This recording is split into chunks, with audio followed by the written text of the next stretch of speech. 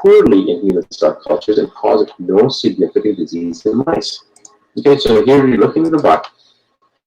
Right, guys, I don't know what's happening with the audio, so can you hear me? Anybody?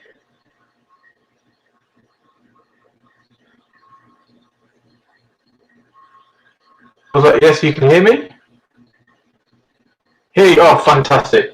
Right, I don't know what's happening with the audio. I needed to play that video. Not sure how this is going to work. That's very odd. Very odd, very odd. Anyway. This is what happens. I've been out of action too long.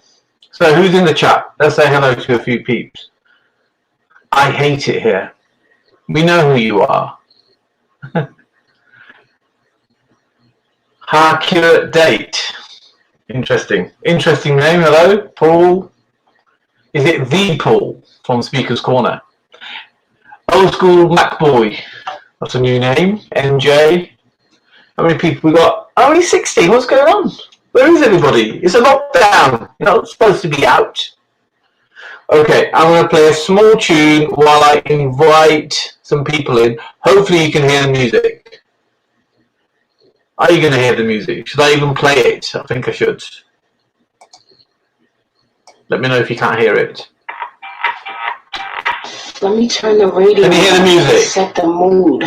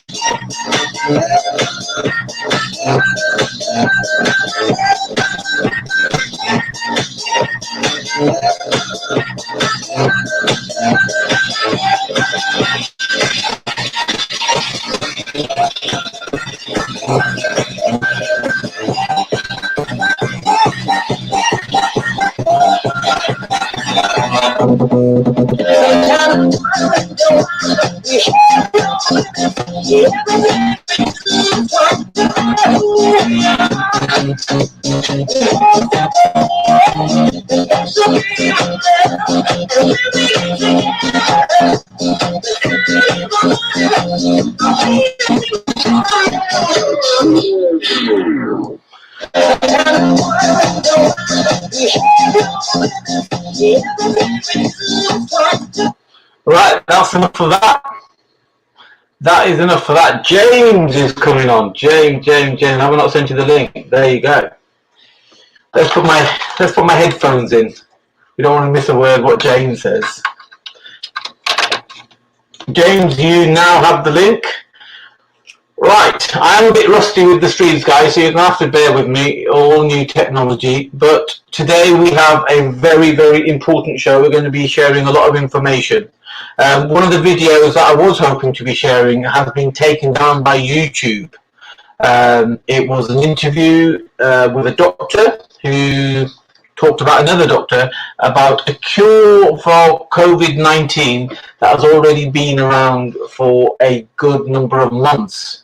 So I uploaded it onto YouTube, and YouTube cited community guidelines and saying that the video was dangerous, and took me down.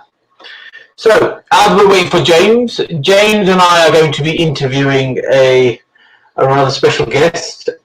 We are going to be interviewing a gentleman called Joseph Colden.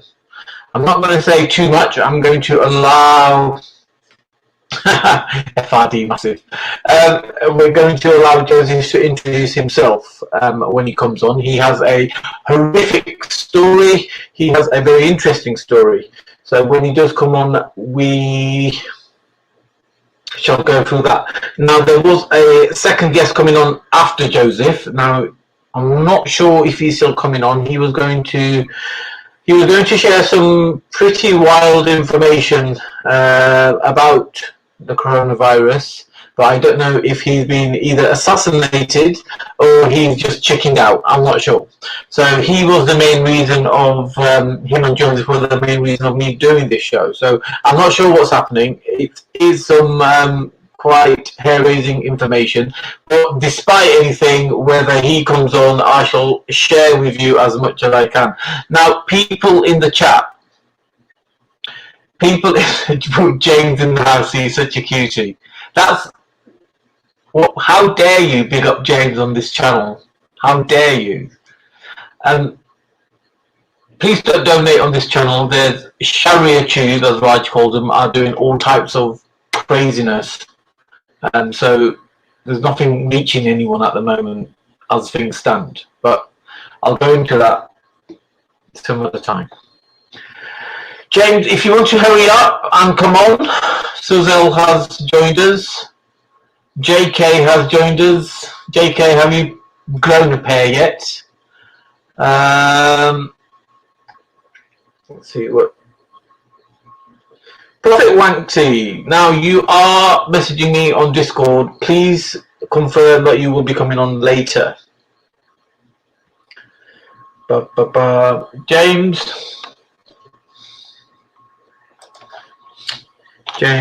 check Discord. Oh, sorry, James, you're already here at the stream. I apologise. James! Hello, Manny. Hello, Manny. How you doing? Oh, I'm getting echo. You getting echo? Yeah, I'm getting echo. I'm guessing it's coming through on my speakers. Oh, no, it's okay now. I think it's fixed. Good How you stuff. doing, Manny? How you doing? Very good, very good. Yourself? Yep, another fine isolated morning. So how has the whole virus agenda been for you? I know you've been very busy with friends and family. How is it affecting you? How are you coping with it? What tips can you give us, the average Joe? Well, I can't give you much. I mean, most of us are trying to get deliveries. We're struggling to get deliveries. Depends on what part of the world you're in. Because if you're trying to isolate, obviously that's key, right? Is to get your food deliveries. And it's pretty much a nightmare. In the south of England, it's the stores are empty. If you do manage to get a delivery, which I did very early on, it comes half full. You get like half the items or something, or not necessarily half, but you get quite a lot of the items missing. So it's pretty tricky. And now all of the networks, they're all completely down effectively. So you can't. I've tried Tesco, Sainsbury's, Ocado, Waitrose. They're all out. You can sometimes get a bit on Amazon. But more or less everything's snarled. And they used to allow old folks, as I'm isolating with my mum, keeping an eye on her, because she's in her 80s, and they used to allow old folks to get deliveries if they were, the supermarket would decide, but the government rushed a website together recently to decide who was vulnerable and who would get priority on deliveries. And that basically does not include old folks. It's mostly cancer patients and a few other conditions can get emergency deliveries. In other words, they can get a guaranteed delivery from certain supermarkets once per week, which is great. I mean, I support that. But what I don't support is the fact that the rest of it is just a complete free-for-all. So if you're 20 years old, you're in exactly the same queue as if you're an 80-year-old. And I think the government needs to operate some initiatives. We've already seen, it was on the news, I think yesterday, that a grandmother has been forced to go out to get food. She's contracted the virus and died. So on the one hand, the government are telling people they've got to isolate if they're elderly, and on the other hand, they're saying they're going to raise not a finger to make sure they've got, food supplies. And in fact, in my area, they've closed the doctor's GP surgery down as well. So they can't even get their prescriptions. So it's complete and utter turmoil. Wow. Okay. Well, I'm very much in a similar boat to you. My mother's quite elderly. I think they're about the same age, and because she's not suffering from, for example, breathing difficulties, or she's not a cancer patient, I went through that government website, and they're kind of egging her on to go out, and obviously, and therefore increasing the risk of contracting it. And on the same hand, anybody below the age of 70, if they end up in NHS, as the new bill drafted, the COVID-19 emergency bill drafted, states that the NHS can basically make up their mind whether you live or die. I mean, they've been doing that for years anyway. So now they are God. They are going to decide if you are worth saving. It comes down to some of the time, according to the bill, according to the rules of NHS, it comes down to whether you've had major organ issues recently or at that time, and including your age. So all the taxes that these baby boomers have paid, all the care that they could be owed, it all goes down the toilet. A doctor who's newly graduated, who probably doesn't even have enough experience, is going to come along and say, well, you're too old and we don't need to save you because that 20-year-old has more right to live. Yeah, I mean, what they've said is that it was on the news again. They said 90 to 95-year-olds would not be admitted to hospital. So, they make up probably the most vulnerable group in the country, and they will not be getting medical treatment. And why is this? This is because the government, in their infinite stupidity, did nothing. They knew about this for months. They didn't get in adequate supplies. They've been lying and saying that they've got this covered. They haven't. They've allowed the airports to remain open, bringing in the virus. They've gone for this herd immunity nonsense, although they haven't actually publicly stated that. And we're very much in the Italian position now. We're just a few weeks behind them. We're going to see, we're looking at hundreds dying, and we are concerned. We're likely to see this number rise. We're looking at tens of thousands here. Ultimately, they're going to lose their life. And it's all because of the government's inability to be honest with the public early on, to actually try and deal with this properly. It's a complete and utter shit show. The government have been brought to task over it. They're not admitting anything.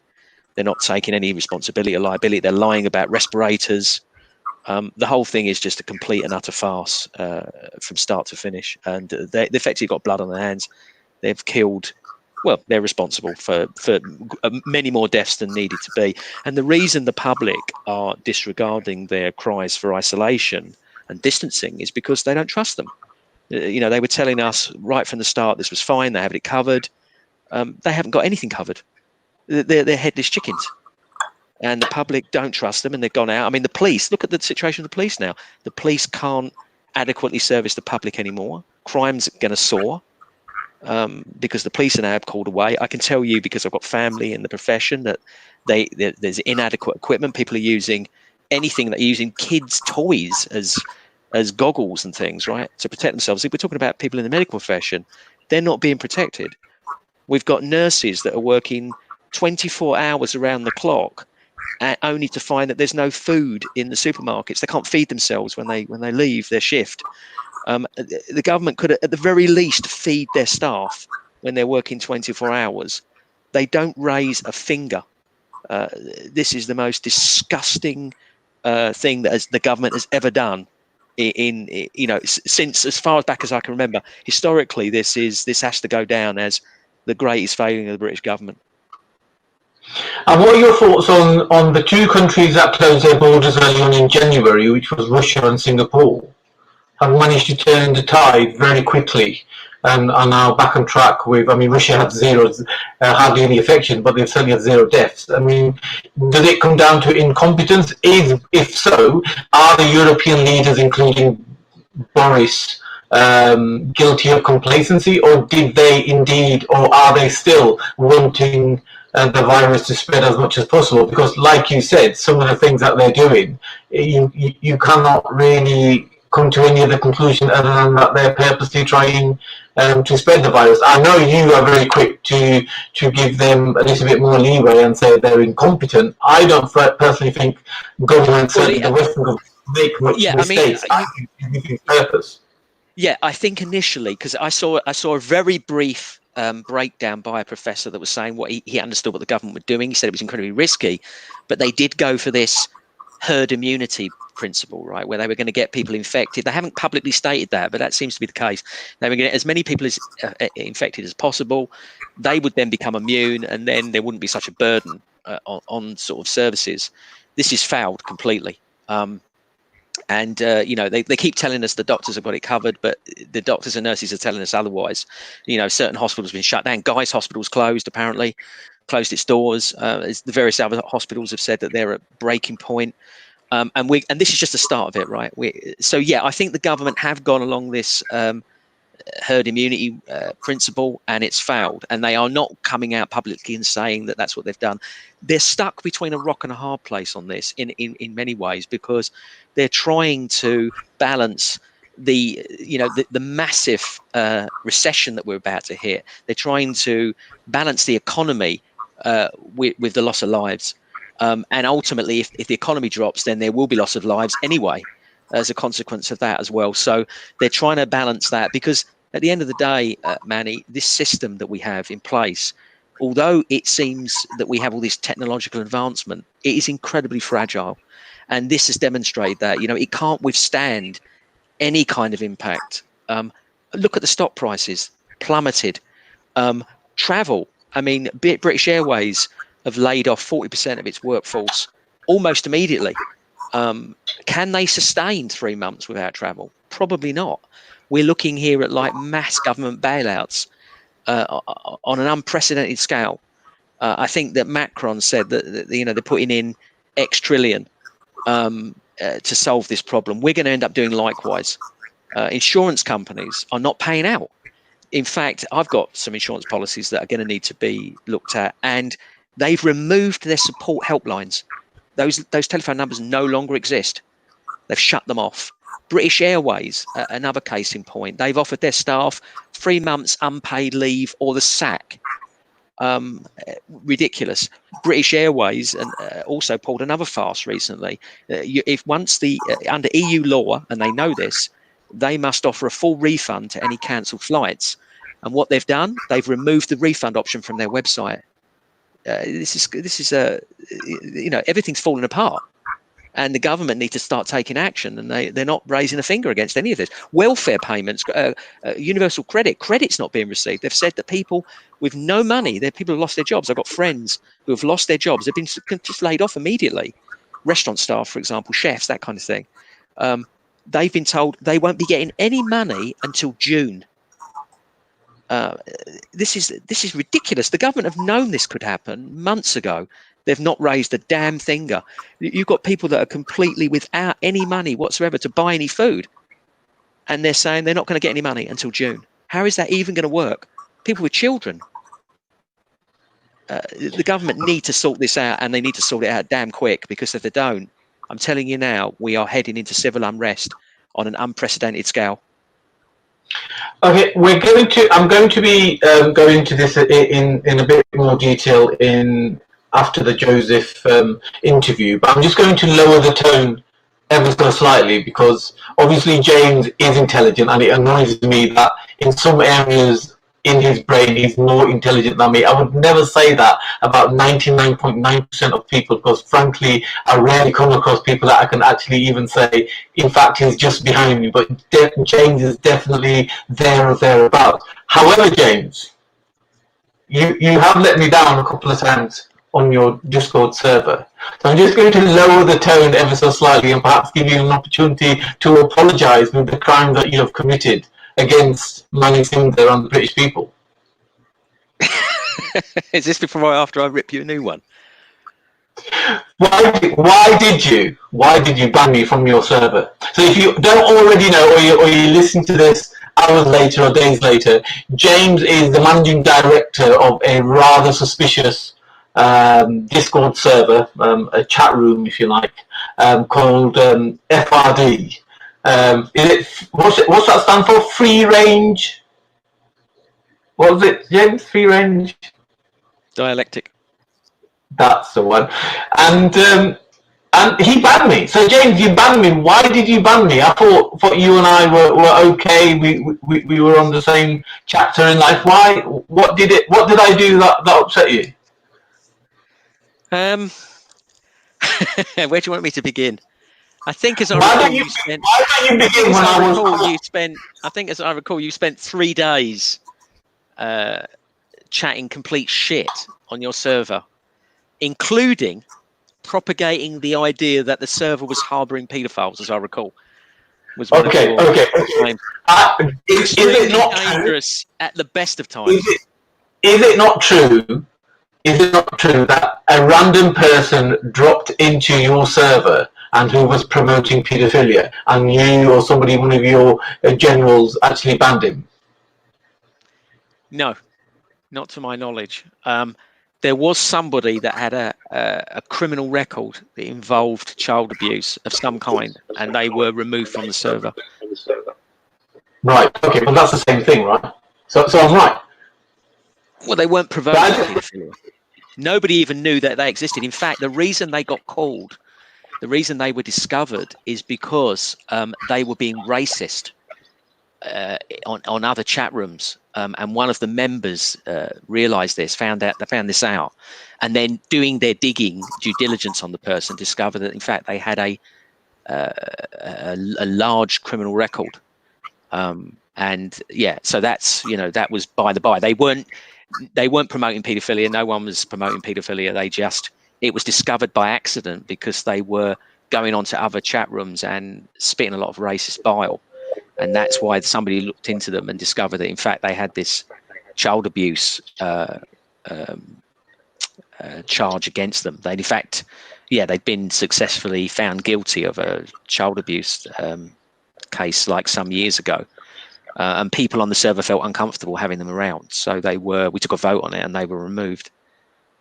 Yeah, well, that's pretty much exactly what I heard. I just wanted to give you the opportunity to explain it. So well done on doing that. I think that was the right decision, getting rid, especially if there's still a grey area. However, James, there's one more thing that you need to clarify. Why am I banned? Why am I continuously banned? And why did you ban me when I was called the P word on your server? Why would you ban me, of all people?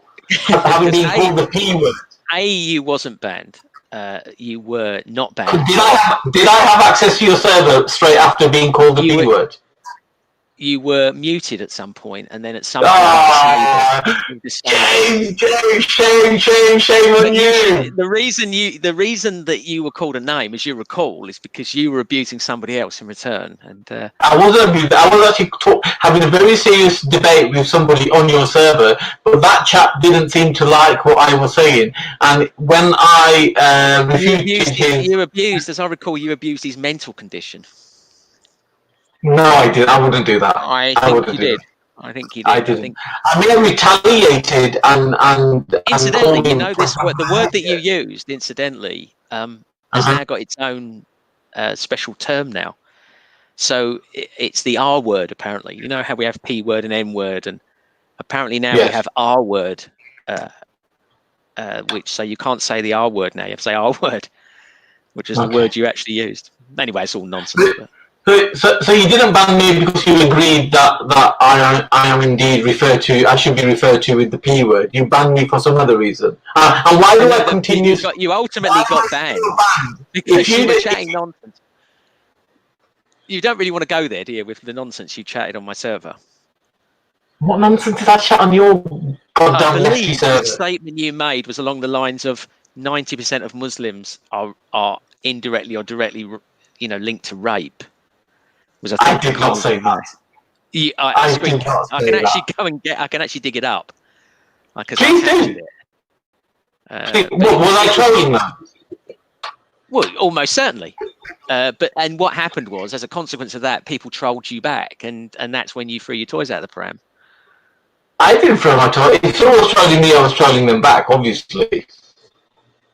So is that why you banned me? In the global scheme of things, it doesn't matter. I did notice in your channel though, just then, that people think that this is scaremongering. They honestly believe, and sadly the general public do believe, that this virus is not serious, and this is why the beaches are packed, and this is why we're going to end up losing a lot of elderly people. They are literally killing old people with this selfish behaviour of going out and disregarding the rules.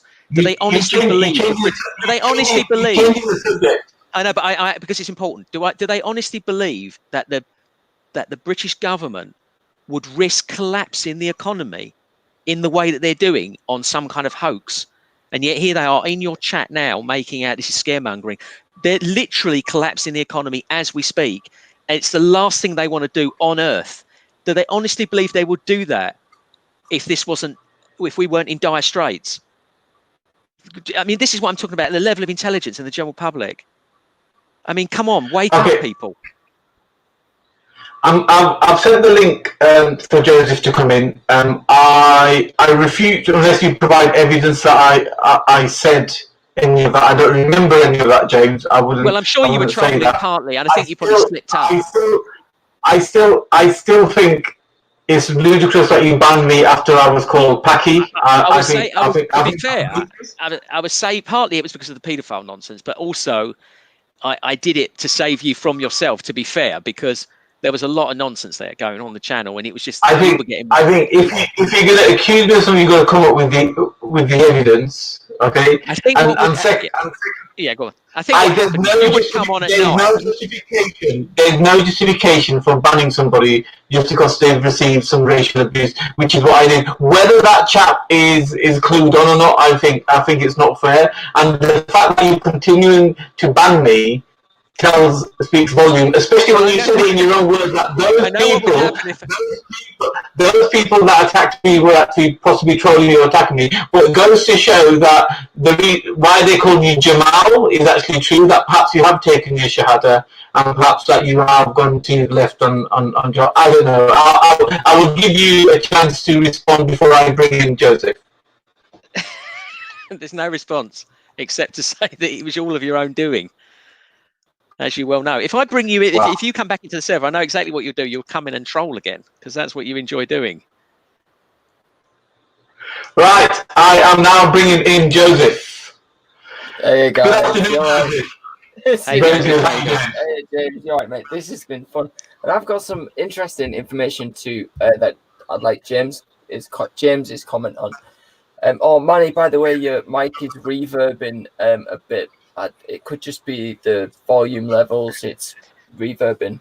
Yeah, it is a bit actually. Yeah. Yeah. Okay. Well, it's been totally interesting to listen to what both of you guys have been saying. James, you've been talking about the fact that it's going to obviously wipe out our economy, and you're totally right. And people aren't taking it seriously. But the official story that we were told is it's because of bats. So people, bat soup, this kind of like meme of bat soup and what have you. But I've been hearing like other stories that actually it's a virus that's made and it was let out on purpose, almost leaked out to do exactly what James has just said, to cripple economies, to kill off old people, and to generally cause mass disruption. What's your take on that, James? I've just been hearing different bits from all over that maybe the official story isn't to be believed. Well, I think that ultimately you're going to need some serious proof of that, right? So, there's no point in giving it really any credence unless we have some decent evidence to suggest it. It's possible that it was done in a lab, it was an accident. That's one possibility. I think the answer is, and there's many people that would agree, that the animal husbandry rules in China are severely lacking. Yeah. They've got marketplaces where they've got every single foodstuff being prepped in not necessarily ideal conditions right next to each other. You've got packed amount of people in these marketplaces. They even say that it's a possibility that it was black market products that may have caused it. They are not perfect. And in fact, until we get a handle on antivirals and some way of dealing with virals, there are studies that I came across that was talking about how we really need to radically change the way we interact with animals in food preparation, but also in just the way we deal with animals, livestock in general, that there's going to be more of these viral jumps from animals to humans that have the potential to wipe out a lot of people and the economies of the world. Yeah. So we do need to step up our game in terms of how we deal with that. But going back to your thing about China, regardless of whether this is a man-made virus that's leaked or to do with animals, I think, and a lot of people do too, that we should start imposing rules on China. China are getting away with too much here. And it's all because of this globalist view that, well, we've got to trade with China. You know, they're screwing us in so many ways. Yeah. People are losing jobs. Trump's obviously tried to deal with this, and he can't because it's all too fragile, too interconnected.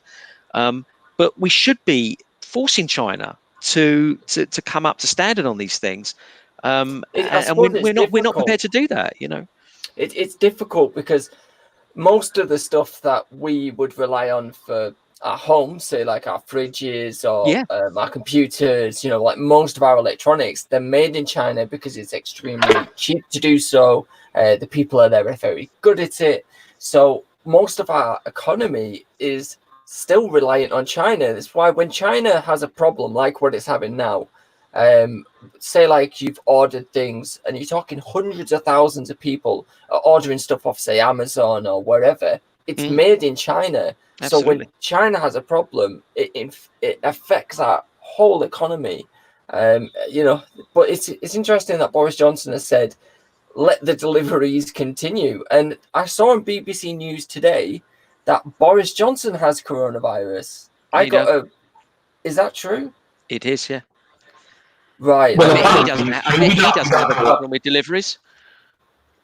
Yeah, I bet he's not struggling with his deliveries. I'm sure that, you know, even though he does not fit in the vulnerable category, I bet he doesn't have to sit on a massive queue every single day refreshing to try and get a delivery. Yeah. Well, like the rest of the people that are now classified as not vulnerable, even though they're in the 80s and 90s. Yeah. Yeah. Well, I suppose. Okay, gentlemen, I'm going to stop this conversation here. We're going to have a chance to come back to it. It's just that we have a very important topic to discuss. But I just, before we move on to Joseph, I'm going to ask you to come in and tell us your story, and then me and Jen will reflect it. But just, I know you haven't spoken to Jen before, but before I introduce James, I just want to tell everyone that I know James is not a racist. James is a friend, and I do know him away from live streams and Speaker's Corner.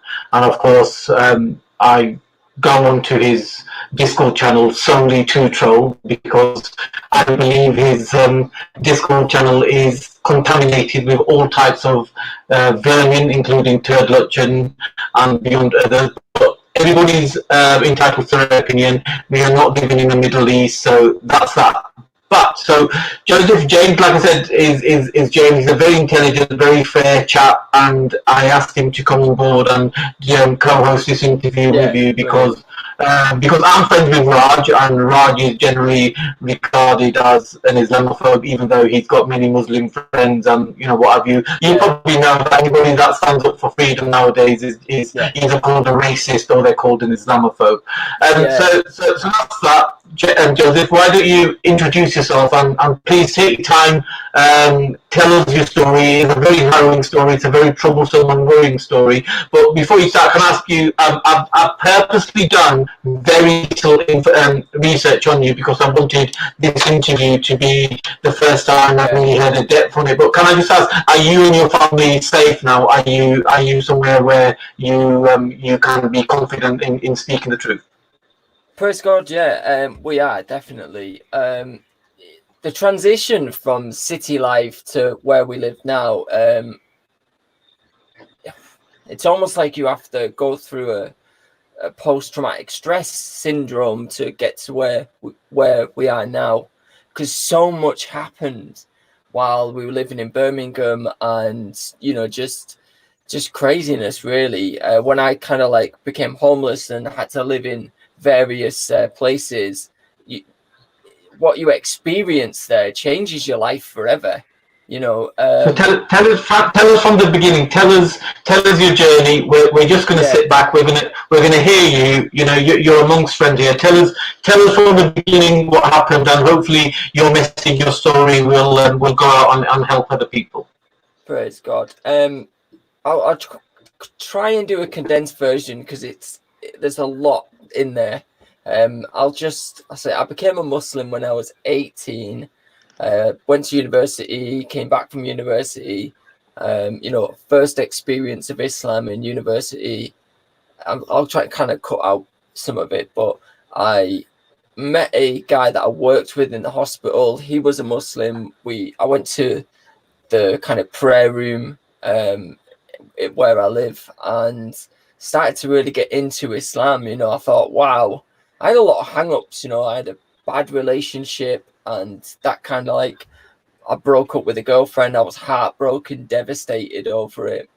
And I was really looking for something in my life, you know, just something to give me meaning. I really lost all meaning. I lost all who I was, and discovered Islam. And you get kind of like I've called the convert lie. It's you're told things about Islam that they think you want to hear to make you a Muslim in a way. You know, say you've grown up in a Christian family like I was, they'll use the Bible to heavily influence the way that Muhammad is portrayed.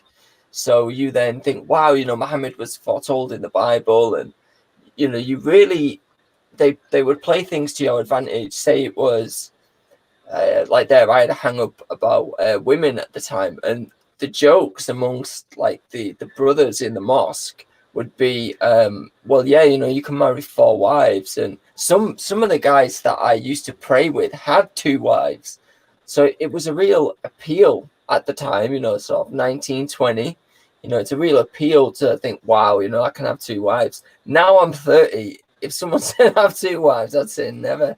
You know, you just wouldn't.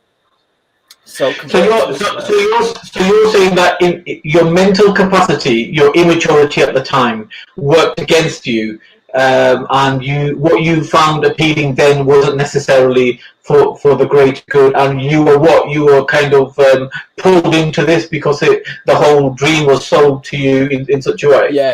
Yeah. I mean, I used to get pamphlets at the dower stalls, and it's quite bizarre. I've still got quite a lot of them, and it was talking about this Islamic State, and I'll talk about that in depth in a little bit. But this vision is sold to you that under the Sharia, everything will be unified. You know, everyone will be under the Deen of Al-Islam, and this vision sold to you, and you really buy into it. I wouldn't say it's necessarily like grooming. I had decisions. I made decisions, and I liked Islam. I liked what I converted to. It was only as I progressed through kind of like studying Islam that I really started to find out what it was. You know, the more you kind of read, the more you learn. And towards the end, it was an absolute disillusion with it, to the fact that how could Islam actually be true? But it's a long journey to go through that. So I was full, you know, lock, stock. I really believed in Islam, and I was promoting it. I was doing dawah stalls and things like that. I've met a lot of high profile people. One of the people that I did meet was Haytham Haddad. And I even did a YouTube video with him in my full Islamic garb and everything. I was saying, you know, how great Islam was for my life and how it had changed. And he asked me questions about my parents and things like that. I can't find that video on YouTube. And if it ever crops up, I've tried to get it. I think when I started doing YouTube, they realized that I had left Islam, and they wanted to get that down as quick as possible. But that's by the by. So this doctor said to me, well, you know, you really need to be around Muslims. You know, you need to be in a Muslim community. Where I lived at the time didn't really have an Islamic community. So I went to Birmingham on this trip, and I met someone there. I met another convert, Jess, she was called, and we became friends. And this doctor said, you know, I really think you should move. You should leave this town, basically, and live in a more Islamic area.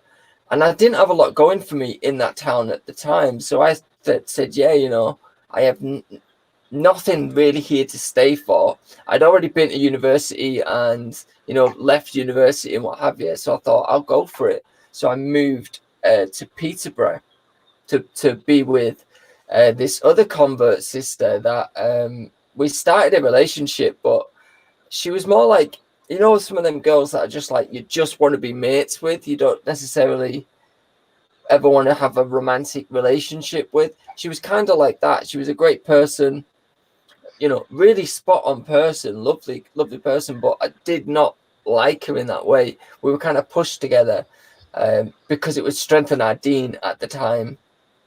And I moved to Peterborough, and that's kind of where my journey really started into Islam.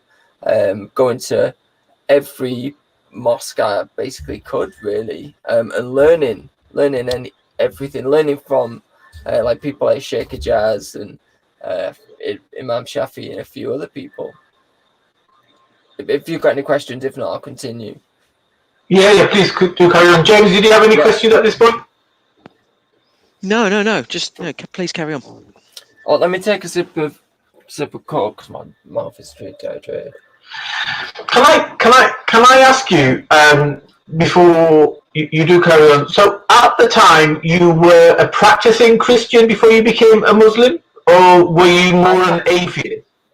No, I had grown up in a Christian home, and my parents were quite into the church. You know, my dad used to play in the band in church, and my mum was part of a women's group that used to preach. So I'd grown up in the church, but about sort of 14, 15, I kind of left. You know, slowly but surely. You just kind of like leave. You know, you don't think it's relevant at the time. So I had disillusion. Is that the word? Disillusion? I don't know. I just left the church and went and did my own thing, really. So I had a Christian background, but it didn't give me what I thought I needed at the time: structure, rules, you know, things to follow.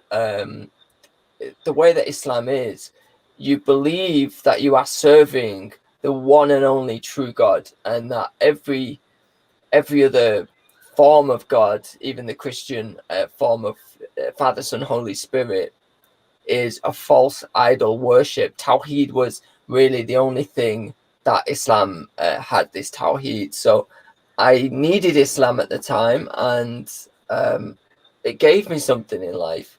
You know, you don't convert to Islam because people put a gun to your head and force you to. You do it because you think it's the truth at the time. And I kind of like in Peterborough studied a bit more, so I learned things like the different schools of thought, Hanafi, Maliki. You know, I learned deeper into the faith, kind of thing. Joseph, can I ask you a question? Yeah, of course you can, James. Yeah. Why did you think it was the truth? Because of, let's say, it brought extra things that Christianity didn't have, like the Sharia, the Sunnah. You know, it brought things that were relevant in your life. So the way that you would eat, wash, pray, talk with women, talk with men. But and what you say? Are you saying that you thought that if there was a God, that was more likely the case, that he would have rules like that? Is that what you're saying? I think at the time, yeah, I probably did. I probably wanted it to. It just gave me something. It's something I could latch onto. And I suppose growing up in the church, you take it for granted. You know, there's not that same level of person. Well, there is, but at the time, But I mean, it is. I mean, it all it. centers around Muhammad, right? So Yeah. you must have. What made you suddenly think, "Oh, this is the truth. This guy's telling the truth"? What was it about Islam that makes it so compelling to join? I suppose the way that you would apply it to your life. So, say like the Sunnah, for example, the ablutions, washing before you're praying. It gives you structure in your life, and I thought, well, it's something tangible. Like it creates equal men, so all men, even kings, all pray in the same line and things like that. And it was that I kind of converted to, and I thought, wow, you know, everyone dresses the same. I used to kind of like think if Islam was the world's dominant religion, then the world would be much more at peace. You know, that's kind of Yeah, but like a naivety see, the thing at the is, time. what I'm confused by here is that, and I've heard similar things from other people, is that, you know, you're basically saying you liked the way it was structured and you thought Yeah, it had value in that sense, and I yeah. get that, but surely the most important thing is that you actually believe that Muhammad is telling the truth, right? Oh yeah, I did. Yeah, yeah, So that's the bit that I find strange, because I remember once talking to a Salafi, and he was saying we have to start with the belief in God. Now, obviously, you already had that because yeah, you was a Christian, right? But we have to start with that first. And it feels like you need to, like, the last thing you want to be looking at is the structure stuff. It's like you have to yeah, accept yeah, it's true first. Do you see what I'm saying? yeah, So I'm always curious, because I understand why like, there's obviously religion relies on child indoctrination. So I completely understand why people that are born to a thing will hold to it. But someone converting to it as an adult, I find that really, you know, problematic. And I'd like to understand exactly why lots people do, do it. lots do, because say for example some of the Dawah leaflets that I used to get. That I think there's a book called The Choice made by Ahmed Deedat, and he makes the case that Muhammad is foretold in the Bible. Jesus foretells of Muhammad, and because I already had a Christian upbringing, I knew the Bible, but say people knew it a bit better than I did and would be able to take a verse and apply it to something like Mm. Muhammad, and I would have believed it at the time, you know, thinking, wow, you know, Deuteronomy 18:18, that's verses like that where Jesus talks about someone who's going to come after him, and his name shall be Ahmed. That's not quite how it is, but that's how it's sold. It's, Yeah. oh yeah, see, this is Muhammad, sallallahu alaihi wasallam. This is the messenger. And I kind of like believed it. I thought, wow, there was a prophet after Jesus, and Muhammad had this divine message that was there to make our lives better. Muhammad was the completion of the prophets, you know. Yeah, I've heard this from other Muslims, because with Christians going back in time, because obviously Islam has not really been on the West's radar until sort of recent times, but you go way back, people held beliefs because of their heart. You know, they believed it in their Yeah, heart. yeah, But I find that when I talk to Muslims, a lot of them say that they reasoned it to be true, which is, it sounds like what yeah, you're yeah. saying, right? There's a level of that. I think it's both, really. There's a level of reasoning, you know, coming up with reasons in your mind why it's true, but also with your heart. But your heart can be deceptive, obviously, and you know, it's why you can fall in love with someone and they're the worst thing for you. It can be deceptive. Feelings can be deceptive. The more that I say, like, was in Peterborough, and the more that I started to hang around Muslims and be around them, it starts sinking in deeper and deeper and deeper. But what also starts coming to the surface is hadith. So you'd be hearing a khutbah in the masjid, and they would read a hadith, and you think, oh, that's a bit, you know, even at the time, that's a bit difficult. That's a bit interesting, you know. And you put it to the back of your mind. And I could talk about numerous hadith. Might have some to hand. We're just trying to think. I've got a document in front of me. So say like a hadith comes up. I'm trying to think of one that would have been said in the masjid. I'll come back to that in a second because I might have to pick it up. You sink that thought deeper and deeper, but when something like this comes up, you start to have a little bit of questioning. But because you're surrounded by a Muslim community, they almost cancel each other out. So they'll say something like, oh, well, I don't really understand that, because isn't that just a bit like, say, like, I'm using Aisha, but that's not very strong argument to make. You could make it on a moral principle. The age of Aisha, so I was told that she was 18 at first, and then when you start to get more into the faith, then they say, yes, she was 9. Because they know it's difficult for someone who converts to a faith. You're not going to say, by the way, Muhammad married a 9-year-old. That's very, very difficult. You're going to be like, oh, it's a bit off. So sometimes they'll say, oh yeah, Aisha, she was 18 because of the Islamic calendar, the way that it works. But when you're surrounded by other Muslims, they cancel each other's doubts out. So one will have a doubt, but there'll be a group of 6 that will then say, oh, no, astaghfirullah, that can't be like that. And they'll start to cancel each other's doubts out. When I separated myself from the Islamic community and started to study on my own, it's only then that my eyes started to be a bit more open. I've got Bukhari down here. It's only then that my eyes became a bit more open to the actual faith, to the real faith. So I kind of like, I was encouraged to learn as much as I can. So I used to go into the Islamic bookstores and buy all the books. And some I bought book like just in a Bukhari. I bought Sahih Muslim and a few others, like the entire collections. And when I had kind of like separated myself from the Islamic community, I've skipped ahead. I started to study them on my own. But when you do that, the doubts can not just creep in, but reason starts to take over, and you're like, something's not right here. So I mean, that's true of all. I mean, that's true of all religions, isn't it? Ultimately, they're not going to be well received if one tries to scrutinize them. Right? They're full of gibberish.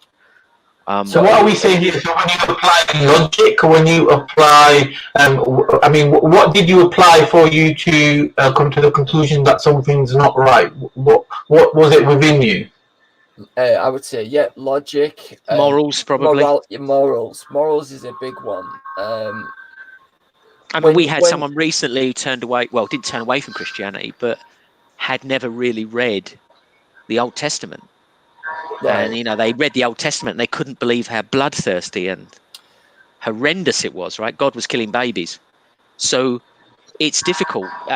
People often say the moral argument. Some it's logic, some it's morals. Some look at it and say, I'm not happy with this. I don't think a God would do this. So say, for example, the Old Testament, the verse that you're talking about where it says, kill everything, the women, the children, and what have you, a historical account of what happened. That's usually phrased like God's killing babies. It's just a historical report of what happened.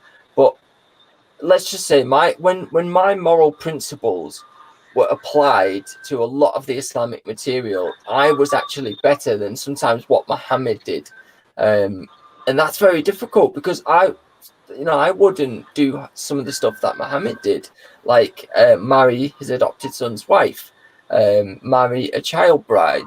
There's all these difficult things, very bloodthirsty, and then there's the weird stuff. I was starting to see that actually I'm a superior. I'm not superior. I'm just in thought morally better than Muhammad on paper. Yeah, because he's meant to be the moral. He's the moral arbiter, right? So whatever he does is the moral position. Yeah, he's I know other Muslims that feel the same way. They read about it and they say, "This doesn't feel right. I'm not comfortable with this." Right? This morality is all out of whack, and it's supposed to be universal for all time. Yes. And if that's the case, then people should be comfortable with it today, and they're not. So exactly. I mean, you're not alone in that sense. I think a lot of Muslims are not comfortable with those aspects of it. Yeah, it's why a lot are leaving, and they're seeing it for what it is. Because they can't hide it anymore. They can't say, that's. They can't hide it behind Arabic. They can't hide it anymore. It's there. What they do now is just throw out the hadith. That's not a true hadith. That was narrated by so and so. That's false. But there's only so many they can throw out, and then you're like, well, what about this one that you say is authentic? So it's very difficult. And let's say I moved to Birmingham. I left this. Lass, she was a decent person. We split up, and I moved to Birmingham. And was she Muslim, the girl that you split up? Yeah, and she ended up she's still Muslim today. She met another guy, and she married him, and she's got 3 kids now. And we still kind of she's still on my Facebook, and I still say hi to her occasionally. Was she a convert as well? Yeah. There's no bad feelings or anything. Yeah, she converted around about the same time that I did. Right. So she's still Muslim today. Can I ask you? I've got another question for you. How much pressure do you think was brought to bear on you to get you to convert?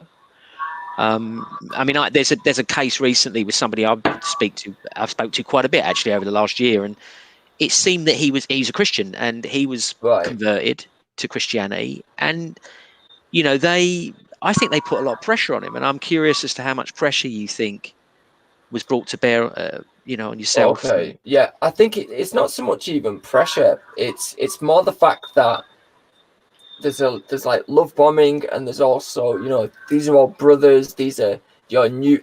They're there for you, and they were most of the Muslims that I met were great people.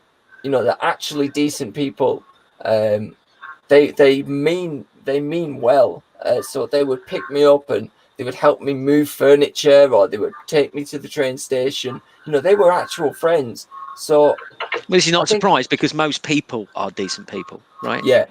And despite the fact that these ideologies, it doesn't matter whether it's political ideology or religious ideology, most people, even though it might say things in these ideologies, they can't bring themselves to follow it. Yeah. It's because they're good people. They believe in God, but they find it tricky to explain away these immoralities as they see it.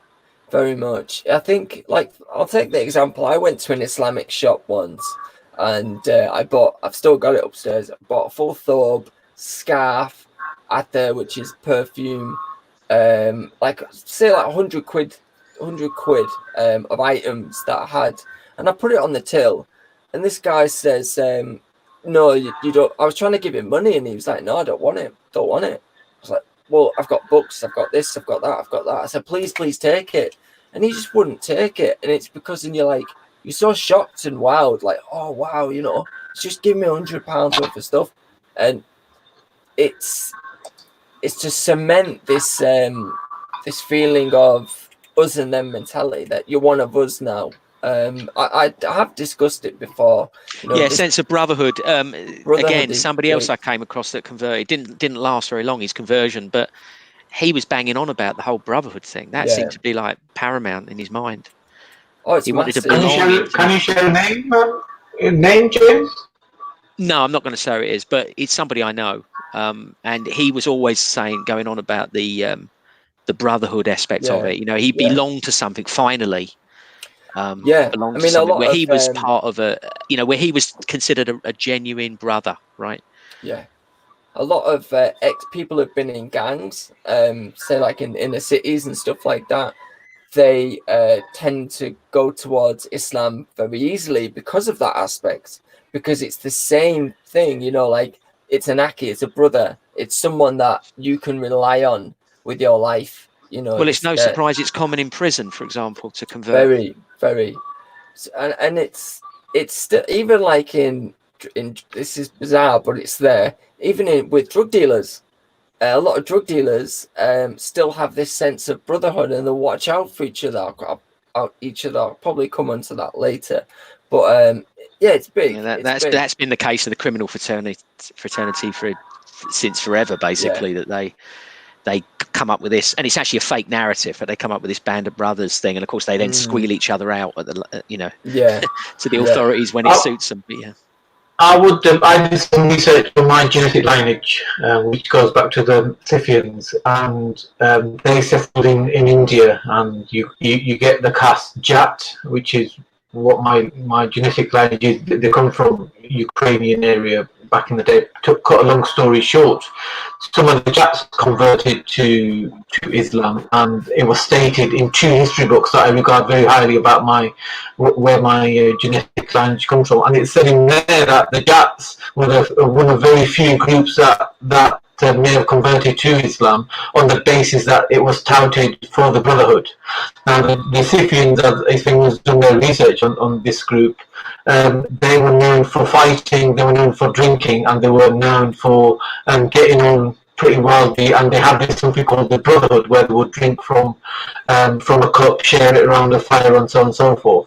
And it was the same protocol to converting them to Islam, many years afterwards, and they enjoyed that aspect of it. But obviously, some of them then later on converted back because they didn't see it was ideal either.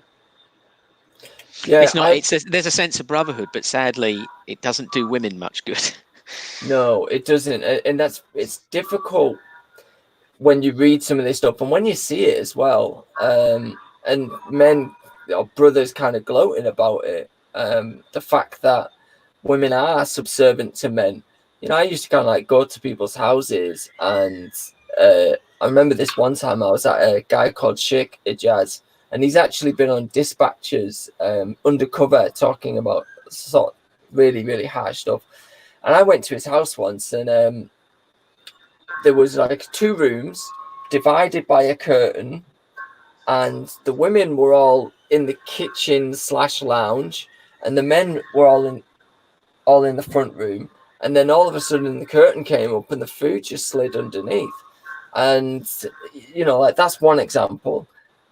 Even in the community, when women are walking around, you know, say like in Leicester, Birmingham, places like that, you see it. You know, you see men being chauvinistic towards their wives, and that comes directly from.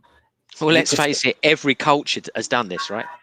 Yeah. You know, in many ways, we it in still the do it. We Victorian still do times. it. It's not like it's peculiar to Islam. It's every single culture treats women in this way if it can get away with it. And every single culture has a kickback from women in time, a feminist kickback to try and stop this. But it's one of the reasons people say in Islamic countries that men aren't that bothered, because even men that are basically secular, that are, you know, they're Muslim in name, it doesn't affect them in the same way that it affects women. You know, but where do you think it comes from, Joseph, when it comes to Muslims? You were about to say that it stems from something. Where in the Muslim community does it stem from? I mean, it's from the Islamic sources, because if you read the way that Muhammad treated women, and you know, you can hear stories like Muhammad was the world's first feminist and all this sort of stuff. That's absolutely not true. You only need to read the Islamic sources and you'll start to see, wow, this is some pretty bad stuff. You know, there's what was I reading? Quran, could be Quran 33, 50 or 51, where Muhammad says in the Quran, I've got a Quran here, I might pick it up in a second. If Muhammad's eyes look at a woman, she has to give herself to Muhammad. You know, it comes directly. All of this stuff comes directly from the Islamic sources, and then it's practiced throughout generations and generations till it just becomes part of the culture at large. And that's the way it is now. Women are not seen or heard; they're just there to have sex with, to go now. It's not as black and white as that, but you know, it can't progress, right? That's the problem with it. When anything written down and set in stone like that, you can't change it. This is the issue with all of these ideologies, right? You can't change the damn thing because it's set in stone, and we've moved on, right? You know, the world has moved on to a point where women are getting more and more equality or equity. I just challenge you the fact that you're saying, I hope you're not saying the Christian ideology, because I'm a Christian, but because the Christian ideology, it doesn't clash with us today. You know, that there's not rules set in stone that you have to wake up for Fajr in the morning and you have to walk in the bathroom with your right foot and things like that. It's still it's easy to interpret, put it that way. It's easy, you know. The Quranic stuff can't be interpreted.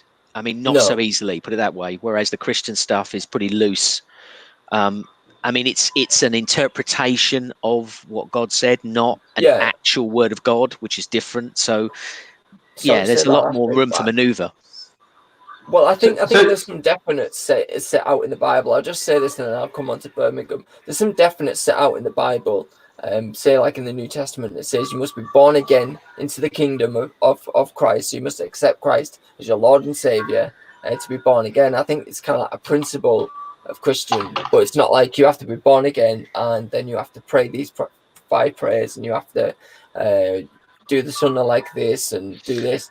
Right, but from an atheist point of view, it could easily have said something in the Bible, right? And Christians would have had to have followed it, right? So it doesn't really matter what religion it is. It's dangerous in the sense that whatever's in it, you've got to follow. It can't be changed.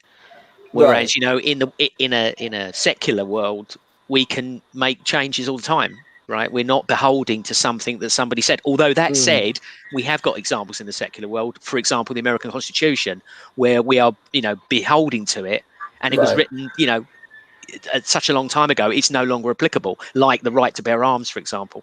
Now that stuff is, the world has changed, and yet we can't change it because it's set in stone. So, excuse me, Mr. Communist. What do you mean the right to bear arms is changed? There's plenty of people in America, the majority, in fact, that perfectly happy to practice I know, but the point about that constitutional point there, and it was actually Jefferson who wrote the Constitution. Let's not forget. And Jefferson was actually against having a constitution, because he didn't think they should enslave future generations to the will of these old men. He himself said that, right? So they enshrined this stuff in the Constitution. It was all about militias being formed to protect themselves against rogue governments. Yeah. And it's become, it's much more than that now. For example, at the outbreak of the coronavirus, people were queuing up around the block to get ammunitions. So this is about civil unrest now. It's about criminality. It's not about protecting themselves against a rogue government, which they can't really do anyway, right? So okay, yeah. So I'll jump onto this. Yeah, sorry, I was going to say, James, let's go back to Birmingham. You moved to Birmingham, you've split up with your partner at the time, you've now moved to Birmingham. Yeah. Obviously, Birmingham is quite concentrated with the Muslim community, so take us forward from that point. So because I had kind of like split up with this girl in Peterborough, I had nowhere to live. I was literally homeless. So the homeless services at the time, and I'm not ashamed to say it, it happens to people in life. I had been moved to Birmingham. So the first thing I did when I arrived in Birmingham was seek out a mosque. That was the first thing that I did. So I went to the mosque and told, the brothers there, said, look, my name's Yusuf. I've moved from Peterborough, and started to fit. Is that my son screaming? Yeah, sorry. So he's 1 year old. It's a nightmare.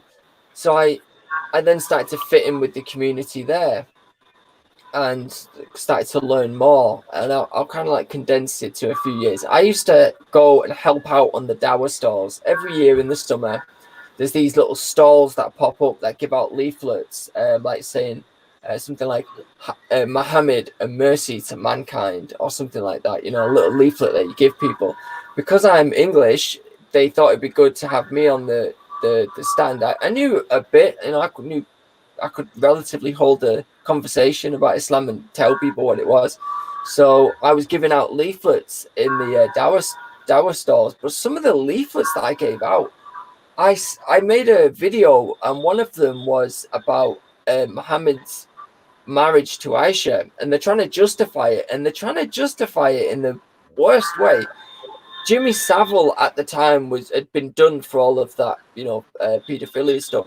They made a case that there was Jimmy Savile, Gary Glitter, and the Kings of England. When you read this piece of literature, you think that's pretty, that's a pretty long case to make. That, well, it happens in England, see, so what Muhammad does is okay. He glorifies women. He's great. Anyway, I was handing out it's about 12 3/4 is the earliest pregnancy for a monarch in the UK. So the woman was about 12. Well, the girl, was about somewhere between 12 and 13, because she gave birth at about 13 and a half, I think. Yeah, so I think that's the earliest. Yeah, they make that case, but how many years ago is that? But the fact that they make this case like it's happened in England, blah blah blah blah, but we don't hold the King of England to be speaking for God and telling us how to live. They probably did back then, but different. Yeah, various kings argued divine right. Divine right kings, that they did believe they were a conduit to God. Some, like Charles Stuart, for example. Did the king then sit, like, for example, we're going in a different argument, but the king wouldn't then become, everything he did would be implemented in our own life. So I would follow the way that King Charles did his hair, the way that he sniffed water, the way that he spat water. That's the argument I'm trying to make. It's the fact that it is different, because Muhammad is glorified as being for all time, a prophet for all time. But anyway, I was handing out these leaflets, and eventually I met my wife. I'll cut forward a few years. I met my wife that I'm with now, and I was quite into my dean, and met her family and everything like that. And we wanted to get married, so we did a full Islamic wedding, which was really interesting. But I think my mum, my dad, a few family members were there and what have you. So we did an Islamic wedding, and then we had an English wedding. Now, obviously, it wasn't in a church; it was just in like a venue hall sort of thing, and everything was kind of like going okay. But I'm quite an avid reader. I like to read. Times have changed now because I've got a 1-year-old, but at the time I used to sit and I'd read for hours and hours and hours. Whatever books I'd bought, I would read, like the say Sahih Muslim or Tabri Jalain, whatever it might be that I'm reading. And really, this is where my disillusionment with Islam started to creep in, because by that point, there's been so much stuff happening in the news with the Islamic State happening. I stopped wearing my thobe out. I just stopped wearing it because I was then a target for people like Prevent and all of these other counter-terrorism type people. Although, it was never I could never hurt people. I'm just not that way inclined to hurt people. But, wearing a full thobe and having a beard and everything, you're putting yourself in the light. So I stepped away from the Islamic community and started to just study the material on my own. And what I learned there, really, that's where I started to leave Islam. And I could probably maybe go into some of the reasons here. But let me just think. Like halal marriage, the divorce, beating women, prostitution. I'm just picking a few examples off this database that I've got. So at the same Is this time, a database that you created yourself? I think Simon created this one, or it could be Islam Critiqued, but a lot of the material that's in the database, and I think it's linked on one of my videos, but I could probably send it out on Discord if someone wants it. A lot of the material is a lot of the reasons why I left, but unbeknownst to me, I was making notes, like it would be something about Muhammad, Quran 3350. I'd make a note and write it down and say why it was, why it was wrong, what I morally thought it was and everything else. It was my leaving Islam notes for the reasons why I should leave and the reasons why I should stay. And my wife started to pick them up, and she started to look at these notes, and then she would pick up the books and start reading the books. And this must have gone on for a couple of months. And afterwards, I think I found my notes, near my wife's bedside table or something. I was like, "Why have you got these?" She went, "Are you not a Muslim anymore? Have you left Islam?" And I was like, "Well, yeah, I can't see myself continuing to be a Muslim. I mean, there's just so much material that is against Islam." And she went, "Well, I've been reading them notes and I've been looking at it, and I don't think that I can be a Muslim either." Now, it's just really interesting this. So because you went, presumably your wife was born to it, right? Yeah. So you went in with reason. This is what it was. I mean, some of it dubious because, like you said, as a young man, it seemed, it was quite appealing, right? Some of that stuff, which is kind of the wrong reasons. But you went in because you reasoned it. So it makes perfect sense for you to reason your way out of it. What's more tricky is for people that are, born to it. And so their heart is in it. Everything is in it. And it's very difficult for them to leave, right? With reason. They can't use reason in the same way that you did. I mean, some do, obviously. Some, they force themselves to do it. And it's, that's great for them. But for you, it made perfect sense for you to use your brain to get out. Yeah, you're absolutely right, James. People that are born in the religion have much more ties to it. Family members, culture, community, everything is in it. So it's probably twice as hard for someone to leave the religion. But it happened, slowly but surely. We left, and at the time I was studying the Bible and the Quran.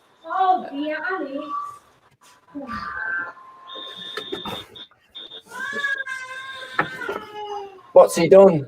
It's my son. Do you need to take a break quickly? Take a couple of minutes. Go and do it. Go and deal with it. No, it's all right. I'll get it in a second. So yeah, we had basically been looking at the Quran and the Bible at the same time, and yeah, I might need to take a break for a second. Take a break. That's okay, yeah. Take a break. It's okay. Manny, I'll be back in a sec myself. I just need to entertain your guest. I'll be back in a second. Okay, right. Okay. So, ladies and gentlemen, so we're going to take a quick break, obviously, while Joseph attends to matters. I'm not sure how I can mute him. Am I able to mute? Yes, I've muted Joseph. It's a shame that James ran off because we could have sorted out a few things. So hopefully James will come back on.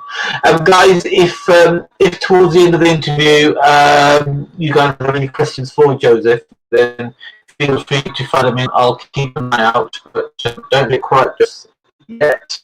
The story from what I only briefly went over what Joseph has gone through. The story is going to get a bit dramatic. It's quite a few turns, so do stay tuned. Yeah, so we've had a few more people join us. So George's world is Betty. Betty, what happened to the Betty trolls? Why did you get rid of the trolls? Why you enjoy the trolls? Accurate date. Why does that name ring a bell? AJ Lau, sounds very Chinese. Suhayab, no idea what that means. Hatim Al-Adad, the teacher of Ali Dawah, is a defiant. Okie dokie. Oh, let me unmute Joseph now. I'm back. Oh no. Right, so I'll just crack on with the story anyway. Sure. I think the story's totally not uncommon at this point. Did you see my little lad there? Bless him. I missed him. Right. So we kind of, where was I? She was studying my study notes, and basically she came to the same conclusion that I was in, which is we were studying the Bible and the Quran at the same time, and she basically came to know the Lord Jesus Christ, as I did. I had rediscovered my Christian roots. I had really started to look at Christianity in a different light, because when you compare Jesus, say, to Muhammad, just as a principle, Jesus comes out on top every single time. Even Muslims don't have a problem with Jesus, although they throw him under the bus whenever you kind of bring it in. But Jesus wins compared to Muhammad, and I could probably go into 100 reasons why. The thing is, the critique, because obviously it's Jesus' passivity, right? But there's definitely things wrong with the Jesus story as well from an atheist point of view. But I agree that when you're comparing them, one seems like, to some degree, like the immorality of Jesus, if I can use that phrase, is much more subtle than the immorality of Muhammad. That stuff is sort of more obvious to an atheist. I probably would say that there isn't a immorality of Jesus. Jesus. It can be argued, trust me, from an atheist point of view. Yeah, but we'll go into that another time, because I'm agreeing with you. It is blatant. There's a massive difference between the two, right? Yeah. So it was that difference that I rediscovered my Christian roots, and basically, I thought I need to just go along to church. I need to see the difference between the Islamic, the mosque and church. And I went to a local church where I was. It was in Birmingham, and I thought, wow, the difference in the way that you would worship God, instead of just everyone stood there. And in the mosque you can't walk in front of someone praying and things like that. There was none of that. It was just everyone was joyful and happy, and the difference of joy, happiness, life, love compared to Islam, this very solemn, you know, praying and bowing, I thought I need to go back and back and back. And it, you know, about a few months went by and I thought, I'm going to give my life to the Lord Jesus Christ. And it was the best thing that I ever did, the best thing. And with all, you know, so I became a Christian. I left Islam, and I'm cutting this story down massively. Left Islam, and that's when kind of like some trouble started with me and my wife's family, because you know they're great people, but there was just too much involvement, and it was extremely difficult. You know, it's kind of sometimes the way families are. They're totally involved, and it was me and my wife eventually split. You know, I just became really unwell. I just couldn't really deal with everything that was going on with my wife's family and me. You know, so we split up, and I ended up homeless again in Birmingham. And you know, it's a tough time because you're in a city, and I get them put with some really interesting characters. I'll put it that way. In some of the real ghettos of Birmingham, and some areas of Birmingham are rough, really rough. So yeah, I was put there, but I was full of zeal because I'd give my life to Christ. It's weird. I give my life to Christ, and then everything around me falls apart. And I thought, wow, you know, is this what I get for doing a step like giving my life to the Lord, and everything falling apart? Me, and I'm homeless in a city. You know, I mean, you read stories in the Bible and you think, well, yeah, that does happen when you kind of make a step like that. God tests you, and there's a lot going on. You know, So to you, it was pathetic that this is all happening to you, right? a lot of it, yeah, a lot of it was. You know, I ended up in a real bad place because of what happened. You know, it was difficult, and I was homeless and trying to work through all this. But I had a love for the Muslim people because I had spent so long with them that I wanted them to know what was in all of this material and what was in these books. You know, what I had discovered. And I started to, you know, make conversations with people that lived in the mixed. It's like mixed not halls, a house that had been converted into rooms, and there was Muslims in there that had become homeless, and a few other people. And I basically said to one guy called Rehan, who was a Muslim, I was teaching him what I had learned about Muhammad from these books. I was like saying, look at Bukhari, look at this, look at that, look at this, you know, and giving him all these options to give him an informed choice. And it's amazing, you know, that how many Muslims have grown up in Islam and don't know half of the material that that's in the sources, because the imams don't tell them. They just don't tell them what's in their sources. And the Quran, they don't really read it in English, but they don't understand it in Arabic either. And I found a lot of that there are Muslims that grow up and know none of this material. So when I started to teach people it, or just show people, look, you know, Muhammad married his adopted son's wife, and he looked at this woman and then married that and did this and this happened. They started to be like, wow, okay, this has got credibility to it. And that it tends to be the people that have converted. Like the people that are born to it tend not to know it, right? They just, you know, it's just part of their life, part of their culture. Yeah. It's a bit like how immigrants sometimes know more about the country they're in than the indigenous peoples, because they can't be bothered to learn anything. You know, it's just just same sort of thing. It's really. Very true, very true. And this one lad that I was showing the material to, I don't know, he must have wanted to see if I was right, so he went to the mosque and started to ask a few people, you know, is this true? Did Muhammad do this? Did this happen? Did that happen? You know, I'm trying to think which examples. So you were doing reverse dawah on these people, basically. Exactly. Which is going to get you into trouble. I think at the time, at the time, because I didn't really think of the consequences of what could happen as one, an apostate, but two, as the fact that I'm teaching born Muslims about Islam from being a convert. You know, it was difficult. So that he must have gone to the masjid and said, "Oh, this guy Yusuf is told me all this information," and that was almost like a death warrant put on me. You know, fatwa put on me, basically. Like, this guy is telling and teaching people about Muhammad. He's teaching falsehoods, fitna in the land. You know, he's causing fitna in the land. And I had a nice visit. Well, not a nice visit. I had a visit from some pretty nasty people. You know, they went in to basically rob rob all the books and duff me up, and I ended up getting stabbed in my arm. I've got a nice big stab mark right here. Where's it gone?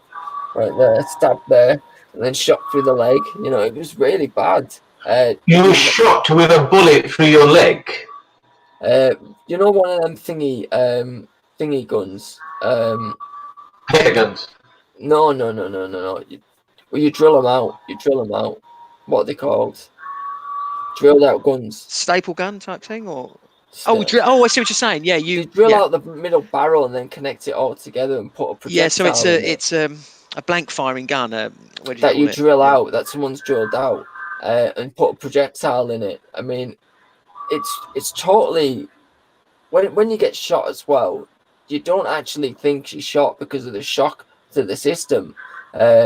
You start to lose your taste and you start to go dizzy and everything else. It's really bizarre. But to be clear, just to put this into perspective, how much of this reverse dawah were we doing? You were going around telling people that the Quran was wrong, right?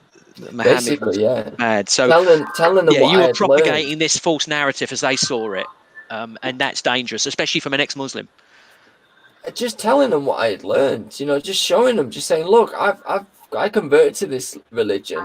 You know, I was in it, and this is what I've seen, and this is what I've learned, and that ticked off the wrong people, and that, you know, it's what happened.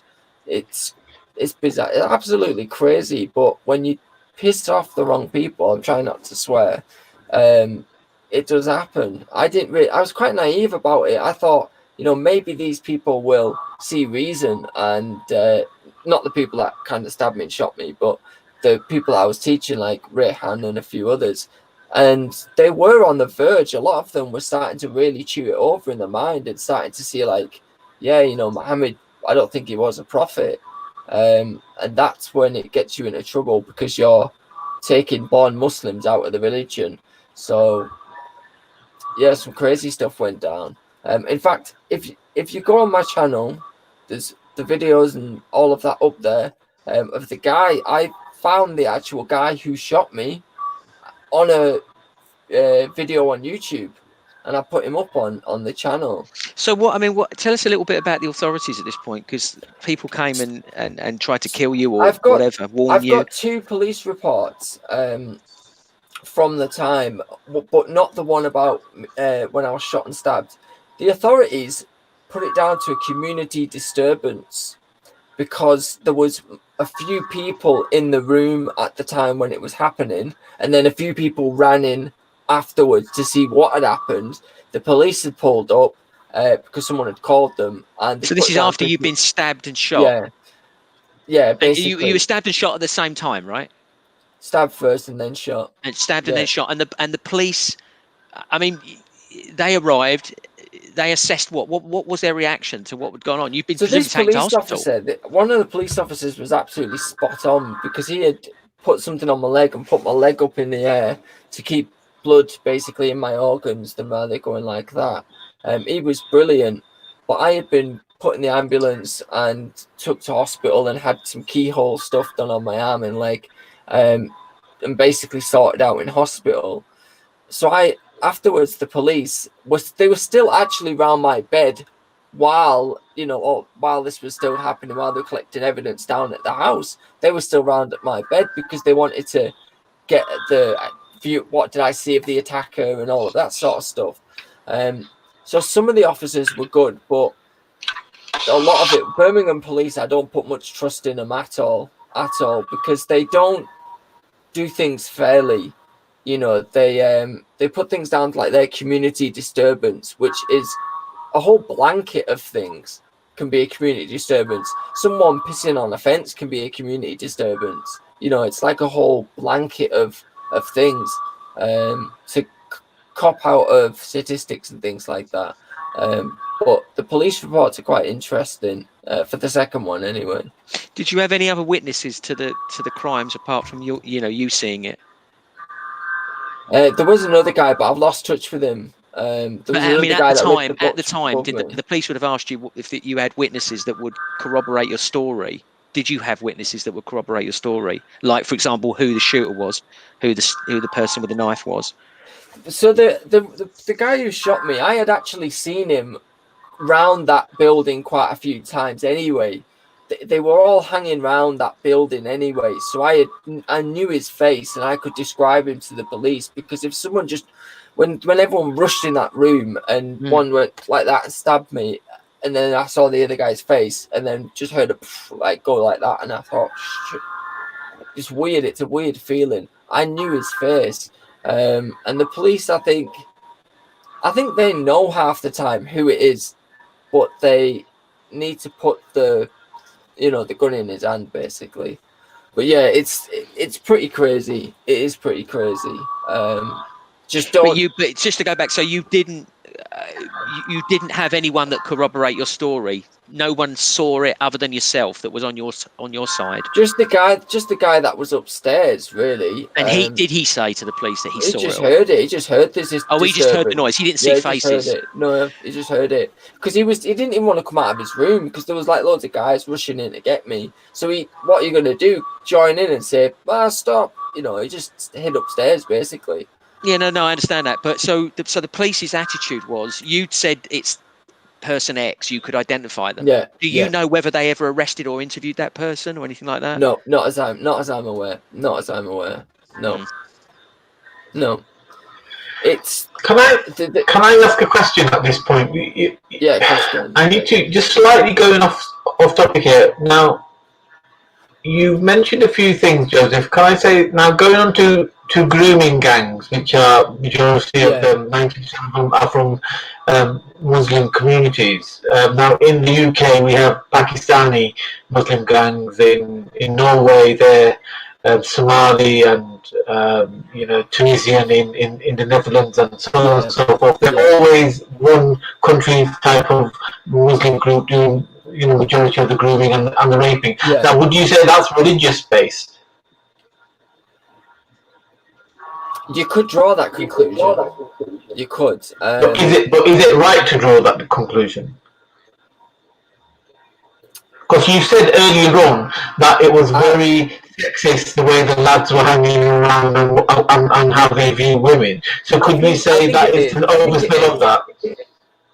I think it is, but at the same time, there's lots of other factors that play into it. But yeah, absolutely, you could say that it's obviously taught in the sources. Historically, it's taught in the sources that happened during battles and things like that, and they must have been reading the sources or know about it to implement that. So you could draw that conclusion with ease. But then there are other factors, like the most of the guys that were doing it were drug dealers, were scumbags, basically. So there's lots of that factor as well. But I think there is, chemical jihad. That's a new one that it's kind of like coming up. Chemical jihad and all of these other things. You can get things from the sources and say this is where it comes from, and quite easily show it. But I don't want. Yeah, one of the ways to put it in perspective is to say how many other people did anything to you other than this group of people. How many Muslim people did something to you? Attacked you in some way or verbally assaulted you or anything like that? What, during the time? During the time that you were giving this sort of reverse dawah and generally pissing off certain people? Pissing off people. Yeah. How many other people took to making comments to you or anything really? I think it's more like I was just extradited from from most of the community. No one would really talk to me, and if they found out who I was, there was just harshness towards me. You know, like they'd be like spitting on the floor right next to me and things like that. You know, just really taking a dislike to who I was. And that's quite hard sometimes to deal with, the fact that you've spent a lot of time in the Islamic community. And I actually at one time had to lie and say I was still a Muslim, so this lad wouldn't basically beat the shit out of me. I was in a place in Birmingham. I'll have to ask my wife where it's near, actually. A place in Birmingham where Moseley. I was in Moseley. I lived in Moseley at the time, and this lad was outside the house and everything like that. And I had to lie so that say I was still a Muslim and pretend to be a Muslim so that this guy won't beat the shit out of me. You know, like don't even speak. Oh, assalamu alaikum. You know, assalamu alaikum rahmatullah. Speak to him as though I was a Muslim. It's a bit harsh, but it has to be done. It's when there's that much kind of Islamic community around you, you can't just fall out of it completely. People still know that you went to the mosque. It sounds as if you're saying that if you're not Muslim, they hate you. I think they... No, what, me personally?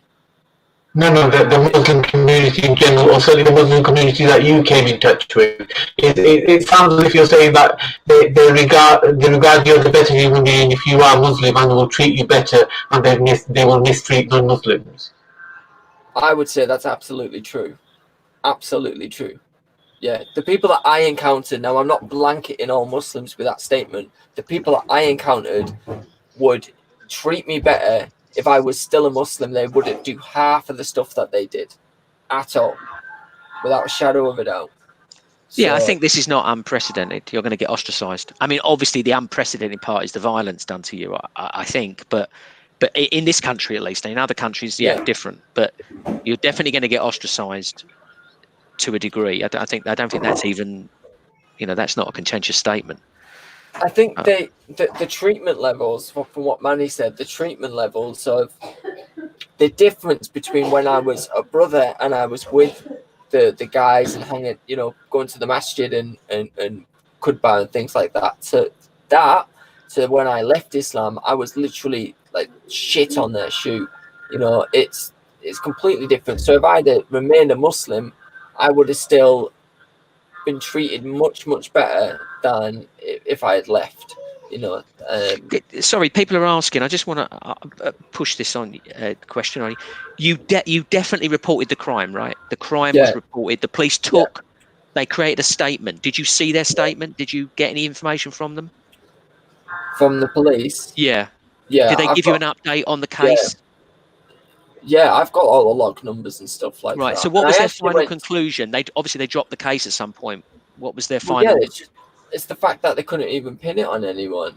They couldn't pin it. What can you do? There's four lads running in the room. They could all just point fingers at each other. So this is not uncommon. You're not telling me an uncommon story about people not being able to get crimes dealt with adequately. I've had 2018 till now, I tried to do I'm trying to think what the date. 2000. Let's say a year, at least a year. I've been trying to work with a solicitor to get something solved on this case, and the solicitor turned around and just said nothing they can do after a year. I'm like, he's like, I've exhausted every end. I've tried everything. There's nothing they can do. You're saying it's him, but they literally can't put the gun or put on. Well, even I've got examples myself of cases that I've known personally. It goes to call, even with stacks of witnesses, they get let off. This is not uncommon. It's difficult, and I think as a Christian, I just started to come to the point where I had to move on with my life. Like you can probably see this big bad boy. Like I had to move on with my life and actually get past all that, and that's been a road. a road to, salvation, a road to this place where I'm at now. And I said, well, I'm not going to stop teaching the information. I'm not going to stop doing that, but I am going to do it safer. I'm going to do it safer. So I launched a YouTube channel, and praise God, it's done much better. It's been a lot. So what? Okay, So what was the purpose of the channel? What were you trying to achieve with that? Well, I think that one of the first videos I did was just my testimony. I just wanted people to know what had happened, and for people not to convert to Islam. That was my main thing. Or if they convert to Islam, know all of the information first, and just make sure they're fully aware of what's converting to Islam means. Apostasy is a very, very real thing. And we don't think in our country that, you can leave a religion. You can. But how many people leave the religion and end up like what girls in this country have ended up buried under the patio? It happens in this country. So I made a video like that just to inform people. And then I started to make more videos and thought, this is actually something I enjoy doing. So I made more and continued it. And it's done. So, I mean, it was an element on your channels where you're trying to deconvert people. Is that part of what you're doing? Deconvert people, but also to preach the gospel. I found salvation and found a whole new life and everything in Christ, away from Islam, and seeing the difference between Jesus and Muhammad. I wanted to teach people about Jesus and the fact that really Islam has been this journey, this huge journey that I've been on. And sometimes my mind boggles of why did I ever convert, but the peace of the Holy Spirit comes over me, and I think there's a reason I've been given that testimony to tell people. So that's what my channel's about as well. I must say that when you hear stories of rape victims in general, when you hear about the stories of those girls that were groomed and abused, or any other type of major kind of negative period, including, for example, some of these girls that brought the likes of Weinstein, and even the girl that brought it against Prince Andrew. These people, and including yourself, Joseph, go through a traumatic time. It changes your personality. Yeah. It changes everyone around you. It brings, it devastates you. However, I will say this, that these demons that do this type of trauma on others, people like you coming forward and telling your story is the ultimate revenge, because not only have they made you stronger, not only have they allowed you to come forward, and I'm thankful that you have, because I've managed to spend time with you during this interview, but you are casting a light in towards the darkness and letting people know not to make the same mistake as you, and to really think and be forthright. So in a way, I'm not religious myself, but in a way you are kind of a trailblazer in many ways by doing this and saying this, and people need to understand that there's a lot of bravery that's involved. Your life is in danger. It has been in danger, continues to be in danger, and more importantly, people who do this type of thing who are single, brilliant, they've only got themselves to lose, or if they're married, only got themselves and their partner. But you are a family man, you're raising children as well as keeping them safe, and you've got the bravery and the strength to come forward and share this harrowing story. But this is why I wanted James to come on, because I knew if it was just you and I, awesome, man. Yeah, I mean, if it was just you and I, it would have been a case of, me just agreeing with you and being very sympathetic. But obviously, James is who he is, and he asks those awkward questions, if you like. But gentlemen, I do need to wrap this interview up. I've posted Joseph's YouTube channel. Let me do it one more YouTube channel into the chat. I've done it again. There you go. Anybody and everybody should subscribe to his channel. Great content, great videos, a great story. Whether you are pro-Muslim or not, you're going to learn something from Joseph. And Joseph, why don't you, have a few final words, share any information, wrap up the story. The mic is yours. Before you go, please do have the final say.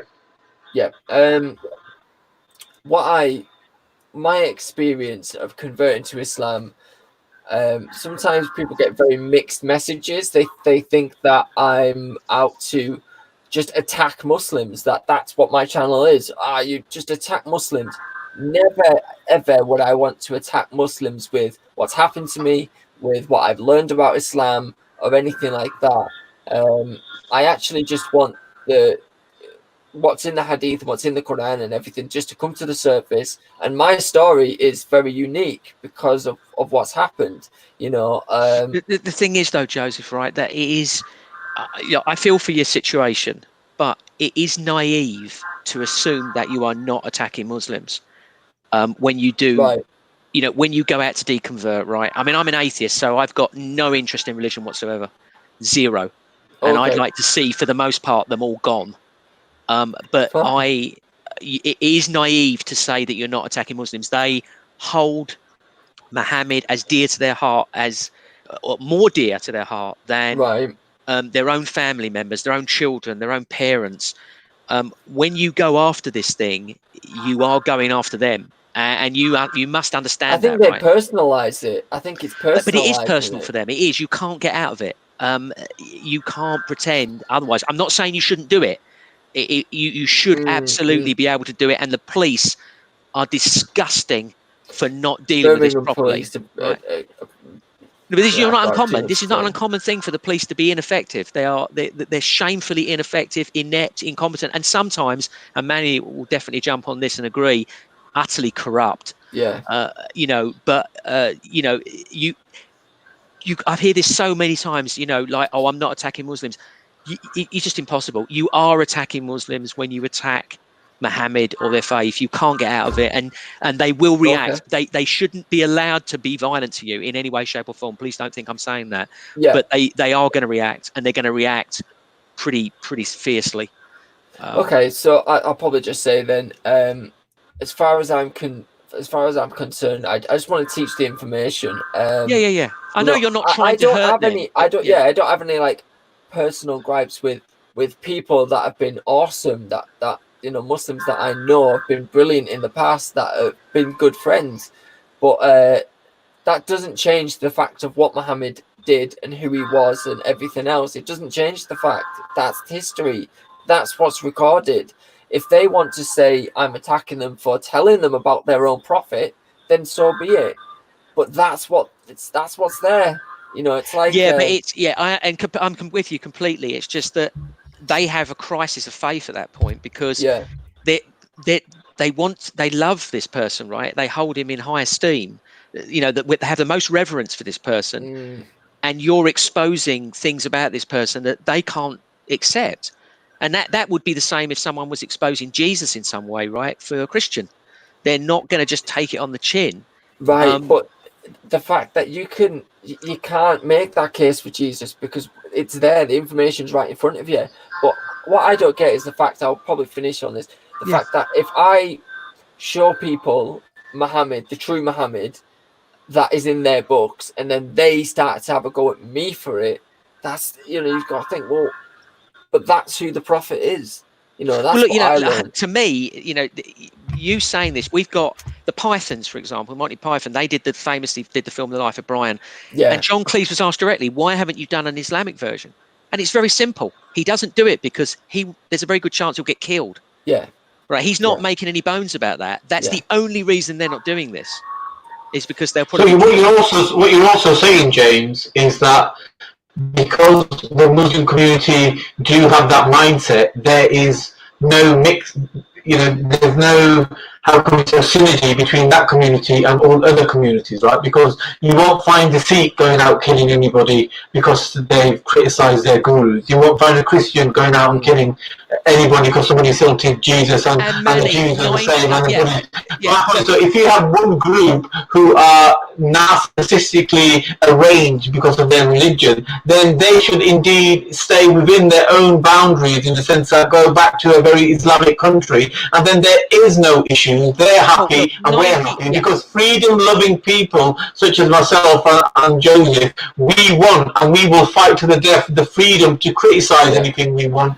And so I mean, I myself, I don't criticise any religion, including Islam, because I'm not really that way inclined. But God damn it, I will fight to the death for my right to do so.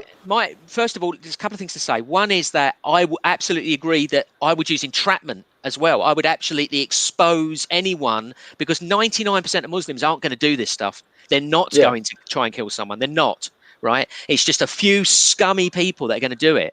And I would use entrapment to get those fuckers out, right? And expose them and put them in prison or even kill them, right? Just get rid of these people. We don't want them in society. They're scum, and they should be removed. But the argument is that if you're a practicing Muslim, if you're a practicing Muslim and you're following the religion, then you have no choice but to take the route of you shall defend the religion and not allow anyone to criticise it. So the argument is that there is no room for this. Yeah, but that's like saying all Christians hate homosexuals. They don't. It's mandated, but they don't hate homosexuals, and a great many Muslims don't. I know Muslims at Speaker's Corner that attend gay pride rallies. Wow. They don't all do these things, right? So this is the problem. It's counterproductive to your and Joseph's argument, which is perfectly valid, but it's counterproductive to try and make out that all Muslims are doing this. It actually hurts your argument. We're not saying that. We're not saying that. Yeah, because most Muslims would be disgusted at what Joseph suffered. They would be against true. It is true, yeah. And I think we'll probably leave it on that. Leave it at that. The fact that there are, and I've met great Muslims myself, but I'm going to continue to do what I'm doing, because I believe that there's something much greater for that person. Sometimes you have to hurt someone's feelings and what have you in the short term, so that there's a benefit in the long term. And for me, the benefit is Christ. To bring Christ, and I've experienced the power of Christ, and it's amazing. It's absolutely amazing. Nothing like it on earth. I know you're an atheist, James, but for me, it is. You truly, I'll pray for you. Look, dude, this is the truth of all these faiths, right? They're all the underlying factor is that people want meaning in their lives. They want hope. They want something, right? Because this life is cold without it. It's meaningless without it.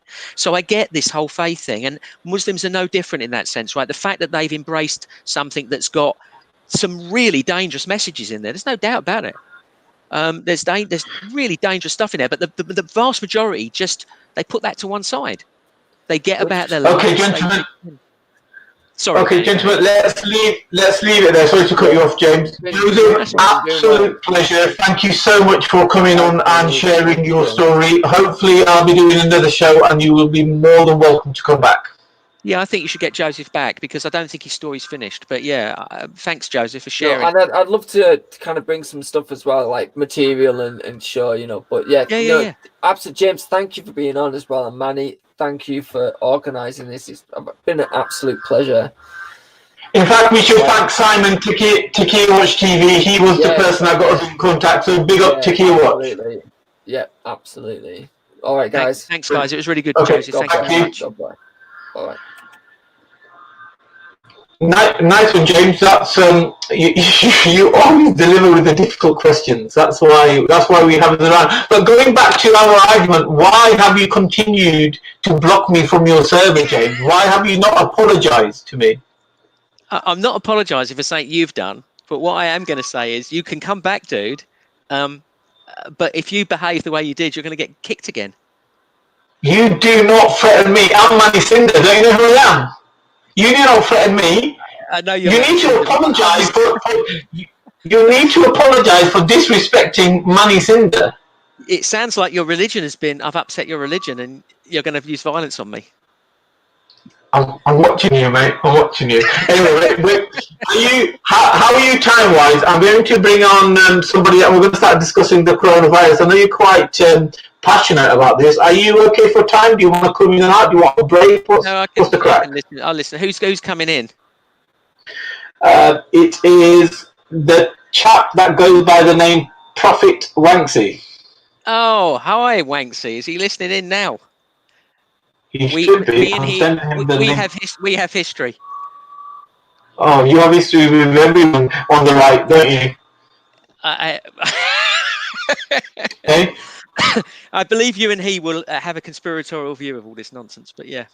Well, we're going to discuss a few videos. We're going to discuss a few things.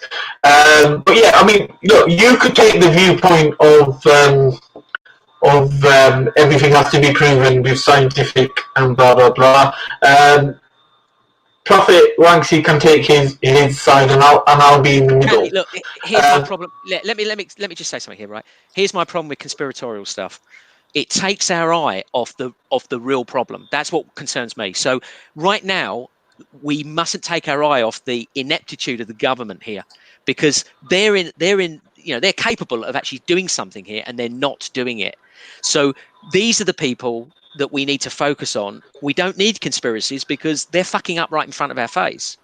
That's my point here, right? So when we go off and start talking about all Chinese governments and leaked viruses, we're taking our eye off the ball, which is the government and how they're failing us and how we should be doing something about this.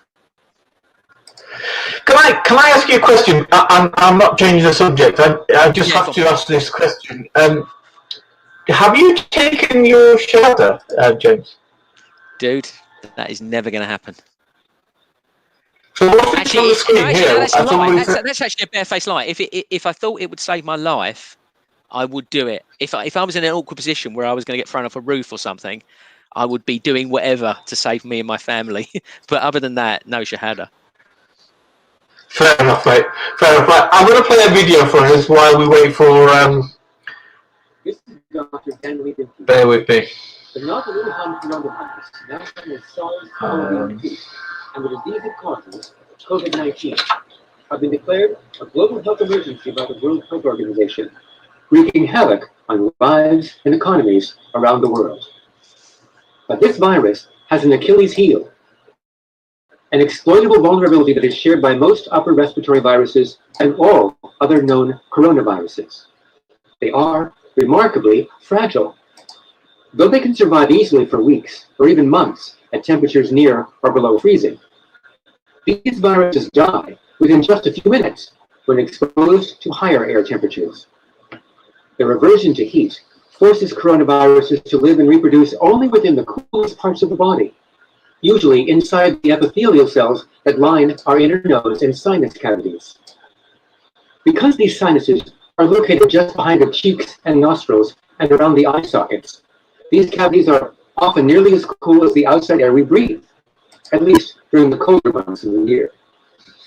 But when outside temperatures rise, so do our sinus temperatures.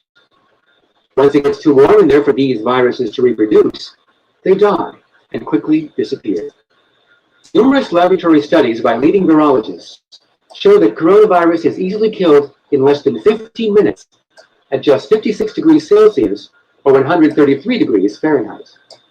As they slowly heat the virus in the lab, scientists observe the outer viral membrane begin to rupture, and within minutes, it fatally collapsed, unrecognizable, and incapable of causing any further infection. Mild heat application is now regularly used in the production of various medications and vaccines. The very same process could be used with patients by simply raising their sinuses above the kill temperature. The virus dies, symptoms and infectivity stop, and the outbreak is over. This is remarkably easy to do without harm or risk by simply breathing in hot air. Suddenly, the coolest part of the body becomes the warmest part of the body, and any invading viruses almost literally melt. But what about the patient? Can we survive exposure to these temperatures? People are already doing this every day, all over the world.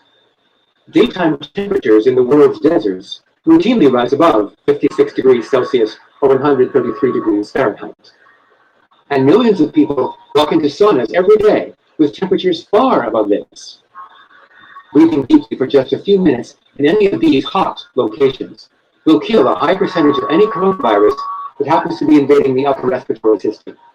And a second or third exposure, about an hour apart, will kill the rest. No desert or sauna available? No problem. The common, widely available handheld blow dryer used for drying hair contains a heating element and a fan that instantly deliver forced hot air temperatures that will kill coronavirus even faster, much like a convection oven does. And because you can concentrate heat onto just the infected area of the body, the nose and sinuses, you can safely use this approach even if you already have a fever. This simple cold arrest procedure was first proposed in the book Conquer the Common Cold and Flu, published by Future World Press in 1984. Since then, it's been successfully tested and used in more than 55 countries with an extremely high success rate. Here's what to do. Step 1. It was discussed in 2015 that this should not be done. There were two main scientists that said this should not be done. The virus is not a naturally occurring phenomenon. This is very important, and I'm going to show you evidence of that. So you need to be aware of this stuff. You need to be aware of the agenda. Don't be paralyzed by fear, because this is part and parcel of their agenda. The number of people that have died so far since January 5th, 2020 from the seasonal flu is 110,823. 110,000 from the seasonal flu. This is infectious. This is contagious. It's something people catch. From communicable diseases, that could be the diseases that can be transmitted from one individual to another individual, you're looking at 2,959,790. Now, this is just a hair under 3 million. This is again from January 1st, 2020 till today, which is early morning, March 24th. So you're talking about a cause of disease that people will catch from someone else, 16,758 that have died, compared to 110,000, again, 110,000 from just the seasonal flu, and 2.9 million worldwide from any other type of communicable infectious disease process. This is the number died, this is the number that recovered, and most of these people, the 102,000 that have recovered within 24 to 48 hours. It's been labeled as a bioweapon by some people, and of course the media, says that that's conspiracy theory, but let's look at the actual configuration of what this virus for COVID-19 is. The first thing is I want to say that this wasn't because people were eating bat soup, okay? Transferred from snakes or sloths or whatever they said. The virus is not a naturally occurring phenomenon. This is very important, and I'm going to show you evidence of that. Now, this virus was actually created at the University of North Carolina in Chapel Hill, and it published the highlights of the creation in November 2015. The list of scholars associated with this Frankenstein of the virus, you'll see named Zheng Li Shi, who just happens to represent the key laboratory of special pathogens and biosafety, Wuhan Institute of Virology, Chinese Academy of Sciences, Wuhan, China. Now, Dr. Shi, she's a key figure here. In 2014, Dr. Shi was a recipient of a number of U.S. government grants, as well as grants from the National Basic Research Program of China, the Chinese Academy of Science, the National Natural Science Foundation of China, and from the Strategic Priority Research Program of Chinese Academy of Sciences to assist in funding research into coronaviruses. Now, this is November 2015. The U.S. government paid Dr. Shi and the Chinese government to fund research into coronaviruses.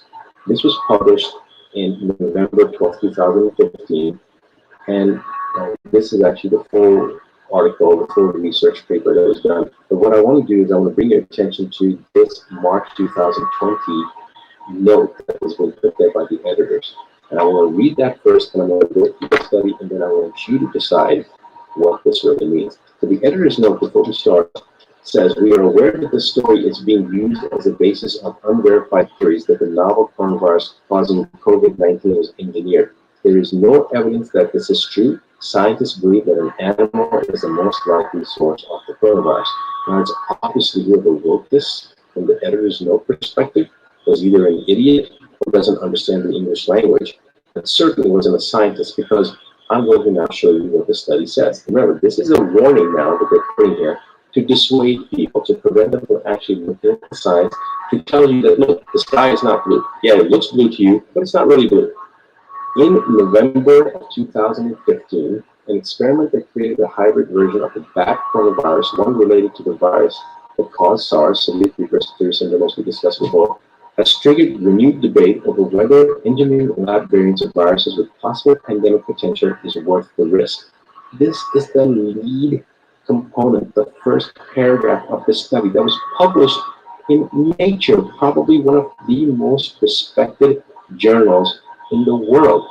So although almost all coronaviruses isolated from bats have not been able to bind to the T-healing receptor, which is this SHC014, which is the specific coronavirus we're talking about, was able to get into the human vector. Again, this is a study.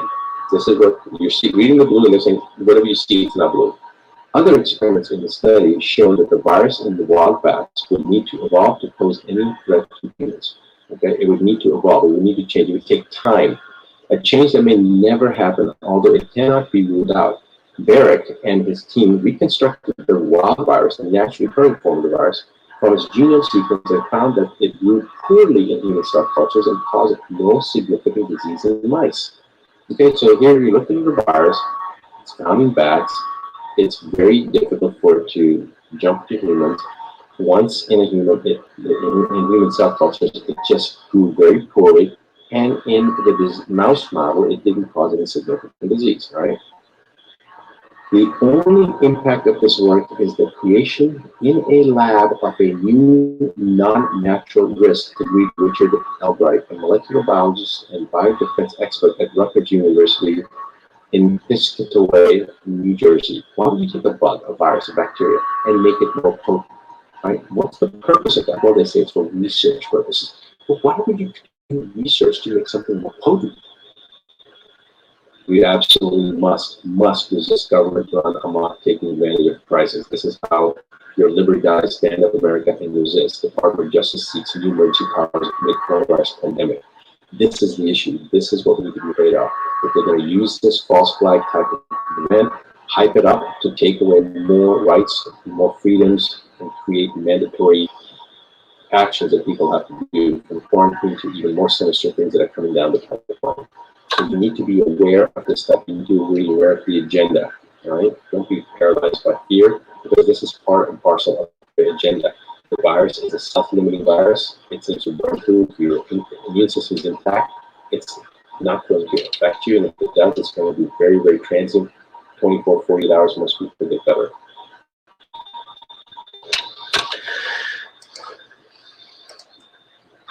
There you have it, James. What do you think of that? I don't.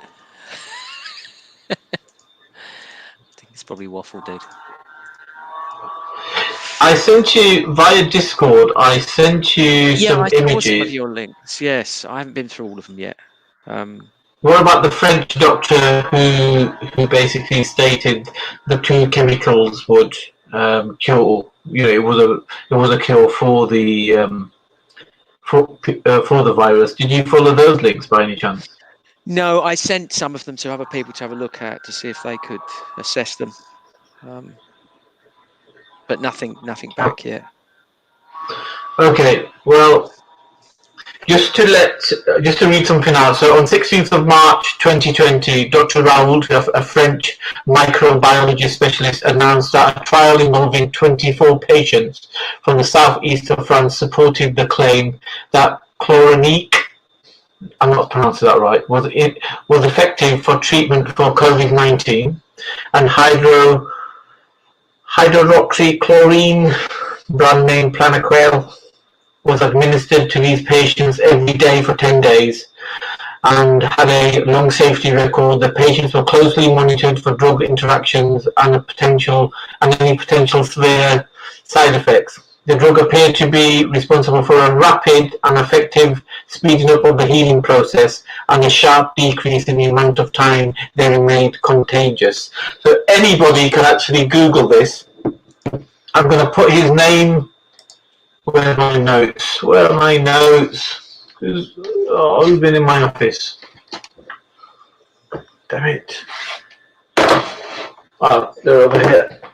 So the name is Dr. Didier Raoult. I'll spell it Didierraoult. Now, Wikipedia will,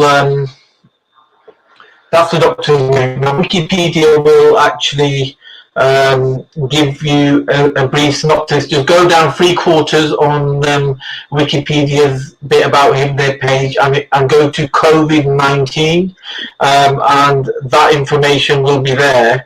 And then once you've read that, they'll give you, I think it's number 74, numbers, what was it, 74? Let me have a look. No, it is evidence 69, 70, and 71. And that one of the papers that he released in his university, which is IHU Mediterranean Infection in Marseille. A renowned professor in France has reported successful results for a new treatment for COVID-19, with early tests suggesting it can stop the virus from being contagious in just 6 days. Now, there was an interview on Fox News where an American doctor said there was a 100% success rate and that the American president, Donald Trump, was able to mandate either a vaccination or therapy based on these two drugs and get rid of this coronavirus. Why has he not done so, and why has he not responded to it? I don't know. I have no idea. Are you arguing that? I mean, basically, your position is, I think, and maybe Wanks's as well, is that the government. This is all deliberate, right? So you're looking for proof that this is deliberate. They can cure it, but they're not going to do it because they want this to happen. Is that the gist of what you're saying? My personal position is I'm open to any eventuality. Okay, so it could be real, could not be real, it could be not as serious. I'm not too sure. Okay, I'm just going to share my screen at the same time here. So everybody can have a look at my look at the screen I'm showing. So this is the doctor here. You go all the way down to there'll be a heading COVID-19. There we go. COVID-19. So this is what we're reading here. 17th March 2020 announced a trial involving 36 patients from southeast of France supporting a claim that how do I even pronounce that? Anyway, these two drugs were effective in treating COVID-19. Right. So if you want to have a look at these links here. That's not it. So it's. I mean, it's not beyond the realms of possibility that someone could find some kind of solution or something that might help. I mean, I heard that they were pumping patients with vitamin C doses. In China, they came across it, high doses of vitamin C, and that helps recovery. And also zinc as well helps cover the cells and protects it. So that's a defensor. That's not a cure. This chap is saying that it's a cure. Okay, well, I guess we'll see more of that. I mean, we hope, this is why the isolation is in place, right? Because the hope is that the vaccine. There you go. So this is the website for his organisation. Sorry, James. So this is the website where the French researcher posed successful COVID-19 drug trial. So basically, I mean, if you guys, you've even published a video. If you know French, you can watch the video. I mean, it's all documented. And like I said, this has also been reported on the French news. But why has it not been rolled out? I don't know. Sorry, James, I interrupted you there. Please go ahead. No, I was just saying. I was just talking in general about what was going on, saying that they're trying to. they're waiting for the meds, basically. They're on hiding to nothing because we know these meds are not coming for a year, 18 months or something, right? But they're hoping that by isolating, they can keep the NHS at bay. That's really all this is about, is just staving it off until they can reach some sort of peak, and then people can start becoming immune, and then the pressure on the NHS is relieved. Because I think I said at the beginning, at the moment, 90 to 95-year-olds are not being seen at all. And somebody said today, and this needs to be verified, that they were already making decisions in certain countries, pulling people off ventilators,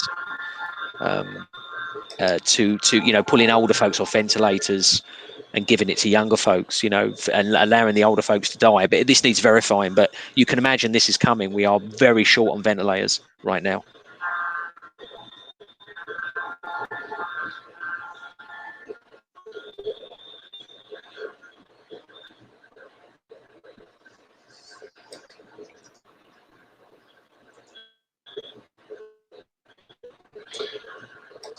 I'm sorry, James. My computer froze up on me just as you were explaining that. Could you perhaps give me a quick summary what you said? No, I was just sort of just recapping what the position is with the government at the moment. They're just trying to keep people distanced, keep people isolated as best as they can, because the problem is that certain age groups, as they become infected, we've got about 9 million 70-plus-year-olds in the UK, and I heard talk of about a figure of around about 50% of people in that age group will need to be hospitalised. And obviously we haven't got that many beds. So the theory is that if we isolate them as much as we can, the influx into the NHS will be manageable. I personally don't think it is, but that's what they're aiming for. But if we haven't got blood tests going on at the moment, how do we know that these so-called patients actually have COVID-19? It's a really good point, because even my brother has got symptoms at the moment, and he, as a paramedic, he should be getting tested, and he's not yet. The test is not available. He's been told he cannot have the test. The only way he can get the test is if he drags his arse into A&E. Now, at the moment, he's I think it's been quite a few days now. It's not on his chest, so there's a good chance it's not the thing. It's just a flu or a cold. So he doesn't want to burden the NHS with anything at this present moment. But they can't just simply have the test, not even key workers, which is a bit of a shame.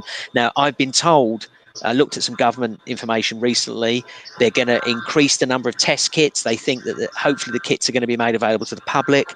In terms of their testing, they're looking at they're ramping it up to 25,000 tests per day in about 3 weeks from now.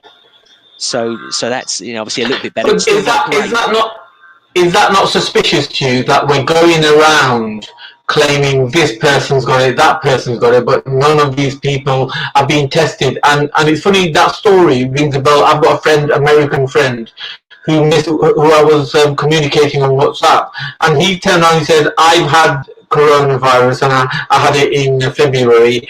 I'm fine, I'm recovered now. And I said, interesting, tell me more. And he told me all this weird and wonderful information. And then I said, did he have a blood test? He said, no, but I had the symptoms. And it almost felt as if there's all these stories of people saying they've had it or their relatives got it. And none of them are having blood tests, so it could well just be the flu. Well, there's a distinction to be made here. So you've got people that present with symptoms, and they, as you quite rightly say, might not have it. And then you've got confirmed cases. Now, with confirmed cases, they've actually been confirmed with an antibodies test, right? So they've got antibodies present in their system, so they know that they have that virus, and that test kit that's going to be available to the public, hopefully soon, touch wood, that we'll be able to just go and pick up. That test is an antibodies test. It came across the article in the BBC. I'll probably dig the link up in a minute. So they're hoping that that's going to be a very simple kit test that we can all do at home to determine whether we've got it, because it will help the government to make decisions about bringing business back online, as they know that they've got a workforce of immune people. They can put those immune people in certain key roles, like, for example, in supermarkets and stuff like that, to make those places safer for people to visit. So there really needs to be. That's the key thing. That's the absolute must-have, which is the test kits available to everyone, so we can see the state of play, and also mortality rates, which The World Health Organization is saying average it's about 3.4%. Some people are saying it's 3%. Some people are saying even less. We'll have a nice accurate figure on that once we get test kits around the country. We can actually have and that will put people's minds at rest. And look, I'm all for saying that this is a terrible thing and this is going to affect the economy, but I hope I'm wrong. I hope that the test kits reveal that in fact the figures are low. I don't think they're going to be as low as influenza, but hopefully they're a lot lower than what the World Health Organization is saying, because that's going to be good for all of us. So what's this stance about the whole country is now on benefits? This so-called conservative government, which is supposed to be about free markets and capitalism, has now, with a wave of a communistic wand, has put the entire country on benefits. What are your thoughts on that? Do you think that's lunacy? No, I don't. They can't. The problem is that they are trying to. I didn't even know they'd done that. If they do some sort of UBI, I think that's a really good thing as a stopgap. And they can always sort this sort of shit out later, tax-wise, at the end of the tax year of next year. But what the problem is, Manny, is that they are trying to put people through means tests. Now, a lot of people, I know people that lost their jobs, and they're trying to get their means tested, and they're saying that they can't get the money until June of this year, which is a long way off for somebody who's got kids and hasn't got a penny coming in. They've lost their jobs.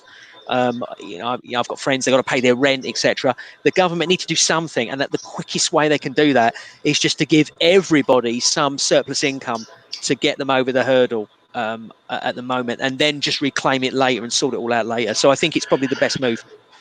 So you think stopping mortgages, stopping rents, and paying cost for goods such as toilet paper and food, and allowing people to go get their allocated batch isn't better and more cost effective, especially in the long run, since all the money is going to come from tax? I think the problem is if you rely on the private sector to stop. Because, for example, they've told people not to go to work that are non-essential, and yet they still are, right? There's still construction workers out there. There's still people, there's maintenance people on my server that are saying they're getting pressured to go into work. They're being told they'll lose their jobs, etc. So despite the government's statements about non-essential, corporations are still sending their workers, still forcing them to go into work and telling them they'll lose their jobs if they don't. So if we rely on the private sector, the banks and stuff to stop the mortgage payments, I think we're going to be in for a bumpy ride. So if the government step in, I mean, it's a way to keep the businesses going, keep everything afloat. Just pay everyone what is necessary initially. We can sort this all out in the next tax year, the next fiscal period, rather than trying to means test, which is crazy, and trying to get every single private company to operate fairly. It's going to be a lot easier for the government just to put a rescue package together and get everybody on their feet. That's my feeling anyway.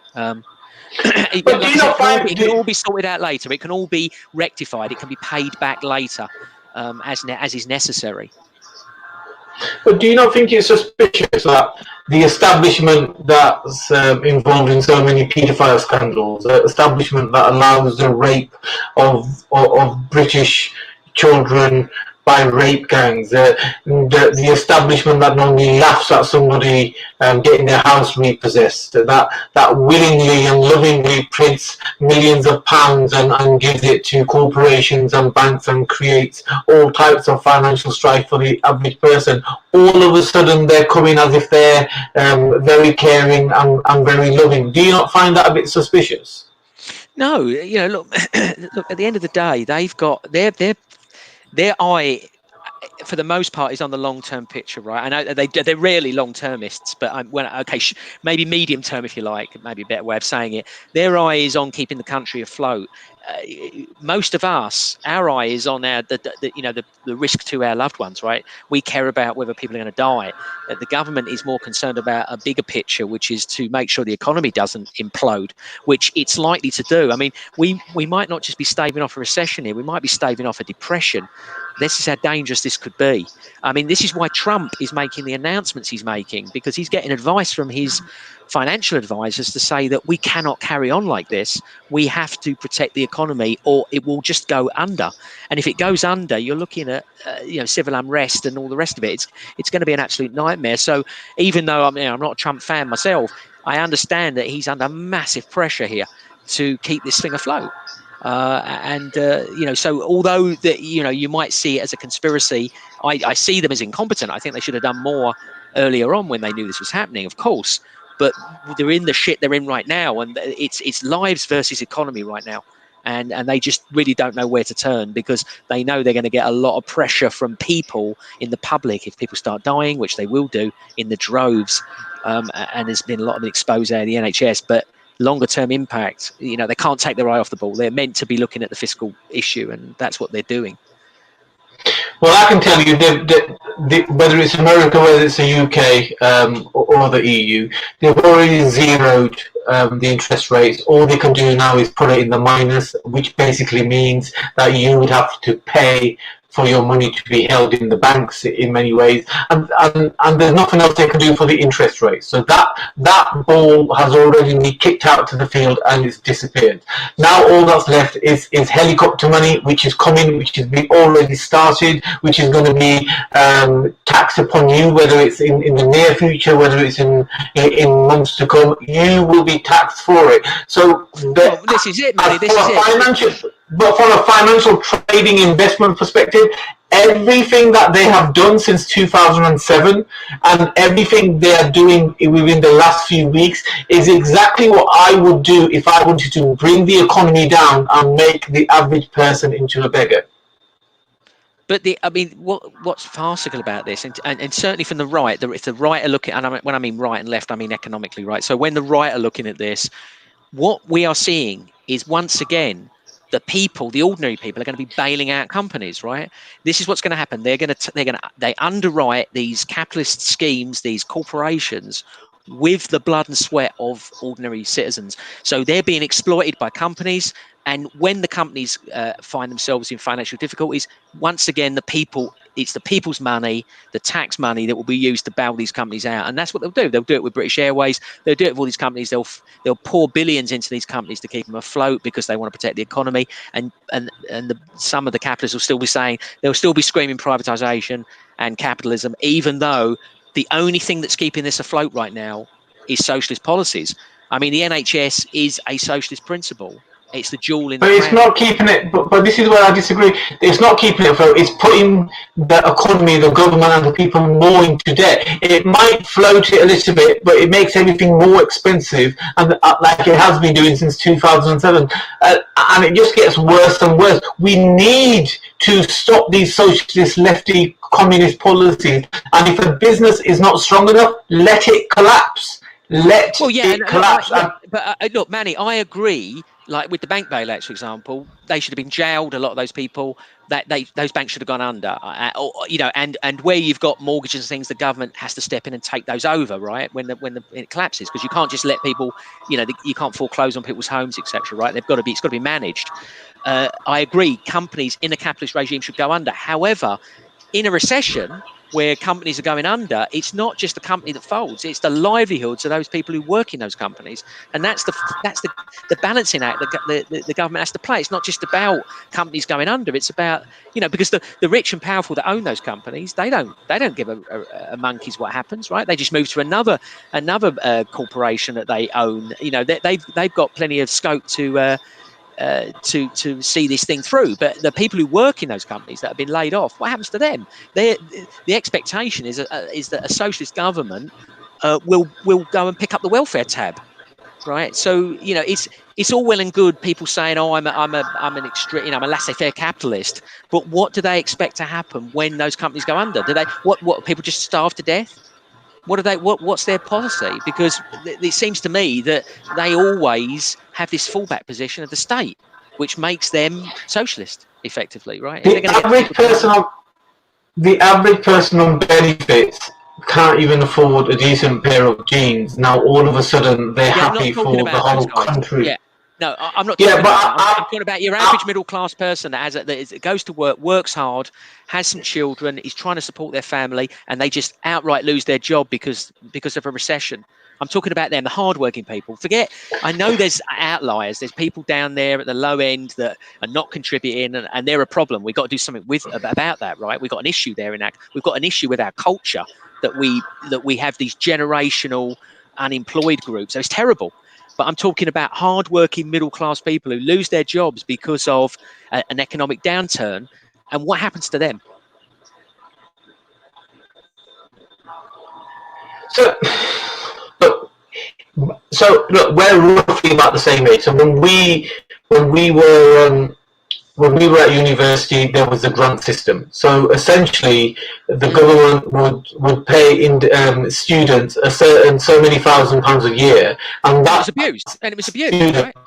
No, but that student would collect the check from the government office or pick it from the post, go to the university office, and just hand it over to them.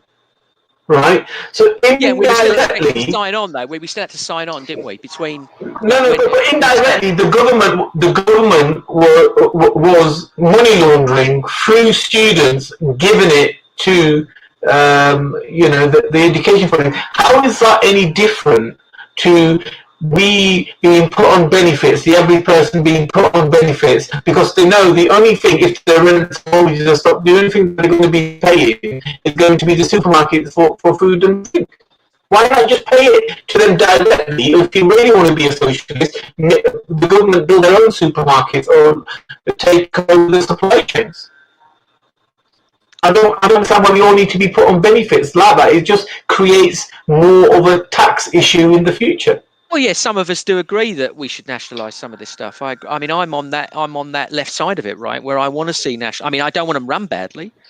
I mean, if you take the student loans, we've got a deficit of key workers in this country, and we are giving people. I mean, obviously, there's people get in debt these days, but people can go and do degrees in things that we just don't need. We need doctors, and we don't have them. We've got to import doctors externally because we don't have them in this country, right? And yet we still allow people to study bloody media studies or whatever.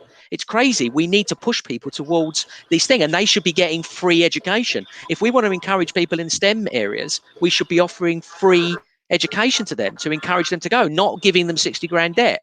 That's putting them off, right? We want more people in those STEM areas, not having these subjects that people are getting degrees in freaking Game of Thrones, for Christ's sake.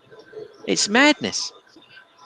It is madness. But just going back, don't you think it's madness that I think Boris has sold the country out? That's my personal opinion. Oh, but do you not think it's? Do you not think it's crazy or very corrupt of him to close the economy down without even testing people? No, he's getting advice from scientists, right, and medical professionals who know that we can't. This country is going to go under.